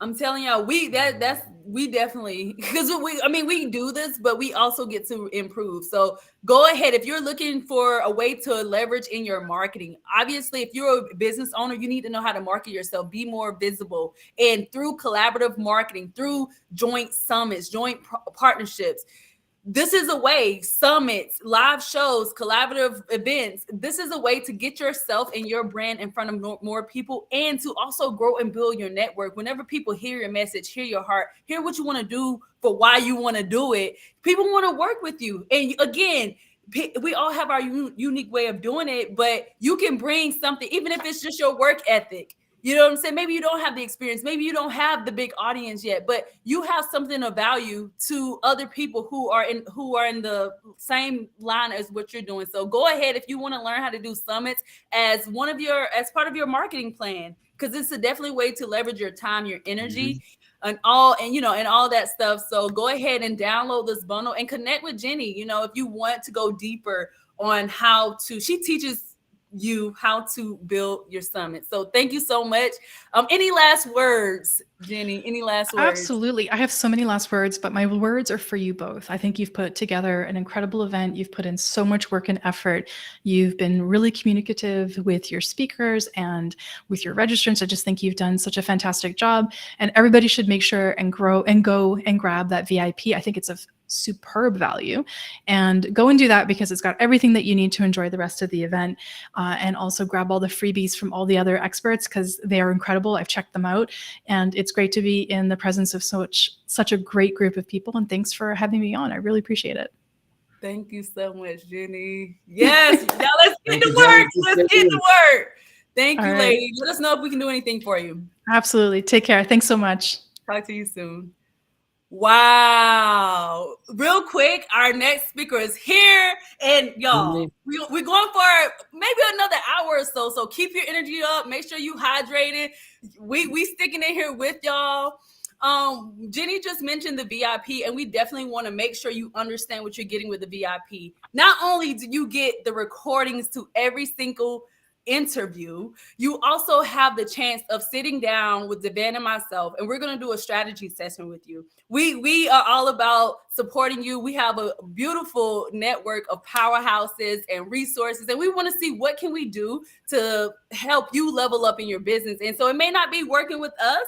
We have our program to help you be more productive and efficient in your business, but we want to know, like, one-on-one, like, sometimes we get strategy calls and people are like, you know what, it's good just to have someone to just talk this through. I've been stuck, and it's really because I'm just doing my business by myself. So with the VIP, you get a one-on-one strategy call with Devan and myself. You also get lifetime recordings to all these interviews. We went ahead and we threw in a WhatsApp group chat. We already created, but you get access to the other VIP insiders from everybody from the Power Partnerships 2.0. And this upcoming Thursday, I know it's a lot of events going on this week, but we're going to also support you in creating your own productivity plan. A lot of times entrepreneurs, we doing too much. And I know there's been a few speakers saying, yes, definitely dive in and get access and familiarize yourself with all these experts. And you get to prioritize, what do you need right now? And so in that workshop on Thursday, we're going to sit down with you and you are going to get your own productivity plan. You're going to create it. We're just going to help guide you through so you can have a little bit more clarity on your next steps on what you need in your business so you can become more profitable, more productive, and more efficient in your business. So yes, that is the VIP Insiders upgrade, if you're wondering what she was talking about. But shout out, and also just be on the lookout because we're going to do some work with Jenny. We do similar things, but we're going to collaborate and bring something big for y'all. So just stay tuned. Just stay tuned. Did you guys drop some fire in the chat for Jenny? I didn't see no fire. Drop some fire for Jenny right now. Yes, and again, just drop some fire for yourselves as well. Y'all have really been going strong with us all day, and we have, like I said, about another hour or so. So let's get more into joint venture partnerships and profitability. Let's go. So now we're going to talk about, this is really powerful. If you're looking at more ways to be more resourceful in your business, right? You're not looking for a lot of ad spend, or, you're looking for a way to be more profitable and just more collaborations within your business, within your team, within your customers. This next speaker is going to talk about the power of customer partnerships to grow your business and increase your impact. So let's get into it. Hello, Jermaine. Hey guys. Hey, Jermaine. I'm trying to adjust myself. I feel like I'm off camera here for some reason. Give me a second. No problem. So whilst Jermaine's getting himself adjusted, so if anyone doesn't know Jermaine is a growth advisor, a founder, a father of 6, a husband, a Christian, and a basketball fanatic. He's been seen on Inc. magazine, Amazon Rising Authors, Smart Carrot's top 25 global customer experts, and many high-profile podcasts. He can tell you a bit more about himself as well, but we want to welcome you, Jermaine. How are you? Yeah, listen, I'm feeling good today. I've had a range of different really positive conversations, able to spend some time with the family today, and that's all been great. Love it. So you know what? Tell us a bit more about yourself and what you do before we get into it, because I want everyone to know, because it's a hidden gem. Indeed. Look, it's been interesting, right? So the last 9 years, well, the last 2 decades, I've been in sales leadership, sales management, working with a range of businesses from large kind of blue chip companies to small businesses. But in the last 10 years, particularly, I've had 6 different companies, right across from pharmaceuticals to retail to commercial real estate to technology and consulting. And so I had this proliferary of experiences looking at ways in which you can grow businesses in varying different ways, right? From 6-figure, 7-figure, and to 8-figure companies. I've seen the whole proliferary of that with partners that I've worked with.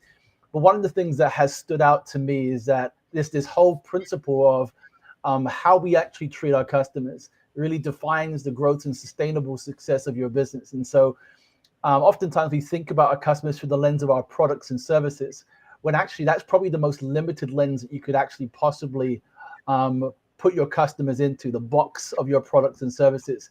And I'm not even talking about affiliates, which opens up the box a little bit more, but I'm actually talking about inviting your customers into a form of partnership that actually creates unlimited opportunities for where you could go together. And so I've learned that kind of opportunity of inviting customers into a different story.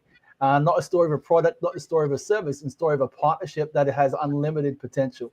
And every organization has the opportunity to do that today, and including if you're a solopreneur, whether you have 5 employees, it's just you in the business, you have the opportunity to do that today as well. Let's go. Okay, so that's powerful. Here's what I want everyone to do. Everyone get your notes in your phone or notes on a pad or paper and take notes, because what we're going to be getting into is something you actually, I mean, I've said this once, but I'm saying it again because all the speakers are different. And I don't think you've heard anything we're going to touch on today. So take notes. So Jermaine, I want to ask, you mentioned customer partnerships. What's the difference between customer partnerships and other partnerships in business? Yeah, so customer partnerships aren't necessarily tied to something contractual directly. So you're not saying, hey, we're tied into this and we're going to do this for life. That's not what it is.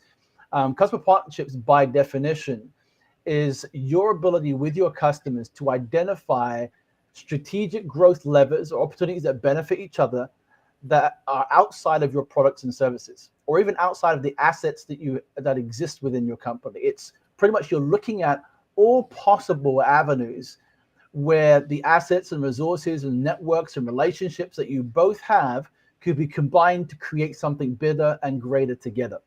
And that sometimes that could be in the form of looking at a joint venture on some land. I'll give you an example of something that happened quite recently from my own company. And directly, it could also be something as simple as something like you're doing right now, actually inviting your own customers to your own summits, having them speak, and actually leverage their audience to bring them into something that you're doing directly, but using that as a lever to expand the width and breadth and impact of your own services. Or it could be something much bigger than that. I'll give you an example really quickly, other than the one I'll talk about with the land. My fifth business, for technology business, which we're able to kind of wrap up and move on through license last year, $600,000 in the actual running or starting of that business was raised from my customers directly. And that's in joint partnership with them in creating a solution that they wanted. It didn't exist. We were able to run it directly, but we raised the money for our customers and then sold it back to them in licensing form last year. And so that's just one big idea of how to do that. We didn't have to raise any other capital outside of that. We didn't go to any banks, any institutions. It was all done through our customers. And there's a pathway to go and do that. There's a route to doing that, but you have to be willing to think outside of your products and services to get there. Jeez. That's powerful, man. Like how many of us know about this? Like, actually put it in the comments below if you're familiar with this way of doing that. This is it's actually like, because we all know like customers are important. We know the products or services are important. But like that's what I'm saying. Even when they was talking about the theme of this, like I mentioned earlier, that the theme is like the strategies, the principles, and the empowerment. And it's like within the strategic alliances, like every step is empowering. Whether it's planning, whether it's empowering the customers, literally empowering yourself, empowering like every system that exists in your business. And I know you gave some recent examples, but like, do you have any like share us some examples where someone could like really create a customer partnership and like tell our audience how that would help them as well, like creating a customer partnership. So let me offer it in this way. So one of the things that I've recognized potentially over the last couple of years in the wake of the pandemic, which kind of turned the world around, is that we became constrained to a very limited perspective of trying to capture an audience that was outside of our business, that was unwilling to do anything. They felt really restricted. They felt afraid.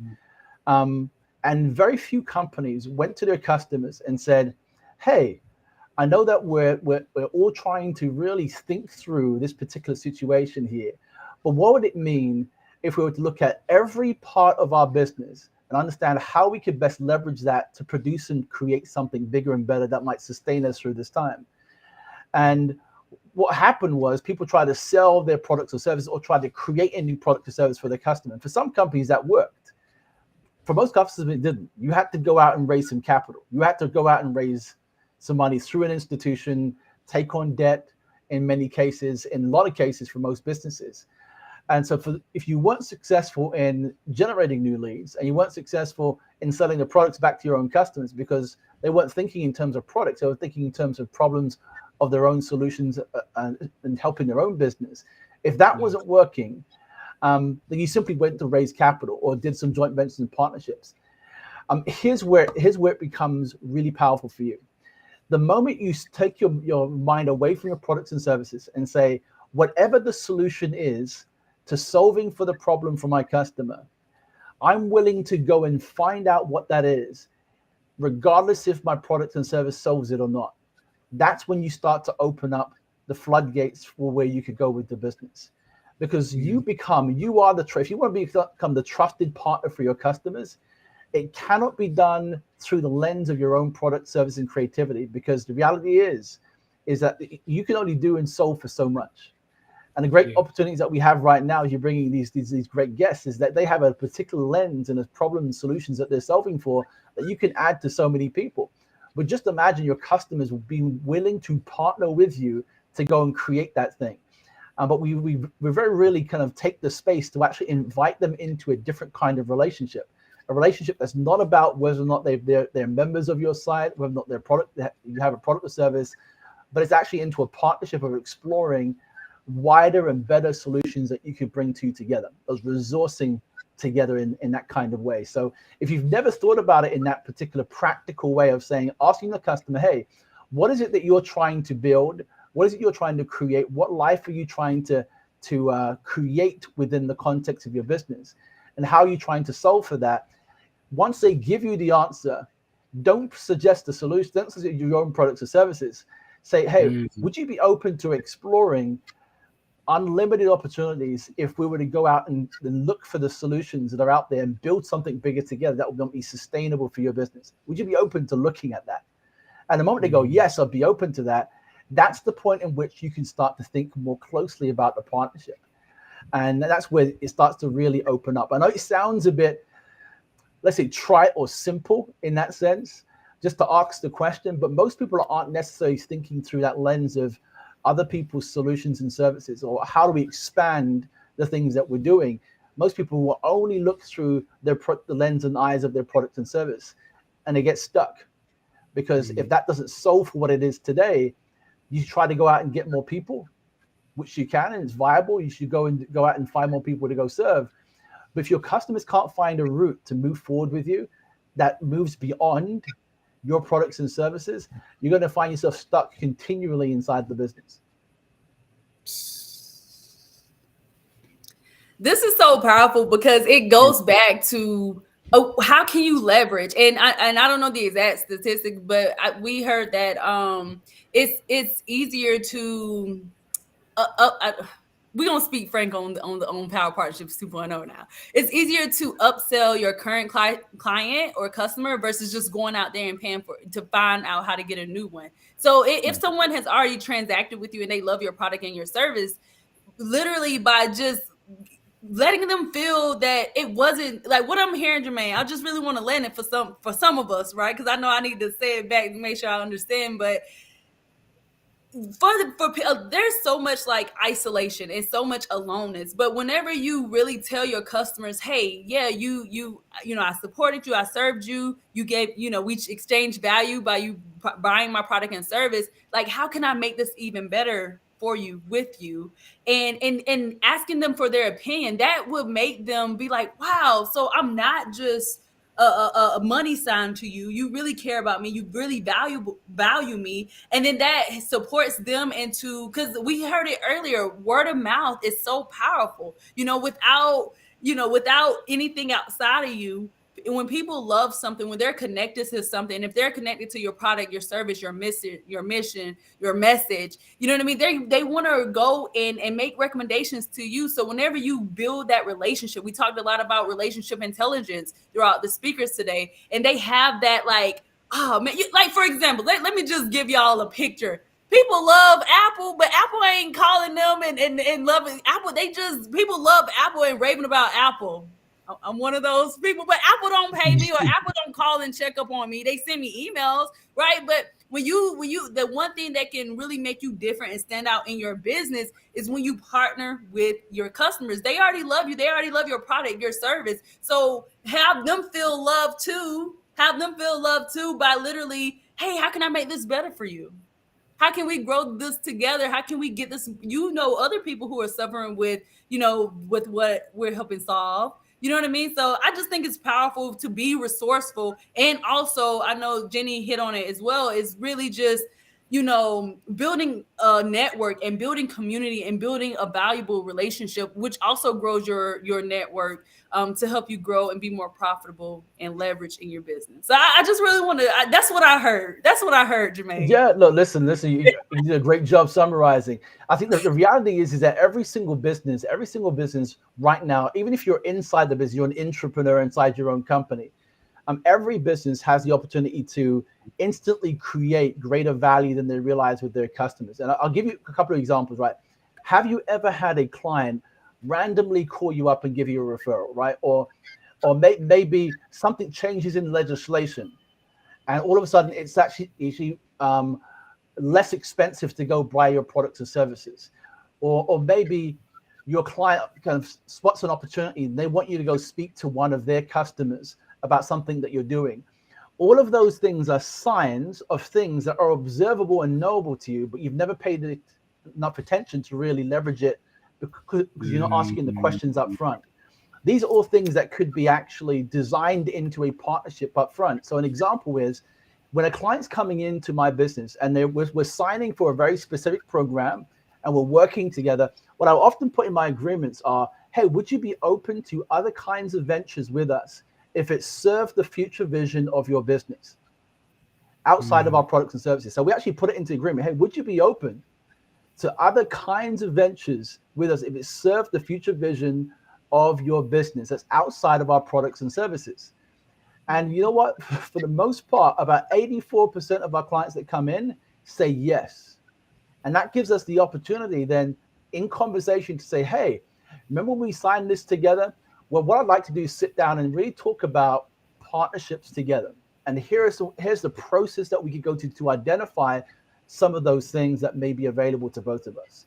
But unless you invite people into that conversation early, it's going to seem a bit strange a bit later on. You can still do it, and there are ways to go and approach it. But if you design it up front, then all of a sudden you have this open door that's already there for you to go have the conversation. Powerful. That's crazy. And I think you answered the question, but Jacob Rain asked, oh, so would you say it's important to start asking more of the right questions? If so, where would I start in knowing? Yeah, good question. So it just starts with that. Hey, are you open? Are you open to looking at other kinds of ventures that might serve the future value, future vision of your business that's outside of our products and services? That's a very, very specific phrase. Outside of our products and services, meaning I'm not just going to come to try to force feed something that I don't think is going to be helpful.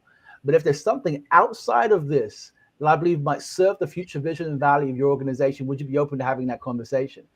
And then what I do, then walk them through is a process for identifying together what those assets and what those things might look like. That's okay, you guys. I know I don't even want to. I know you guys took notes. Because if you didn't, I don't know why you're not taking notes. Because literally, Jermaine just laid out a blueprint. Like questions are powerful, but it's like what's even more powerful is how you frame the questions.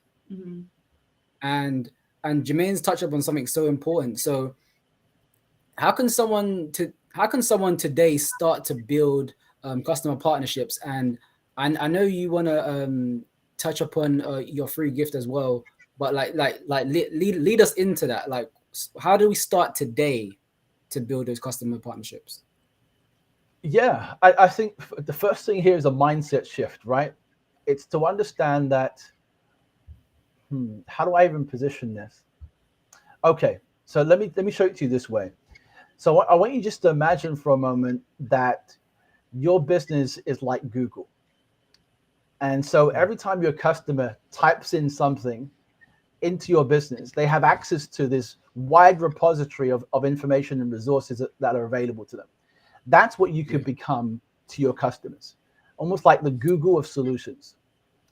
But you cannot do that playing in the old algorithm.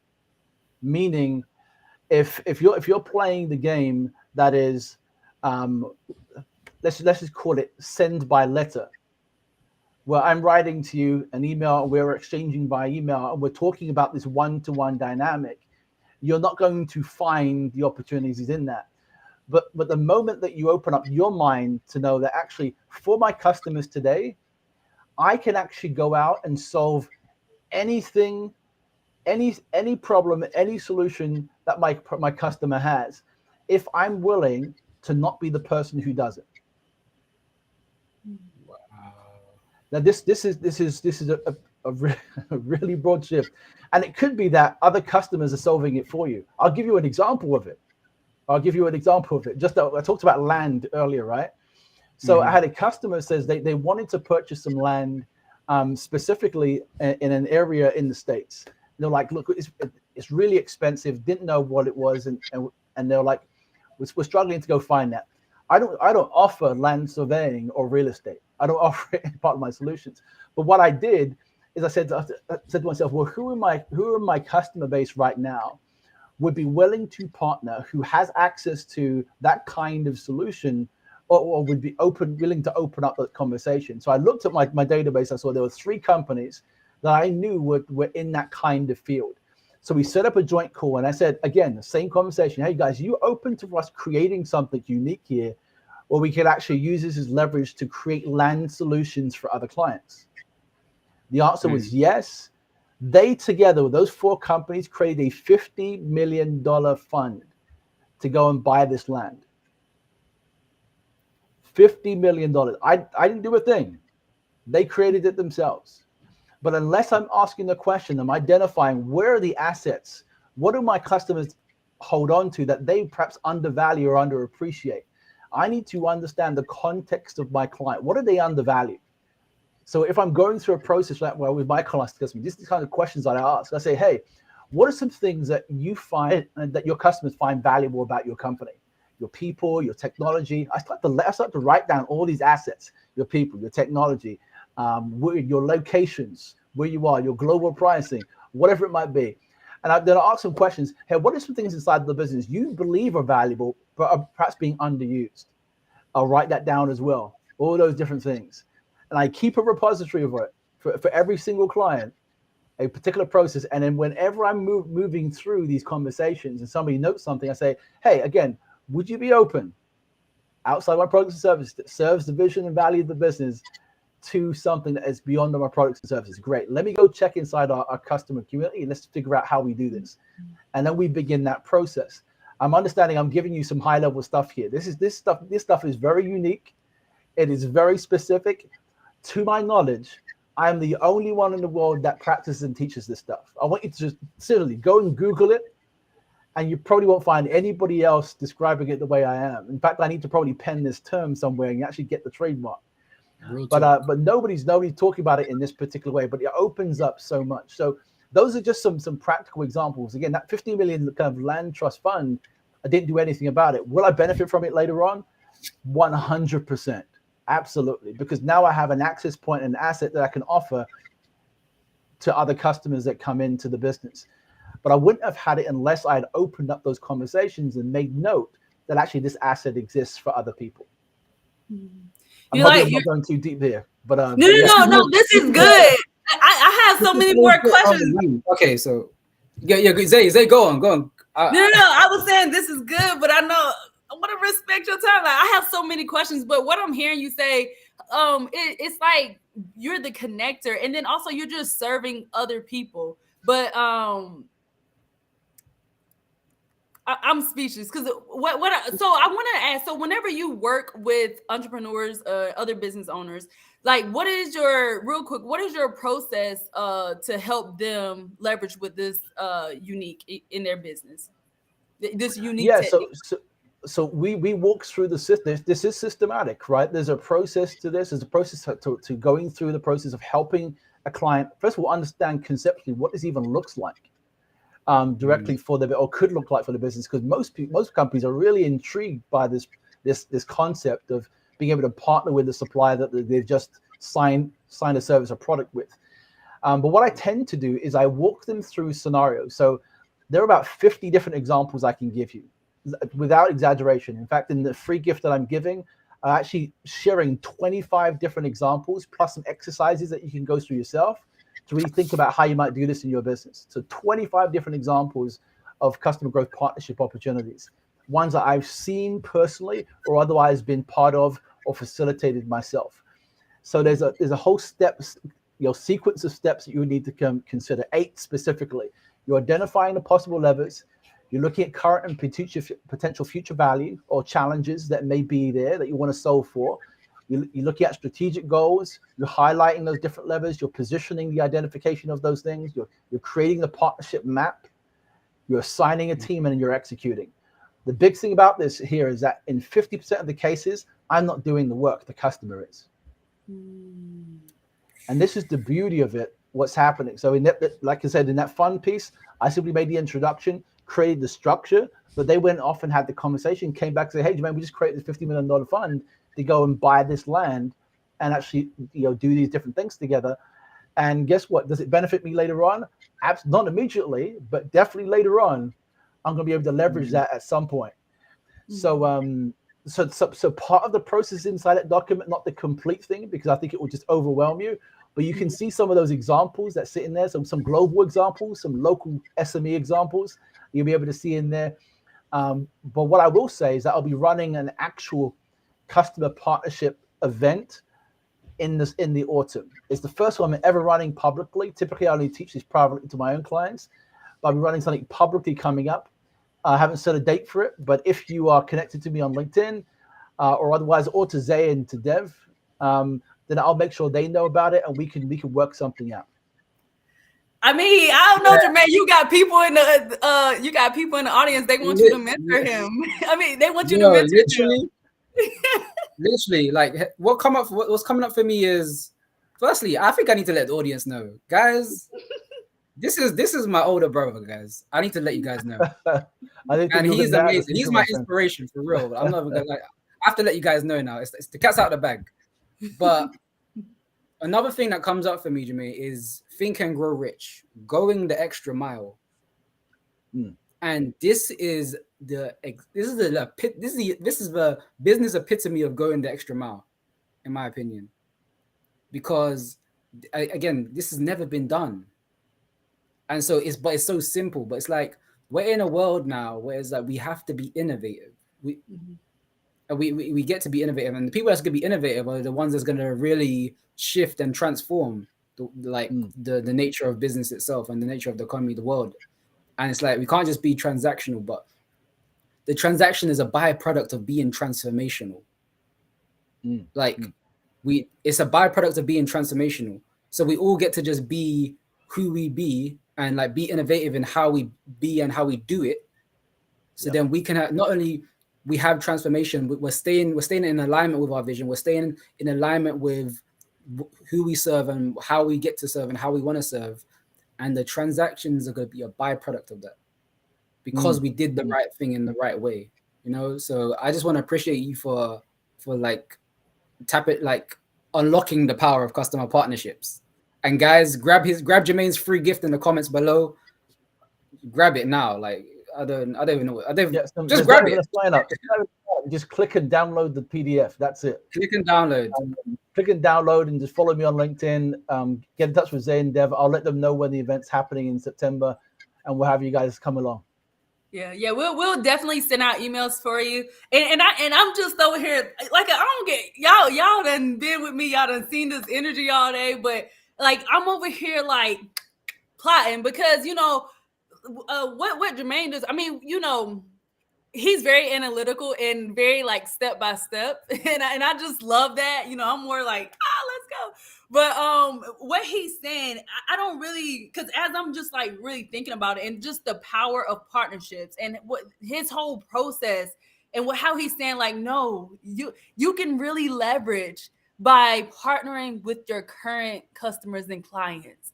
I'm just like, I mean, we have systems, and we have like, the onboarding intake and, we follow up, but the process, what he's saying, like, it's like literally out of this world. And I don't think anybody has done it yet. Like we've interviewed many people, we in the entrepreneur world, and I don't think anybody does it like you. So I just really want to say, if you're looking for a way to leverage marketing yourself through the relationships with your customers. There are a lot of people I've seen in the comments, but when people say, well, I'm not, they're more to themselves. They're not, really about like going out there and just getting new clients all the time. If you really want to maximize on the relationship with your current customers, or you're looking like, what is the next step for me to level up and support my customers, get them more of what they need, this is definitely a very simple and tactful way to grow not only your company, but also support your customers. And so if any of this resonates with you,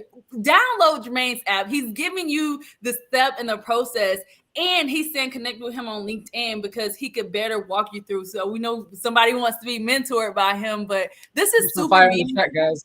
This is super impactful. So make sure y'all click on the link. And, for anybody, we will be sending out all the speaker gifts later today.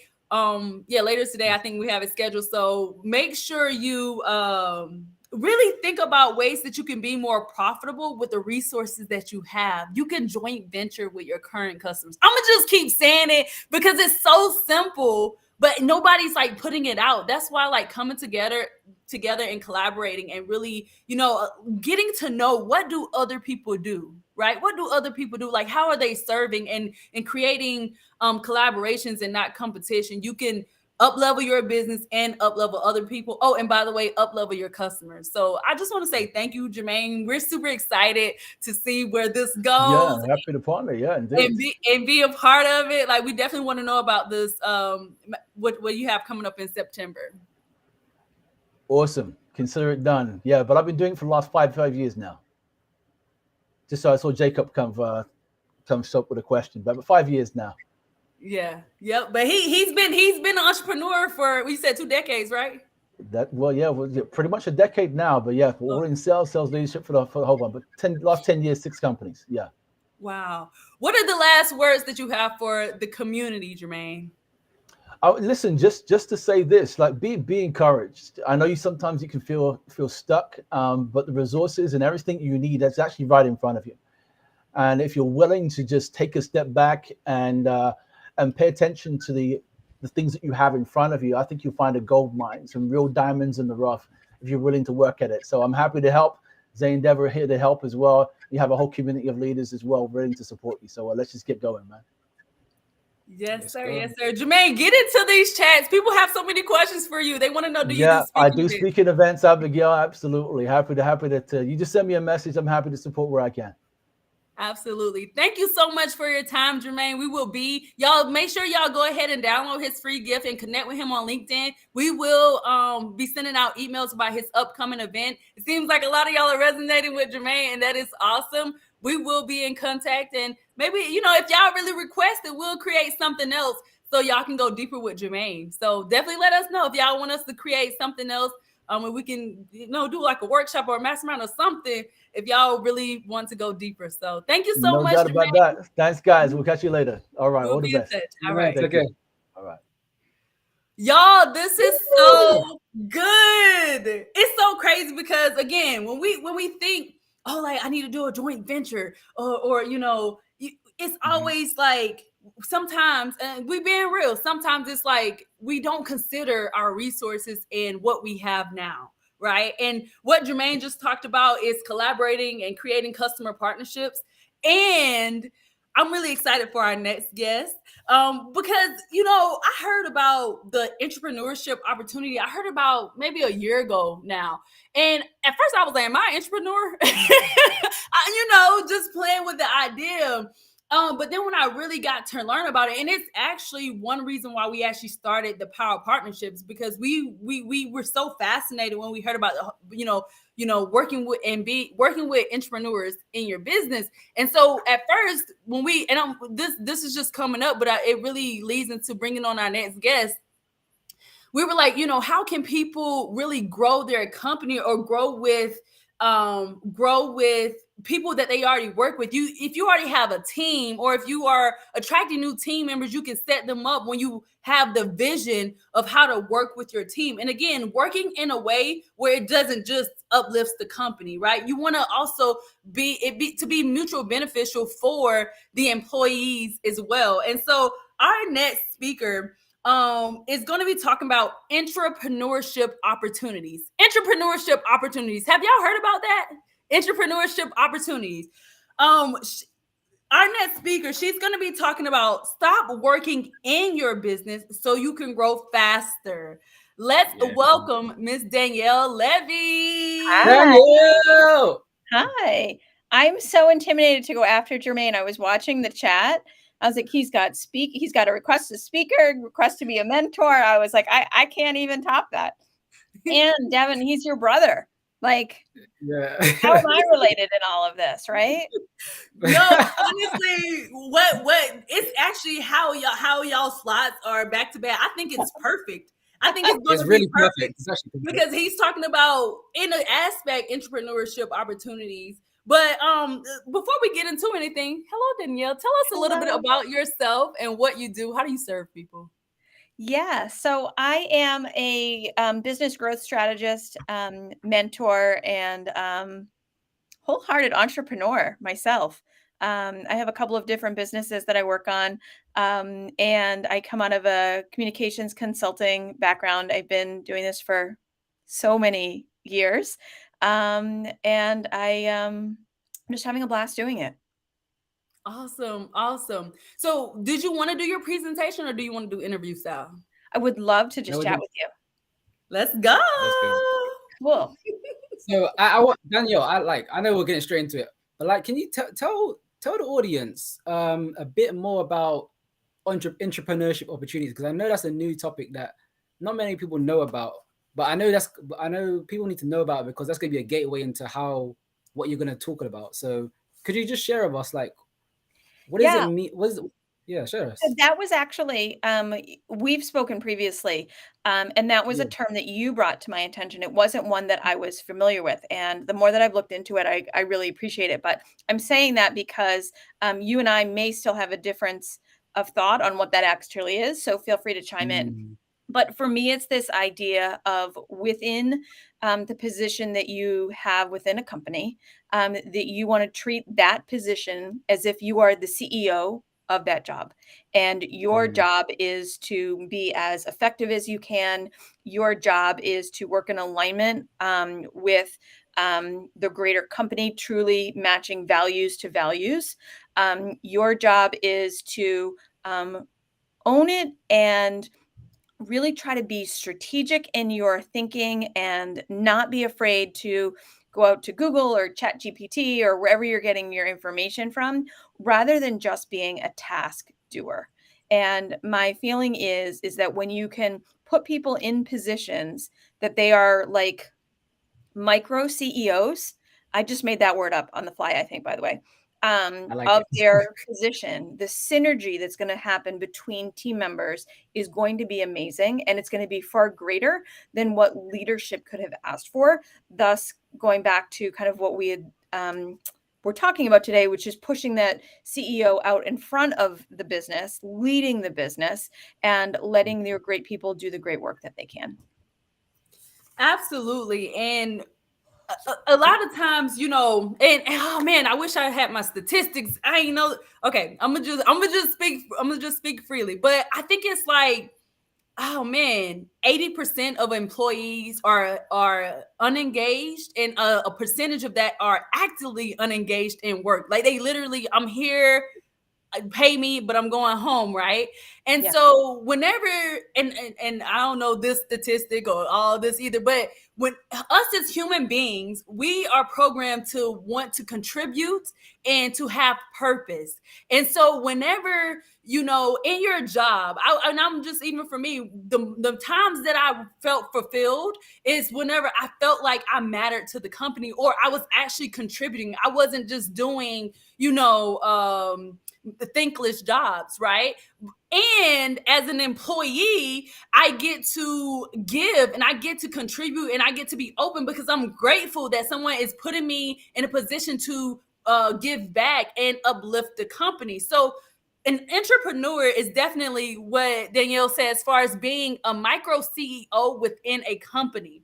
So what does that mean? So as an employee, no, it's not your company, but because you are a great person, and it's not about just what you can take from a job. You are also contributing to the job by treating whatever job you're hired for as your company. And so when you treat, even though you're an employee, when you treat that job as yours, and it's your thing to grow, and it's going to help scale the company, you're all in, and you get to be creative, right? But then as a CEO of a company, when you allow different opportunities, whether you maybe you have a baseline paycheck for that employee, but if they do these other tasks, and you say, hey, here's a cash injection, and it's commission based, it really creates opportunities and possibilities for that employee. So they're not like, well, all I get paid is this, so I'm going to do this work. If they have other opportunities where they can make money on commission based, or however you set it up, it allows them to leverage and grow. And you have people who actually probably want to be in work and not just, doing the bare minimum. So whenever I think about entrepreneurship, it goes both ways. It's very impactful for the overall company and the CEO. And oh, by the way, the employee feels fulfilled. They feel really good about, I'm contributing. Like, this is my company. This is my department. This is my work. So could I add on to that though? Absolutely. I think there's two pieces that I want to add on. One is that a couple of times you mentioned the word employee, and we're going to be real here. There are plenty of people with a side hustle out there. There are plenty of people. I mean, we've all read the articles about the person with the double full-time jobs, or whatever it might be. I work with a lot of consultants and a lot of freelancers, and this is just as important in that market as is the employee market. And the reason that I'm making that distinction is, on a number of the teams of freelancers that I'm working with, when I'm seeing people show up and be that entrepreneur, those are the people, when my next client comes up, I'm like, hey, you want to come be on my team? It happened last week that someone came to me for a referral. Who do you know? I'm referring that person that I'm seeing show up on my other team, that I'm like, wow, they always do great work. They probably need some additional clients thrown their way. Let me make that introduction. So it's almost like you're self-marketing yourself just by doing the job that you were hired to do. Absolutely. Yeah, and Danielle, it was so interesting, because when we were speaking, I know you have a team, but you have a cool team behind you, and one thing that's still rattling my brain right now is the interview title. Like, stop working in your business so you can grow faster. If I told a business owner, entrepreneur, to stop working in your business so you can grow faster, they'll look at me crazy. So tell us, what does it mean to stop working in your business so you can grow faster? Because that's really deep. Yeah. So most entrepreneurs get into business because they're passionate about something. That is the thing that they're passionate about. They are not passionate about, did so-and-so's invoice get paid? Did this email get returned? Do I, know all of the pieces of my tech stack? Is this graphic exactly on brand, or whatever it might be, right? That is, generally speaking, I work with some very, very talented leaders and CEOs, but that is generally not their zone of genius. Their zone of genius is the magnet that first of all created this idea, but then brings people in, and that engagement that they have with people to be able to communicate it and talk about it and brainstorm and expand it and add value to other people's networks. So if I told you that spending an hour of time networking or giving a presentation where your time is valued at, let's say it's $10,000 an hour, whatever it is, right? Are you going to go do that networking, or are you going to say, let me go into Canva and play around with the font that I don't like, right? It doesn't make sense. Have people in the job that is both appropriate for their skill and their pay level. And as the CEO and the leader of the company, your job is to lead the company. Managers manage people, leaders manage managers. And that's the way that it should be done. Does that make sense? Yeah, because it's like when we like attach, sometimes we attach like working with something that's not passion filled, something that's not in alignment with what we actually want. But like it gets to be fun. It gets to be like not only fun, it gets to be intentional, it gets to be literally what our role is, what we want to do, what we get to do. And so that's why, like, whenever you say like stop working in your business, like I get it, because it's like start being in your business. Basically, it's like start being there for the reason why you was there in the first place, It and has not to be fun. deviating to the stuff that you don't have to be doing. So Yeah. it's so powerful, because you can literally leverage your time now, and then be more profitable as a result, be more productive as a result, and not have to be weighed down by all the stresses of the business, like that would come if you was to start overworking or like unintentionally overwhelming yourself.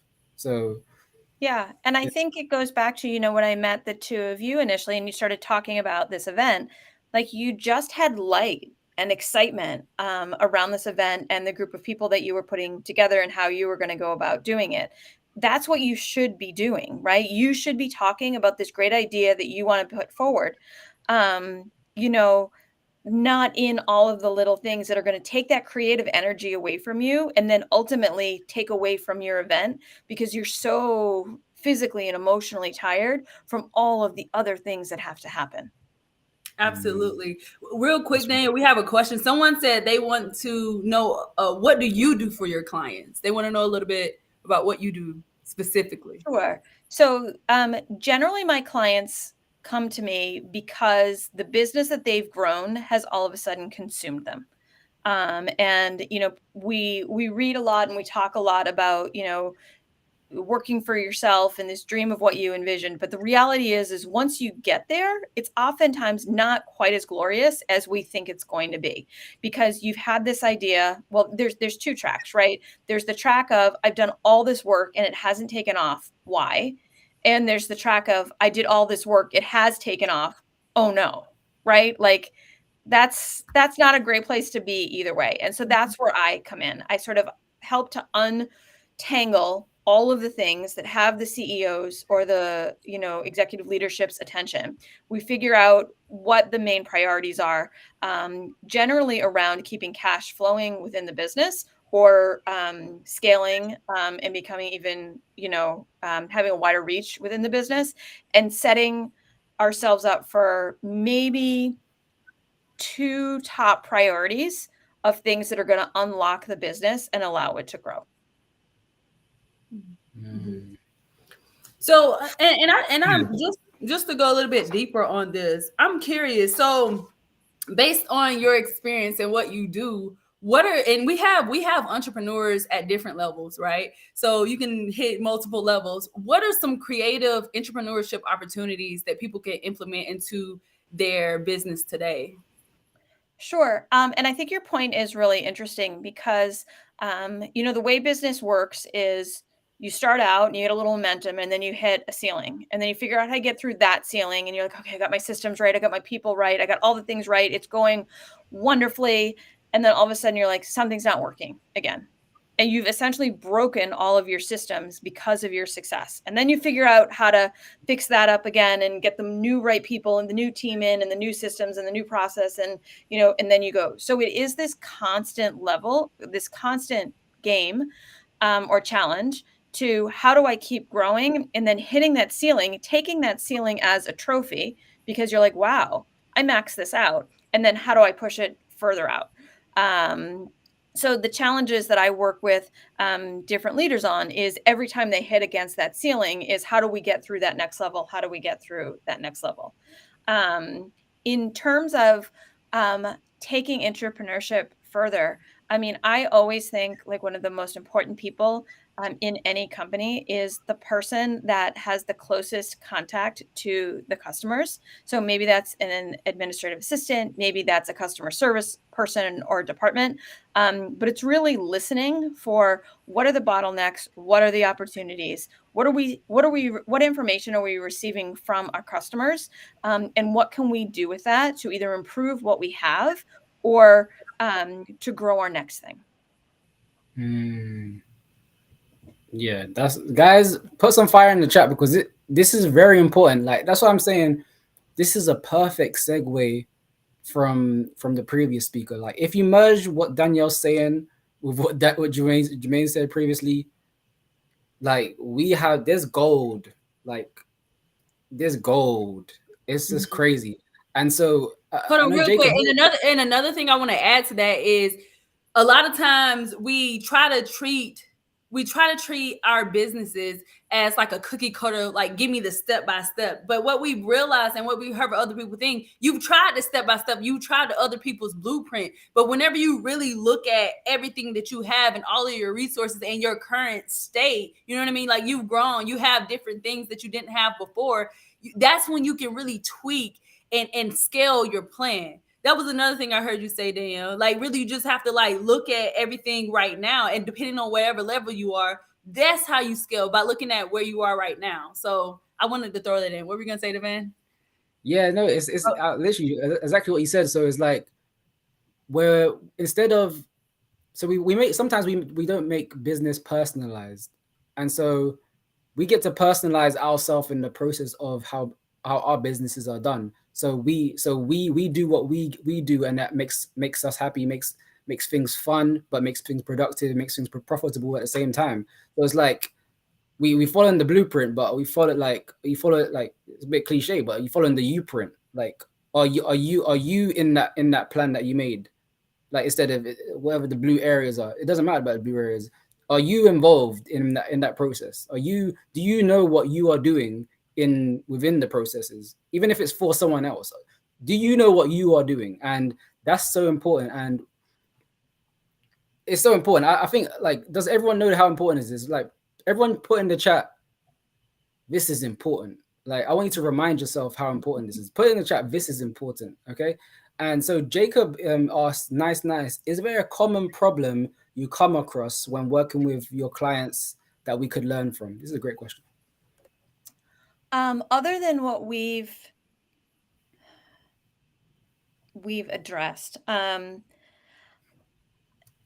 I would say know your network, I think, is the most important thing. And the reason that I say that, as entrepreneurs, big company, small company, we all have questions and challenges, and there is a lot of noise out there. Don't feel alone that you have to figure things out on your own, but have that team of go-to people in your inner circle saying, this is the thing that I'm rubbing up against. What do you think about it? And most of the time, it doesn't even matter the industry, because businesses are businesses. Don't get me wrong, there's nuances within products and services, but when I think, well, that's a whole different conversation about how I think about businesses, but you could tag me on that one later. All businesses, well, I'll just say it then. So I always think, have I shared this with you before? I always think of a business as a hotel, right? All businesses fall into this category. You've got your front of the house. Think of your hotel. You walk into that beautiful lobby. Maybe they have an apple for you. They've got a bouquet of flowers in the lobby, whatever it is that makes it look beautiful. That's your PR, your marketing, your sales, anything that's out in front of your business. Your house, which is the thing that you make money on, is your core offer. And then again, going back to our hotel, the back end of the hotel is the accounting, the lawyers, the electrician, everybody that makes the hotel actually work. In businesses, that's, same thing. It's your HR team, it's your finance team, it's your legal team, it's your operations team, it's all of those teams. So again, that's why I say that all businesses are the same, because all businesses have those three segments that are up and working. If you have a really tight network and really strong partnerships, you're going to be able to go to that network and say, hey, I'm struggling with this area of my business. Have you run into this before? You want to surround yourself with people that are, they always say you don't want to be the smartest one in the room, right? You want to surround yourself with people in that next generation of their business, and also be there to support the people that are coming up on your heels that are learning as they go. You want to both be asking for help and giving the help in your partnership, the partnerships that you take on. So I would really encourage people to slow down and not only focus on their own business, but really, really work on having that really strong network. Common theme. I've been saying, like, there's a theme with Power Partnerships 2.0. So absolutely. Wow. I just want to say that. It is, and I noticed it as well, and it's refreshing because now, like, every speaker, like, this is every speaker, not like Danielle's just reeling it in for, like, Danielle's a good a good summary of this whole summit in a sense, because it's strategic alliances, it's partnerships, it's productivity, profitability. All of that is like important, because now the biggest goal in everything is to grow. No matter what everyone's talking about, the end goal is growth. And taking that pressure off us will allow us to grow faster. And knowing how to take the pressure off us, but and apply it for ourselves, not just allow pressure to hit us, but we personally choose to put pressure on a certain activity or put pressure on a certain thing that we are aligned with. And I think it's very important that we understand that. We understand that we have to we get to work on ourselves. We get to be intimate with our business. We get to understand the structures. We get to understand our network, knowing the partnerships we want to form, knowing how to be strategic in how we move, and how to be innovative in how we grow. So I want to thank you, Danielle, and I know you have a free gift for the audience. Do you want to share? I would be happy to share with the audience my delegation strategy. It takes leaders through how to kind of look at everything that you have going on, and make sure again that you have those right people in the right seats. So if you can, I apologize, I was not prepared for that. I should have been, but if you can give me just we have you covered. We have you covered. You have me covered? Okay, because I can have me covered too. No, you got it? Cool. Yeah. There we go. All right. Perfect. Thank you so much for creating this just incredible platform, and giving us all an opportunity to just speak on the same things. Hopefully, whether I've said it or Jermaine said it or the speakers before me or after me have said it, people get all of these nuggets and really like pick out a few and say, this is what I can do in my business tomorrow, and then the next day, and then the next day. Could you tell us a little bit more about the free gift? What exactly is it? Yeah. So this is the blind spot identifier that you had my back, just like you said you would. And the thing about blind spots is they are blind spots. You don't expect them. They're things that creep up on you in your business. And no matter how much time and energy you're putting into your business, you don't want something creeping up at you. So the blind spot identifier goes back to similarly what I was talking about with that hotel model, teaches you how to go through your business, take it apart, figure out where those blind spots are so that you can handle them on your time rather than when they decide to lurk their ugly heads at the most inconvenient time.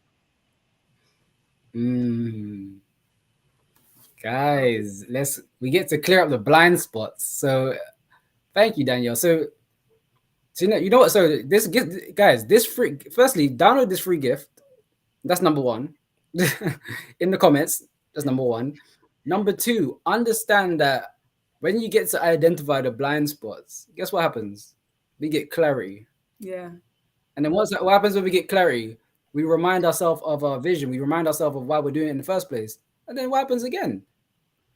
We are inspired to take action. We take inspired action. We take insightful action. We take thoughtful action. And then what's that lead to? If I could add to that, sometimes blind spots aren't really blind spots. They're those items that we're kind of procrastinating against not wanting to deal with, right? But when we don't deal with them, they become exponentially worse when they decide to lurk their ugly heads. So for example, super simple example, but I had a client that didn't understand some of the legal language that needed to be on her website, privacy, terms and conditions, IP protection, that sort of stuff.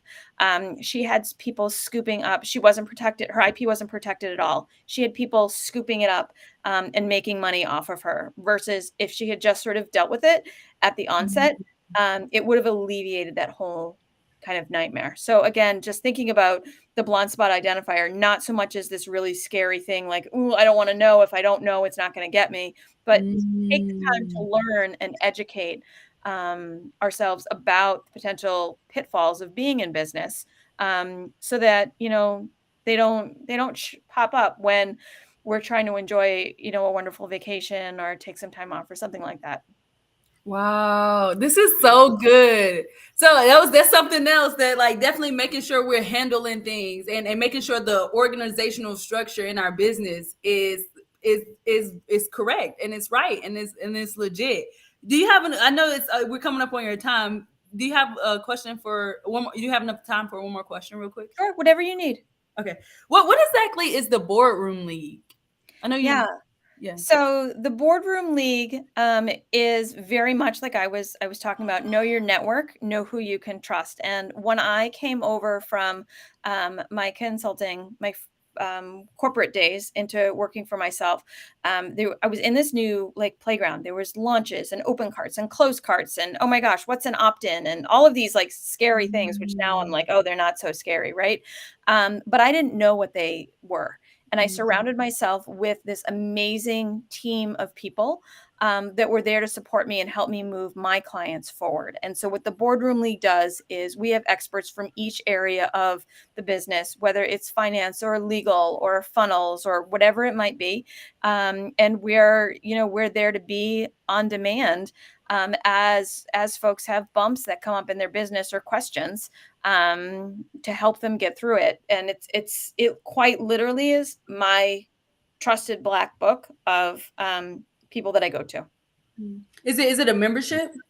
No. It's essentially it's a VIP day collective. So let's get on a call. Let's tell us what problem you're trying to solve.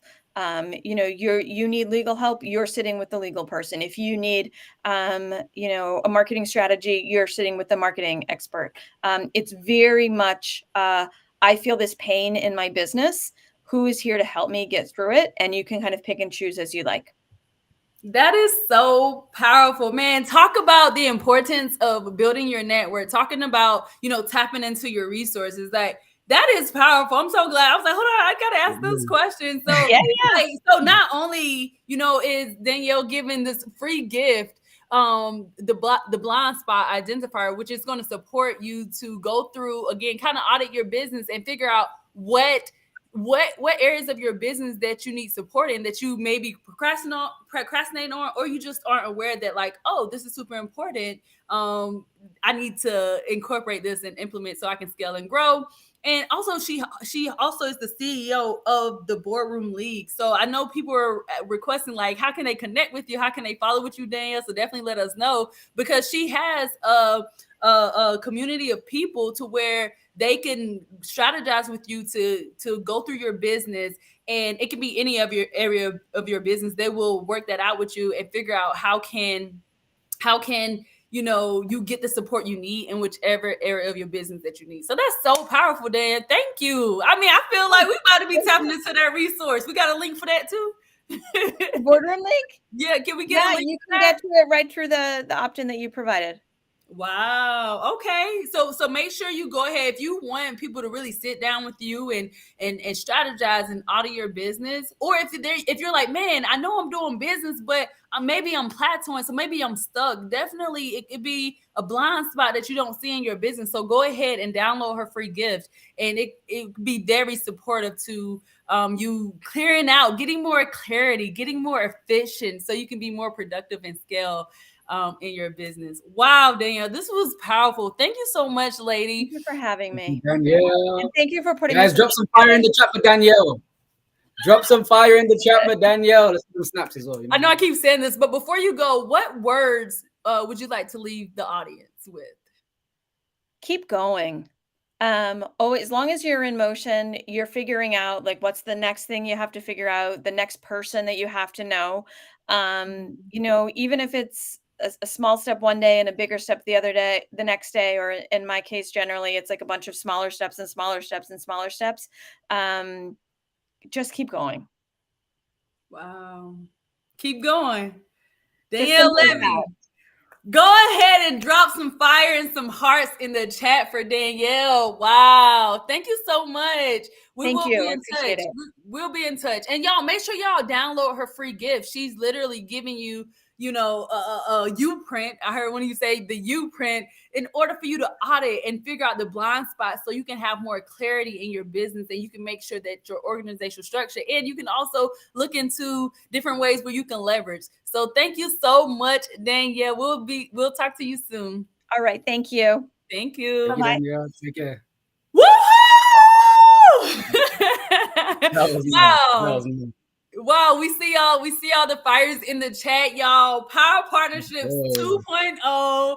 Y'all, we're coming up in closing. But before we go, one thing that Devan and we did last time, we like to do a rapid recap of the things that we learned today. But before we go, we definitely have some announcements. So again, the whole point of the Total Freedom Events platform is we love entrepreneurs. Devan and we love working with entrepreneurs. I know a lot of y'all might know us from, being in the health space, but we love working with entrepreneurs. So we created this Total Freedom Events platform where we can really connect with other business owners, and we could support you by bringing experts in front of you and sharing what are they doing to scale, to be profitable, to be productive in their business. So they're very efficient entrepreneurs. And so that's why we put on this platform.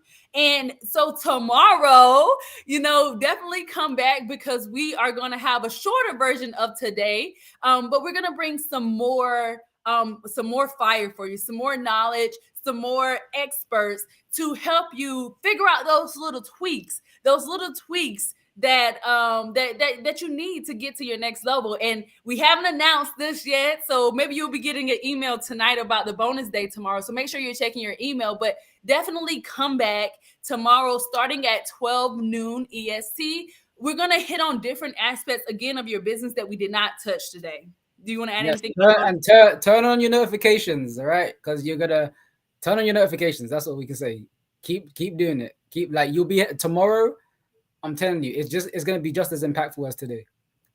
Yeah. So just 12 noon EST. Let's go, guys. Let's grow. Let's go. Let's grow. Also, real quick before we go into the recap, Devan and we're just gonna go and tell you our biggest takeaways. But as we're talking, keep commenting. Y'all have, first of all, can we give you a pat on the back? Can we give you a hand clap if you're tuning in live? Replay people, we love y'all too. But especially if you've been live with us all day, we've definitely seen a strong viewership today. We're across so many platforms today. So I just want to say shout out to you for showing up for yourself and figuring out, what do you need next for your business. So go ahead and give yourself a clap. If you missed any part of today's show, or if you're like, man, I need to hear that again. I want to go back and I want to just play this again. I want to keep this library of experts speaking about these topics that, you need in your business. I mean, we talked about how to save on taxes. We talked about planning. We talked about how to scale while being online. We talked about how to partner with your customer base. It's so many things. If you want to keep this library of interviews for yourself and you haven't already, become a VIP insider. Become a VIP insider ASAP. And the reason why I'm saying that is because not only do you get to keep the library of this interviews, we also have an upcoming workshop this Thursday where Devan and myself, we're literally going to support you in creating your productivity plan. What we've noticed, and we've been there too, that's why we created a system in order to be more productive in our business. What we're going to do on Thursday is really help you prioritize and really create more efficiency and more clarity on what you get to do to finish 2023 powerfully, right? We only have about 6 more months left in 2023. And guess what? We can finish it at a whole different level than we are right now. When we focus on our targets, when we focus on our priorities, that allows us to scale, to be productive, to be profitable, and to be efficient. So On Thursday, Devin and I were going to have a productivity workshop where you will have a productivity plan when you leave, and we're going to do it in about 90 minutes. If you're wondering, like, okay, how long is it going to be? It's going to be about 90 minutes on Thursday. If you can't make that live, there will be a replay that you will have access to as a VIP insider. Another thing that Devin and we're doing, we're going to have a strategy call with you. Again, y'all, we are connected to some powerful people. You know, when you do stuff like this and you do collaborative marketing, you do joint ventures, not only does it force you to get out your comfort zone, but you also begin to build relationship with other powerhouses. Yo, sometimes we have to pinch ourselves. We're like, hold on, like, we're literally interviewing this person, or oh my gosh, like, I didn't even know you did all that. You know, I see you, but I didn't even know you did all that. And so it's really great to be able to support these entrepreneurs and putting them in front of you, because they really are out here doing their thing, but to really put them in front of you as the entrepreneur who needs to get to that next level, or just need to tweak a little bit, it's really great for the entrepreneur community. And so with that, another thing that you get as a VIP insider is our VIP insider chat. We have a secret chat for VIP insiders. Anybody who is a VIP insider for Power Partnerships 2.0, you will be a part of the VIP insiders community. And really, it's just people just like you doing business, and they are looking for joint ventures. They want to venture up. They looking for collaborations, and maybe want to do collaborative projects. So there's a secret private chat for all VIP insiders, and we in there too. So if you're looking for collaborations, or people who, like, you know, who you want to contribute, or you're looking for, you know, people who you're like, hey, I want to do these type of partnerships, there's definitely the opportunity in the VIP insider chat. So if any of this, if you're looking for a community, if you're looking for a strategy, productivity plan, if you want this library of interviews, go ahead and become a VIP insider. Become a VIP insider at this link right now. Do you have anything to add to that, Devin, before we do this recap? Yes and yes. So yeah, firstly, we want to congratulate everyone for like participating as well. Yeah, we see you, Jacob. We see you, David. We see you, Maureen. We see you. Let's just go back in the chat. We see you, Jermaine. We see you, Abigail. Like, so many people. Leslie. Oh yeah. So and Danielle. Everyone's been has made this even greater, and we appreciate that. And what we want to say to the entrepreneurs out there watching is that we know that even business can have some ups and downs and stuff like that. And what we realize is that accountability is so key. So like when you join the VIP Insider, or if you've ever registered for this, look out for your emails, because we have another a bonus offer that you could tap into that probably be a great resource for you moving forward. And that's monthly accountability. That's weekly accountability. And so you might see that once you become a VIP Insider, if you registered, but really evaluate that and have a strategy call with us and see if this is a great fit for you, because we know how important accountability is. And the more people that's in your network that's keeping you accountable is gonna lead to more productivity and more profitability and more efficiency in your business. And that's what we found. So we would love to support you in doing that. And so keep an eye out for that. And we'll see you inside. We'll see you inside. Become a VIP insider. We'll see you inside. And we get to deepen the connection together as well. We get to continue the conversation. And that's what's powerful about this. It's not just a one day show where everything just ends now. Oh, look, the time's up. We're done. No, it doesn't. True business doesn't work that way. Business is an endless conversation. So we get to continue the conversation and really build together, So if you want to build together, let's grow and let's go. So let's get into the recap. Yes. So definitely, stay. We and for real, and we genuinely mean this. Like, we actually have like discovery. This is a side note, but we really love connecting with y'all. We love supporting y'all. We love, being in conversation with y'all. So if there's anything that we can do to support you, if you have any feedback, we're going to be sending you a survey and let us know, like, give us honest feedback. We want to know, like, if this is meaningful, if this is impactful. That's why we did a second round of it, because of all the great feedback we got got before. So don't be shy and don't be afraid to ask what you want. Like, we're coachable, we're learning, we're doing everything too. But accountability, we got you on accountability. In community, accountability and community is definitely what keeps us in the game. But without further ado, we're gonna go through this recap. We're gonna share our biggest takeaways. Definitely let us know your biggest takeaways. We're gonna go through each speaker, and yeah, you want to start? You want to start off first, Devin? Okay, so we start with Gaetano. Oh, Gaetano. So yeah, Gaetano was the first speaker. So if you guys missed these speakers, you have to get that replay. You got to get the VIP. Got it. You have to, because you thought you had some gems. If you wasn't here the whole day, you missed out on a lot. But there's still hope. So, but Gaetano, he talked about the power of referrals.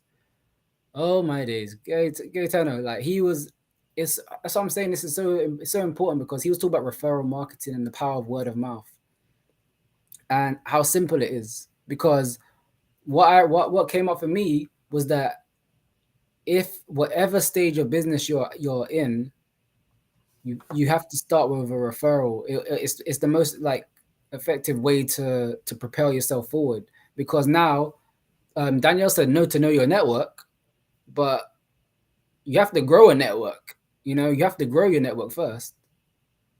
So it's like so if you're starting from scratch, or you're starting a new venture, like, start to grow your network and tap into everything around you. So resources around you, because everyone, they may not think, you might not think you have resources around you. You may not think you know anyone, but someone knows someone else that can tap you into whatever you're providing, whatever value you're looking to share. And it's important. It's a collaborative venture. Like, business is a collaborative venture if you really tap into what is possible.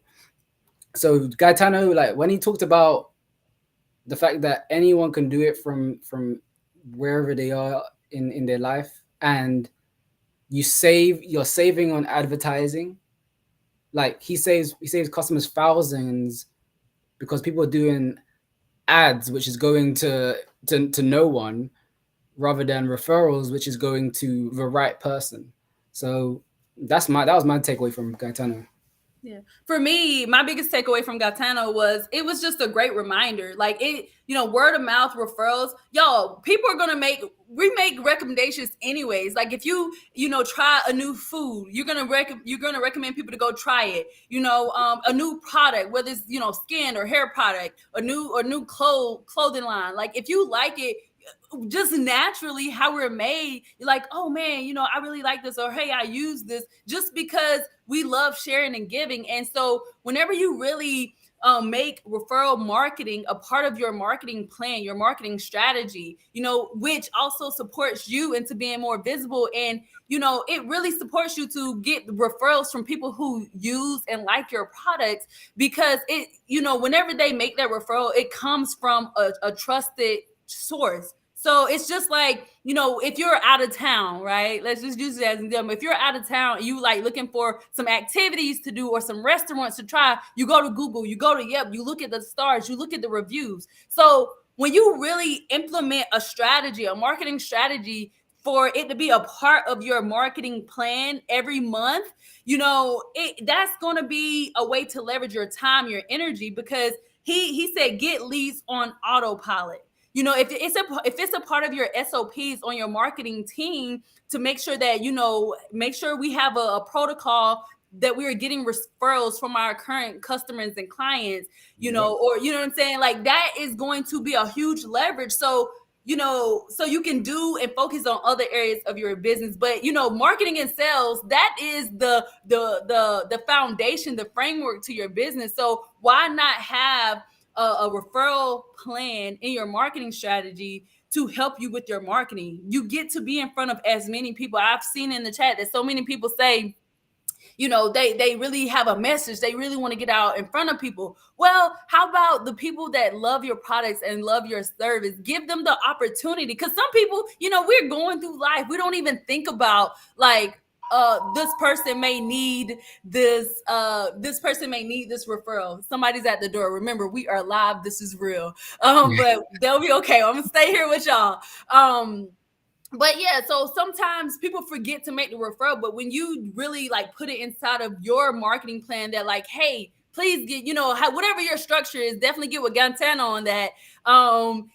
That it could really leverage your time, your energy, and your effort in your business. So making sure you have a marketing plan with referral marketing for your business, powerful. We forget about the referrals, but definitely important. Yes, and now the next person is Sean. So Sean Stewart, shout out to Sean Stewart. He talked about how to fill your next workshop using other people's stages, and this was powerful because as I said earlier, like when he talked about workshops not being, it's funny because he said workshops are not to teach people, it's to inspire people, and that was my biggest takeaway because. It's like everyone's coming because they feel they need the knowledge, but the knowledge, if it's not applied, it's just gonna be wasted. Because again, we're in a world of information overload, but it's like sometimes the information don't make us move. It sounds good, but it doesn't make us move. So it's like if you can be inspired by the information you're receiving, then you're gonna take action.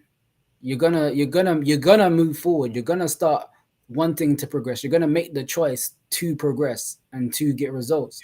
So inspiration is a key factor right now because a lot of entrepreneurs need that.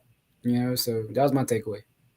Absolutely. And he talked about, using other people's stages. And honestly, again, we're very transparent on this platform. By us highlighting and showcasing these featured speakers, it's going to support their business. It's going to support their business. They're going to grow because, a lot of them, I know some of you may know some of them already. And actually you met us, through this joint venture right here. But really, again, I feel like what he talked about is another tool to leverage in our marketing. We have to market it. It's essential building block of having a business, your marketing plan. And so it's by being on other people's stages, by doing joint ventures, doing collaborative marketing, doing collaborative projects. That is what's going to get you in front of more people with that know, like, and trust factor. Right. So absolutely get on other people's stages. Yep. So now the next person was Jill.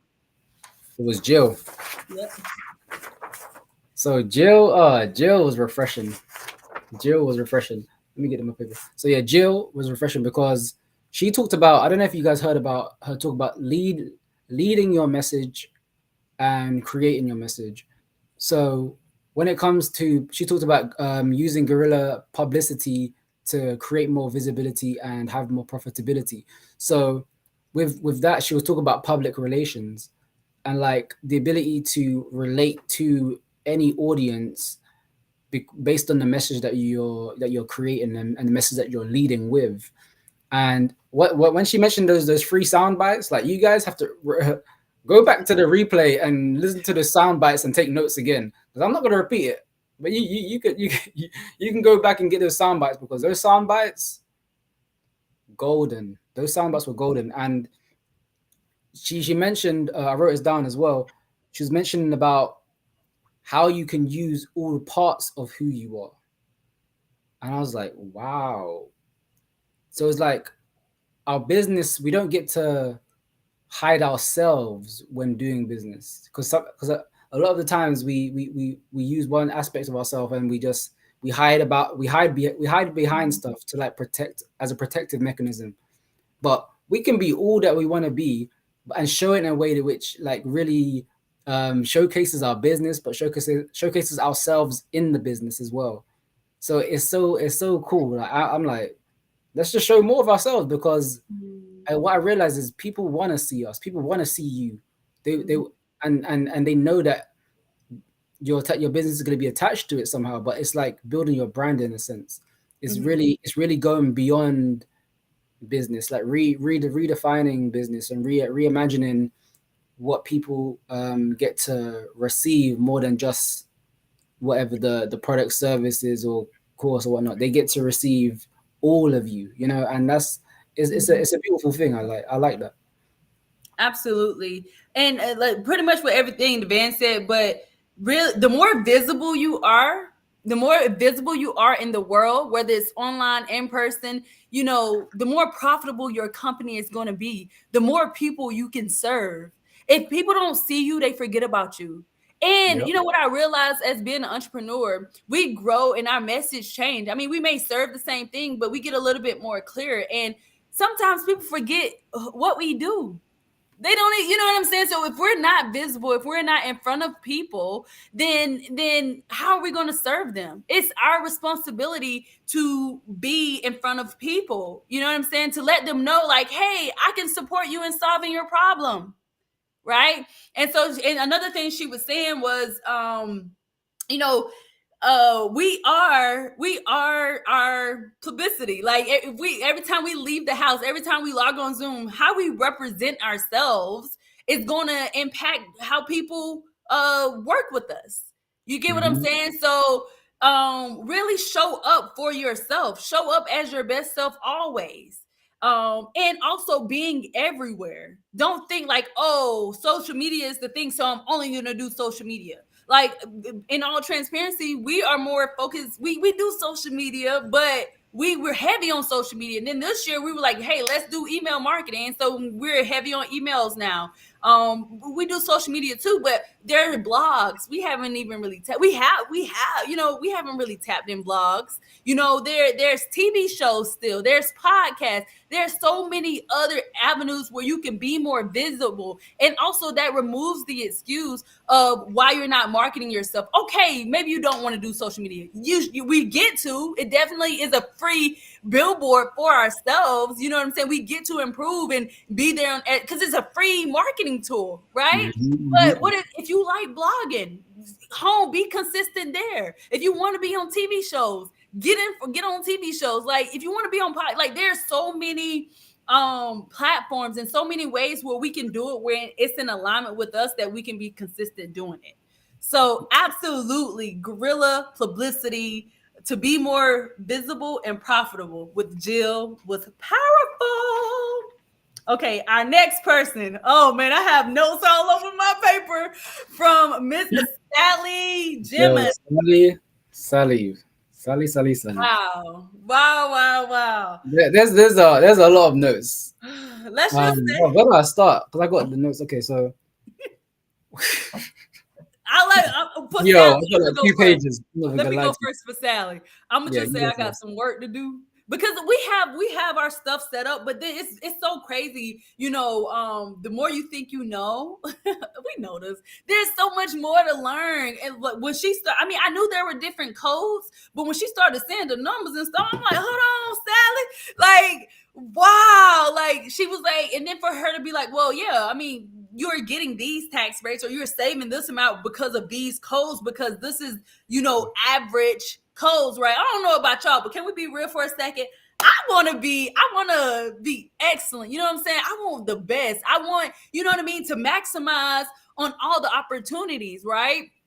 And so to know that like there are more than just, the 300s, well, I want to get up in the 600s too. Like I'm trying to figure out. And then, I also thought about like, there's different ways to grow our wealth. You know what I mean? Yeah. Having the business and the products and services that we offer. Oh, and by the way, just by our, having our trust set up correctly, having our business structures and the organization of our business set up correctly, right? It's creating generational wealth because it's set up right. You get what I'm saying? Through the dividends and all the savings and stuff. Like let's do this. So I'm really excited. She gave us some books, and that's another thing. I love how generous our speakers were today, because she literally was like, okay, I learned what I'm telling you, I learned it from we don't have to get these books from her, but she was like, what the Rockefellers do. That was the book. What would the Rockefellers do? I know that book.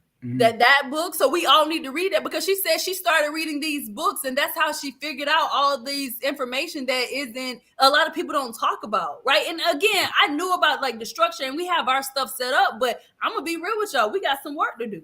All right. And another book she mentioned was Infinite Banking. Become your own Nelson Nash, Become Your Own Banker. Yeah. And like even just the inside like stories about like OJ and Warren Buffett, like that was very interesting. Like just to know like OJ Simpson had a trust, like that's he had that trust, like, and he was protected. Like, I was like, wow, that's not something you hear every day. And real quick, and I'm gonna let you go to Ben, but even to scale it back, okay, so maybe, all the IRS stuff, we don't want that to paralyze you. Another thing that she talked about, speaking of the OJ situation, is that it protects you. Mm-hmm. So, because people be hating, or people, like, everybody ain't vibing high. Let's be real, right? Mm-hmm. So, by being protected, that you're creating an asset that you can have for your family and your generations, and or even if you want to just give it away, you know what I'm saying? But that's your thing, and it's fully protected. So what was your biggest takeaway, man, with Sally? Oh, I told you my biggest takeaway. Oh, okay, you were done. Yeah, no. There's more. There's much more. Another thing was about the tax file returns. So literally a lot of us are doing the 1040, but literally the wealthy, the elite, they're doing the 1041. It's literally just it's just one number away from getting the maximum benefits from saving on your federal taxes. Crazy. 1041 1041 return, and they said file the 1041 return, and also just the knowledge that the current tax returns have changed, but it hasn't been advertised.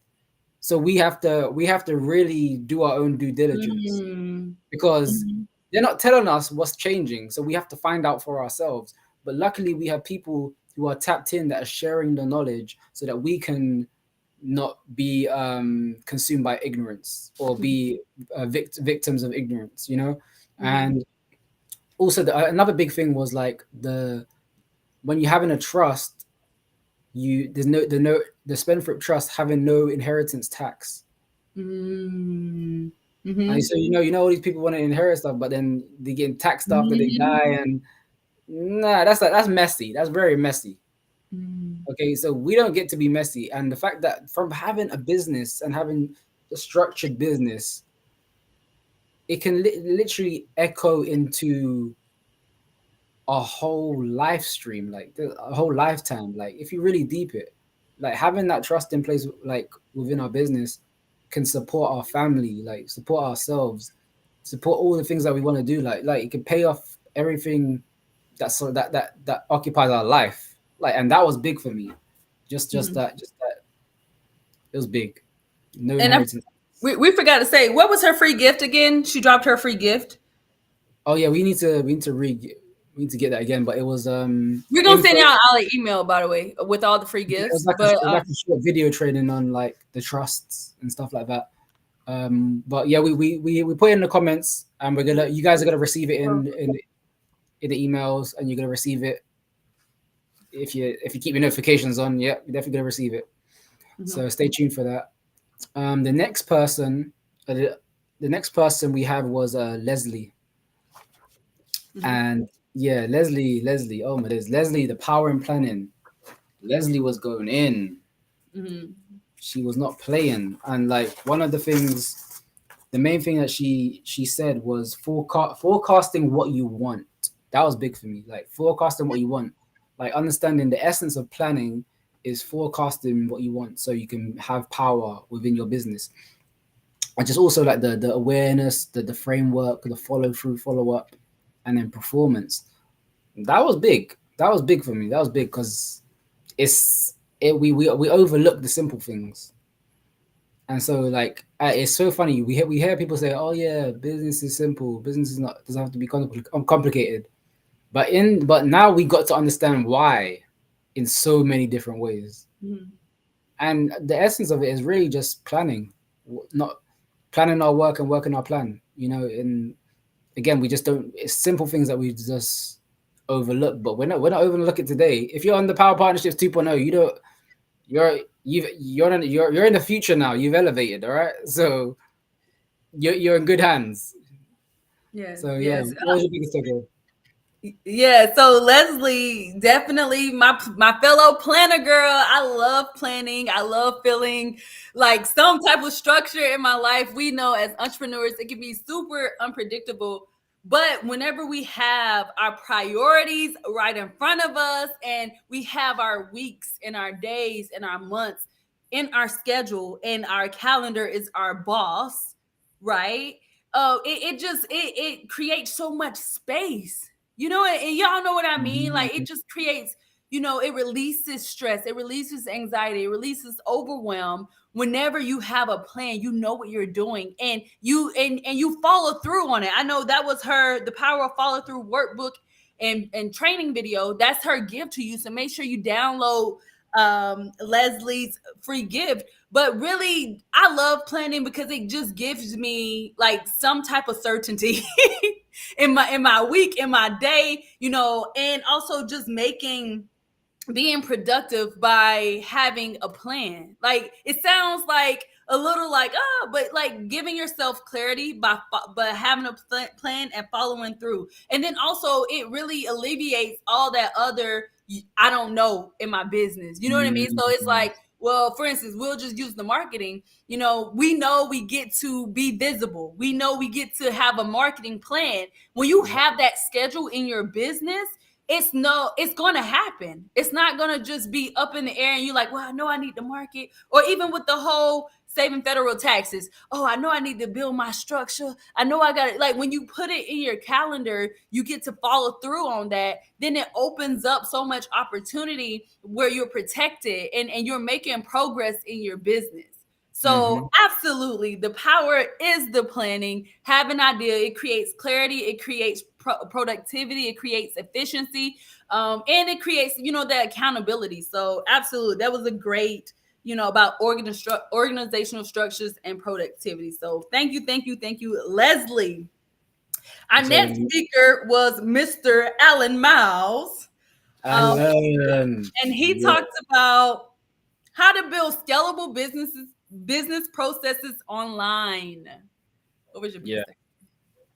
Well, my biggest takeaway was when he mentioned to hire for attitude and train for skill. Like when you're growing your organization, growing your business, like you could be people who are gonna be jumping on board, and you have to be in the right, not only mindset but skill set to handle that. And that for me, that was powerful because we're gonna be growing, we're gonna be scaling. And so these are great things to keep in mind. Every entrepreneur, like as I said before, the end goal is growth. So these things, we can't overlook these things. And once we know that these, like what he mentioned, like he walked us through some steps. So this is some steps that we get to take heed of. So we don't like we don't hit those hurdles. Like we don't have to make the mistake, if that makes sense. Like he laid it out so when scaling, once we identify these obstacles or these challenges that might come across, we can better handle it, or we can handle it, or even prevent it from even happening in the first place. Because prevention is better than cure, and the same goes in business. If you whatever you can prevent, then that's a powerful thing. What else did he mention? So he mentioned, oh my days, he said the Usain Bolt analogy changed my life. Because literally, it's like that was a great visual. It was. It's like you can literally be the best at what you do, but if you're going in the wrong direction, it means nothing. It just means nothing. Like it just means nothing. And when he mentioned about like if Usain Bolt is doing 100 meters, but he's facing the wrong way, who do you think is gonna win? He's not winning. He's just not winning. He's just wasting mad. He's wasting, as I like to say, he's wasting bare energy. That's the colloquialisms, but then the slang, like no, for real. But he is wasting a lot of energy doing nothing, and that's not productive. That's not efficient. He's not getting no result from that. So it's like, how many? We have to ask ourselves. Yeah, we may be confident in what we do, but are we competent? Are we really doing it in the right way? Because there's always a better way to do things. There's always a strategic way to do something. So have we identified that, and are we sticking with that what that gets to be for us? Because how we identify it, it might look different for everyone because everyone's got different businesses or similar, but it's still something. It's still a principle that has to be understood. So that was my biggest takeaway. How about you? Man, Alan, he definitely dropped a lot of nuggets. So, as far as like definitely just having your SOPs, your standard operating procedures or policies, however you want to say it, having your SOPs set up correctly.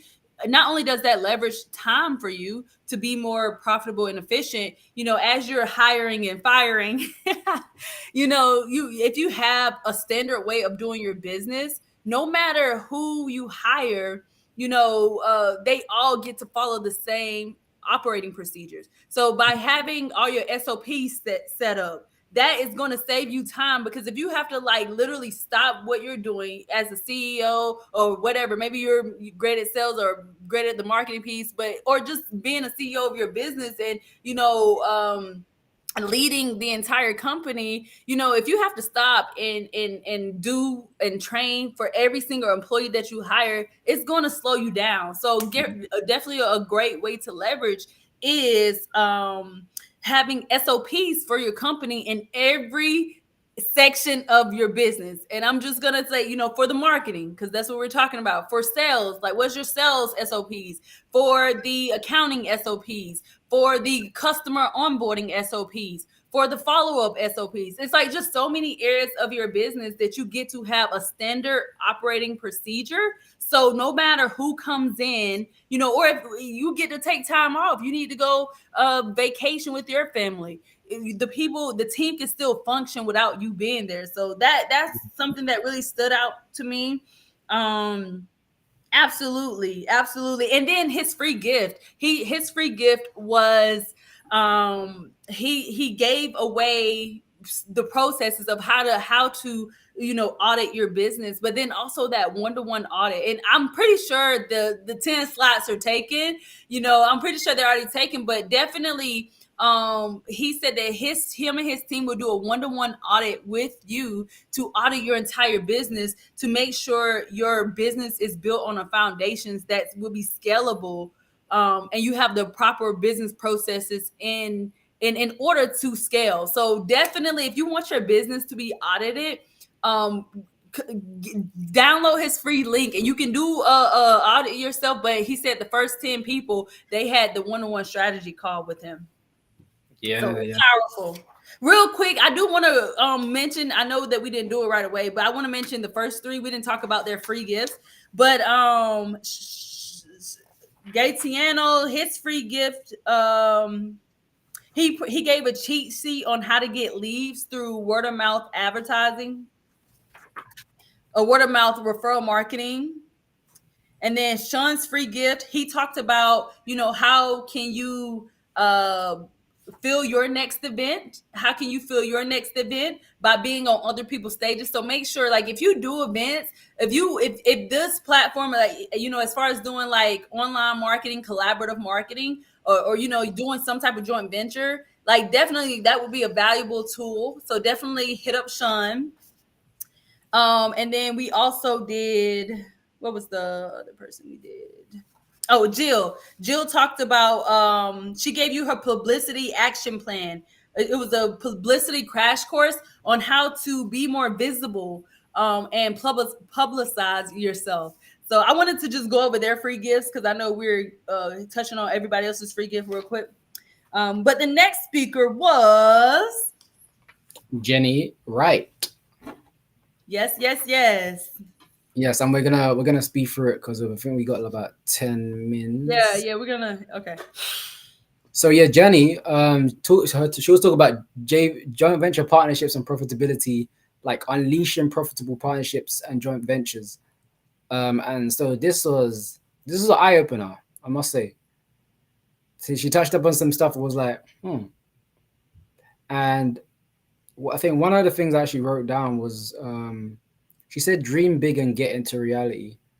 So like when like creating summits, understand like it can really, it can really be as big as you dream it to be, and then you can really make that reality. Like, and then it can really be fueled. Like you can have sponsorships that like support the whole thing, and then now you can just run with it, take action, go into reality. Like get the people that will support that vision, support that dream. Because it's already like set in motion, and because people have values that align. There's win-win situations that are created. And she also mentioned like research in alignment to what you do and in alignment to what the vision that you want to create for your summits to gain advantage, and really continuing that conversation, continuing the relationship leading up to it. So those are my big takeaways. Yeah, I'm excited to do something with Jenny because again, we do this we do summits as part of our marketing plan, being transparent. But Jenny, she's actually an expert at summits. Like this is something she do. She teach people, she coach people how to host summits. So it was I wanted to like have a one-on-one with her. I'm like, hold on, but we live, but I'm really looking forward to do something with Jenny. Because she's the expert. She's done over 300 of them, right? And so her free 375, more than 375 at this point. But yeah, so the my biggest takeaway with her is, keep joint venturing, keep collaborating over competition, because she does what we do, and we still thought that it would be a mutual beneficial to the entrepreneur community for us to collaborate, right? For us to collaborate and see like there's different styles to market yourself. Even though we're both doing summit models, we do things differently to how she doing it. And I got some more questions for her, but definitely y'all be on the lookout because I definitely want to do something with Jenny soon. Yeah, and Jenny's free gift was actually like summit speaker attraction bundle. So she walks us through that bundle. She walks through the process on how to create a summit advantage, and like really have a profitable partnership. So guys, you can tap into that free gift as well when you receive the notification, the email, or go in the comments and you'll find it. Yeah. The next person was Jermaine, and he was talking about the power of customer partnerships to grow your business and increase your impact. Now, I didn't even have time to write down because I was just so engaged. So I was like, one of the things that comes up for me is that you didn't even mention this, but anything is possible in business, and how innovation is really gonna being innovative is really gonna be a game changer in terms of how business is done, and it's gonna be more transformational than transactional. And like he echoed that through his examples of what he showed, like having customers that he served and helping the customers leverage as well, just through knowing the network or through tapping into someone else's network and asking the right questions. As simple as that. But of course there's more to it, but is the fact that it exists, the fact that it's possible, it opens up so much like possibilities, as he said, unlimited possibilities for every industry of business. Like as I said, as someone said earlier, like this is very helpful as in the visual arts and teaching sector, which is very true. Like imagine having customer partnerships in that area. Like, it's so important. And literally, I don't even know I don't even know where else to start, where else to go. But like, everyone needs to get the free gift that he walks people through the step by step on how to create a powerful to build customer partnerships. And I'm gonna be going through that intently. Like, I'm really like evaluating that. I'm really like ingesting and taking it in, because it's needed. It's needed. And I think the audience knew that was needed, because there was so many questions, so many things in the chat. Like, I'm still digesting it myself, but my biggest takeaway was that anything's possible, and building customer partnerships are transformational. Like, and we're all about transformation. My biggest takeaway from Mr. Jermaine Edwards was definitely just maximizing on the resources. You know, again, I don't know why this keep coming up, but marketing is I think one of the two most essential parts of our business. If you're not marketing, if you're not getting, letting people know like what your business is, like you're not gonna grow. And so for us to create, when I say us, I mean like everybody, whether you're watching this, all of us, for us to have a part of our marketing plan is to be similar to the referral marketing, but to have a customer partnership plan within our marketing strategy anyway. Like, it should just be a part of our business. So that way, we are building a very strong customer base. And again, it's mutually beneficial because we're supporting them. Like, we're really getting to know our customers and figuring out how we can support them, whether it's, a partnership outside of ourselves, or whether it is, other ways that are complementary or supplementary to what we do. Like, it is so powerful, and it builds a community around our brand. What was that thing that we were doing before with you remember, like with the what Adora does? What was that thing? Like the connector, I was trying to say it earlier. Do you remember? I don't remember what it was, You remember when we were talking about it at MML? Like, we Yeah, were like, yeah. you know what I'm talking about? Yeah, I don't remember. I can't remember. But anyways, I'm gonna think about it later. But really just creating a genuine relationship to joint venture and be more profitable with your current customer base. It's about being resourceful, maximize it on what you currently are doing and who you're currently supporting. And so, yeah, his free gift, definitely powerful. Make sure you go ahead and download it and contact him on LinkedIn. Okay. And then there was Danielle Levy. Yes, Danielle. She talked about stop working in your business so you can grow faster. And she was kind of talking about entrepreneurship opportunities. And I'm glad she talked about her perspective on it. And like, even just the analogy of businesses being like a hotel.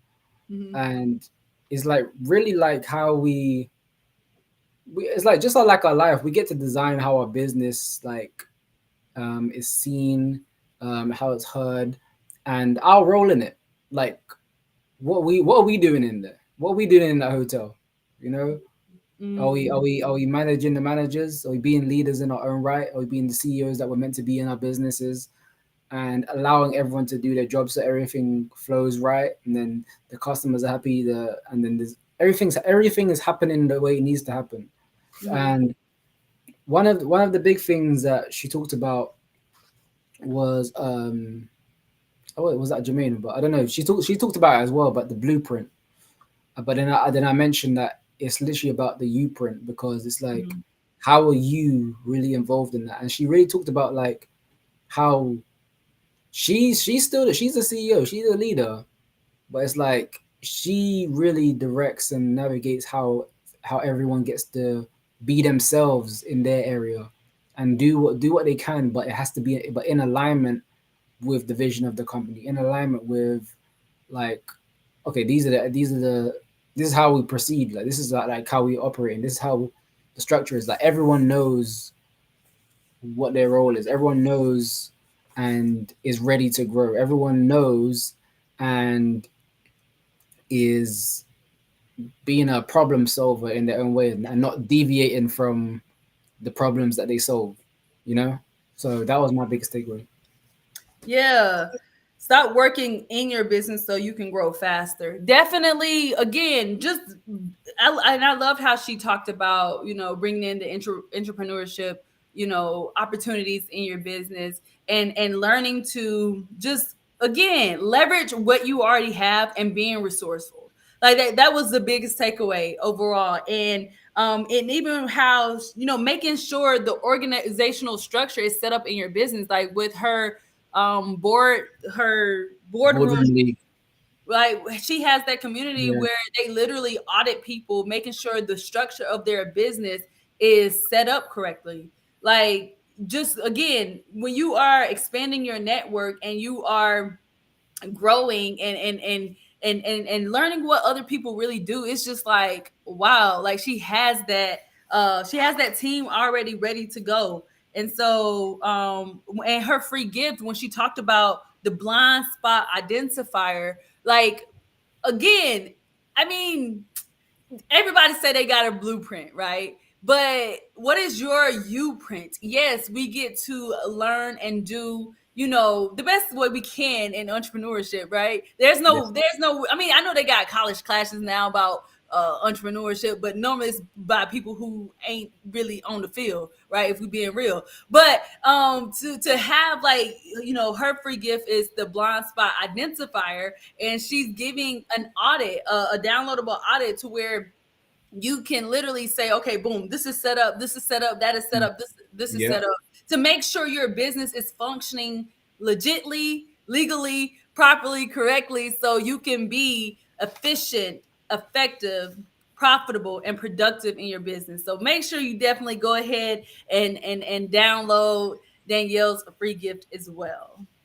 Yes and yes. And like even just on top of that, everyone just get ready for the bonus day tomorrow because it just keeps rolling. It keeps growing. We're gonna keep going. Okay, so yeah, You that's froze that's us. amazing. Did I freeze? Oh. Can you see me now? Yeah, you did. You did. Yeah.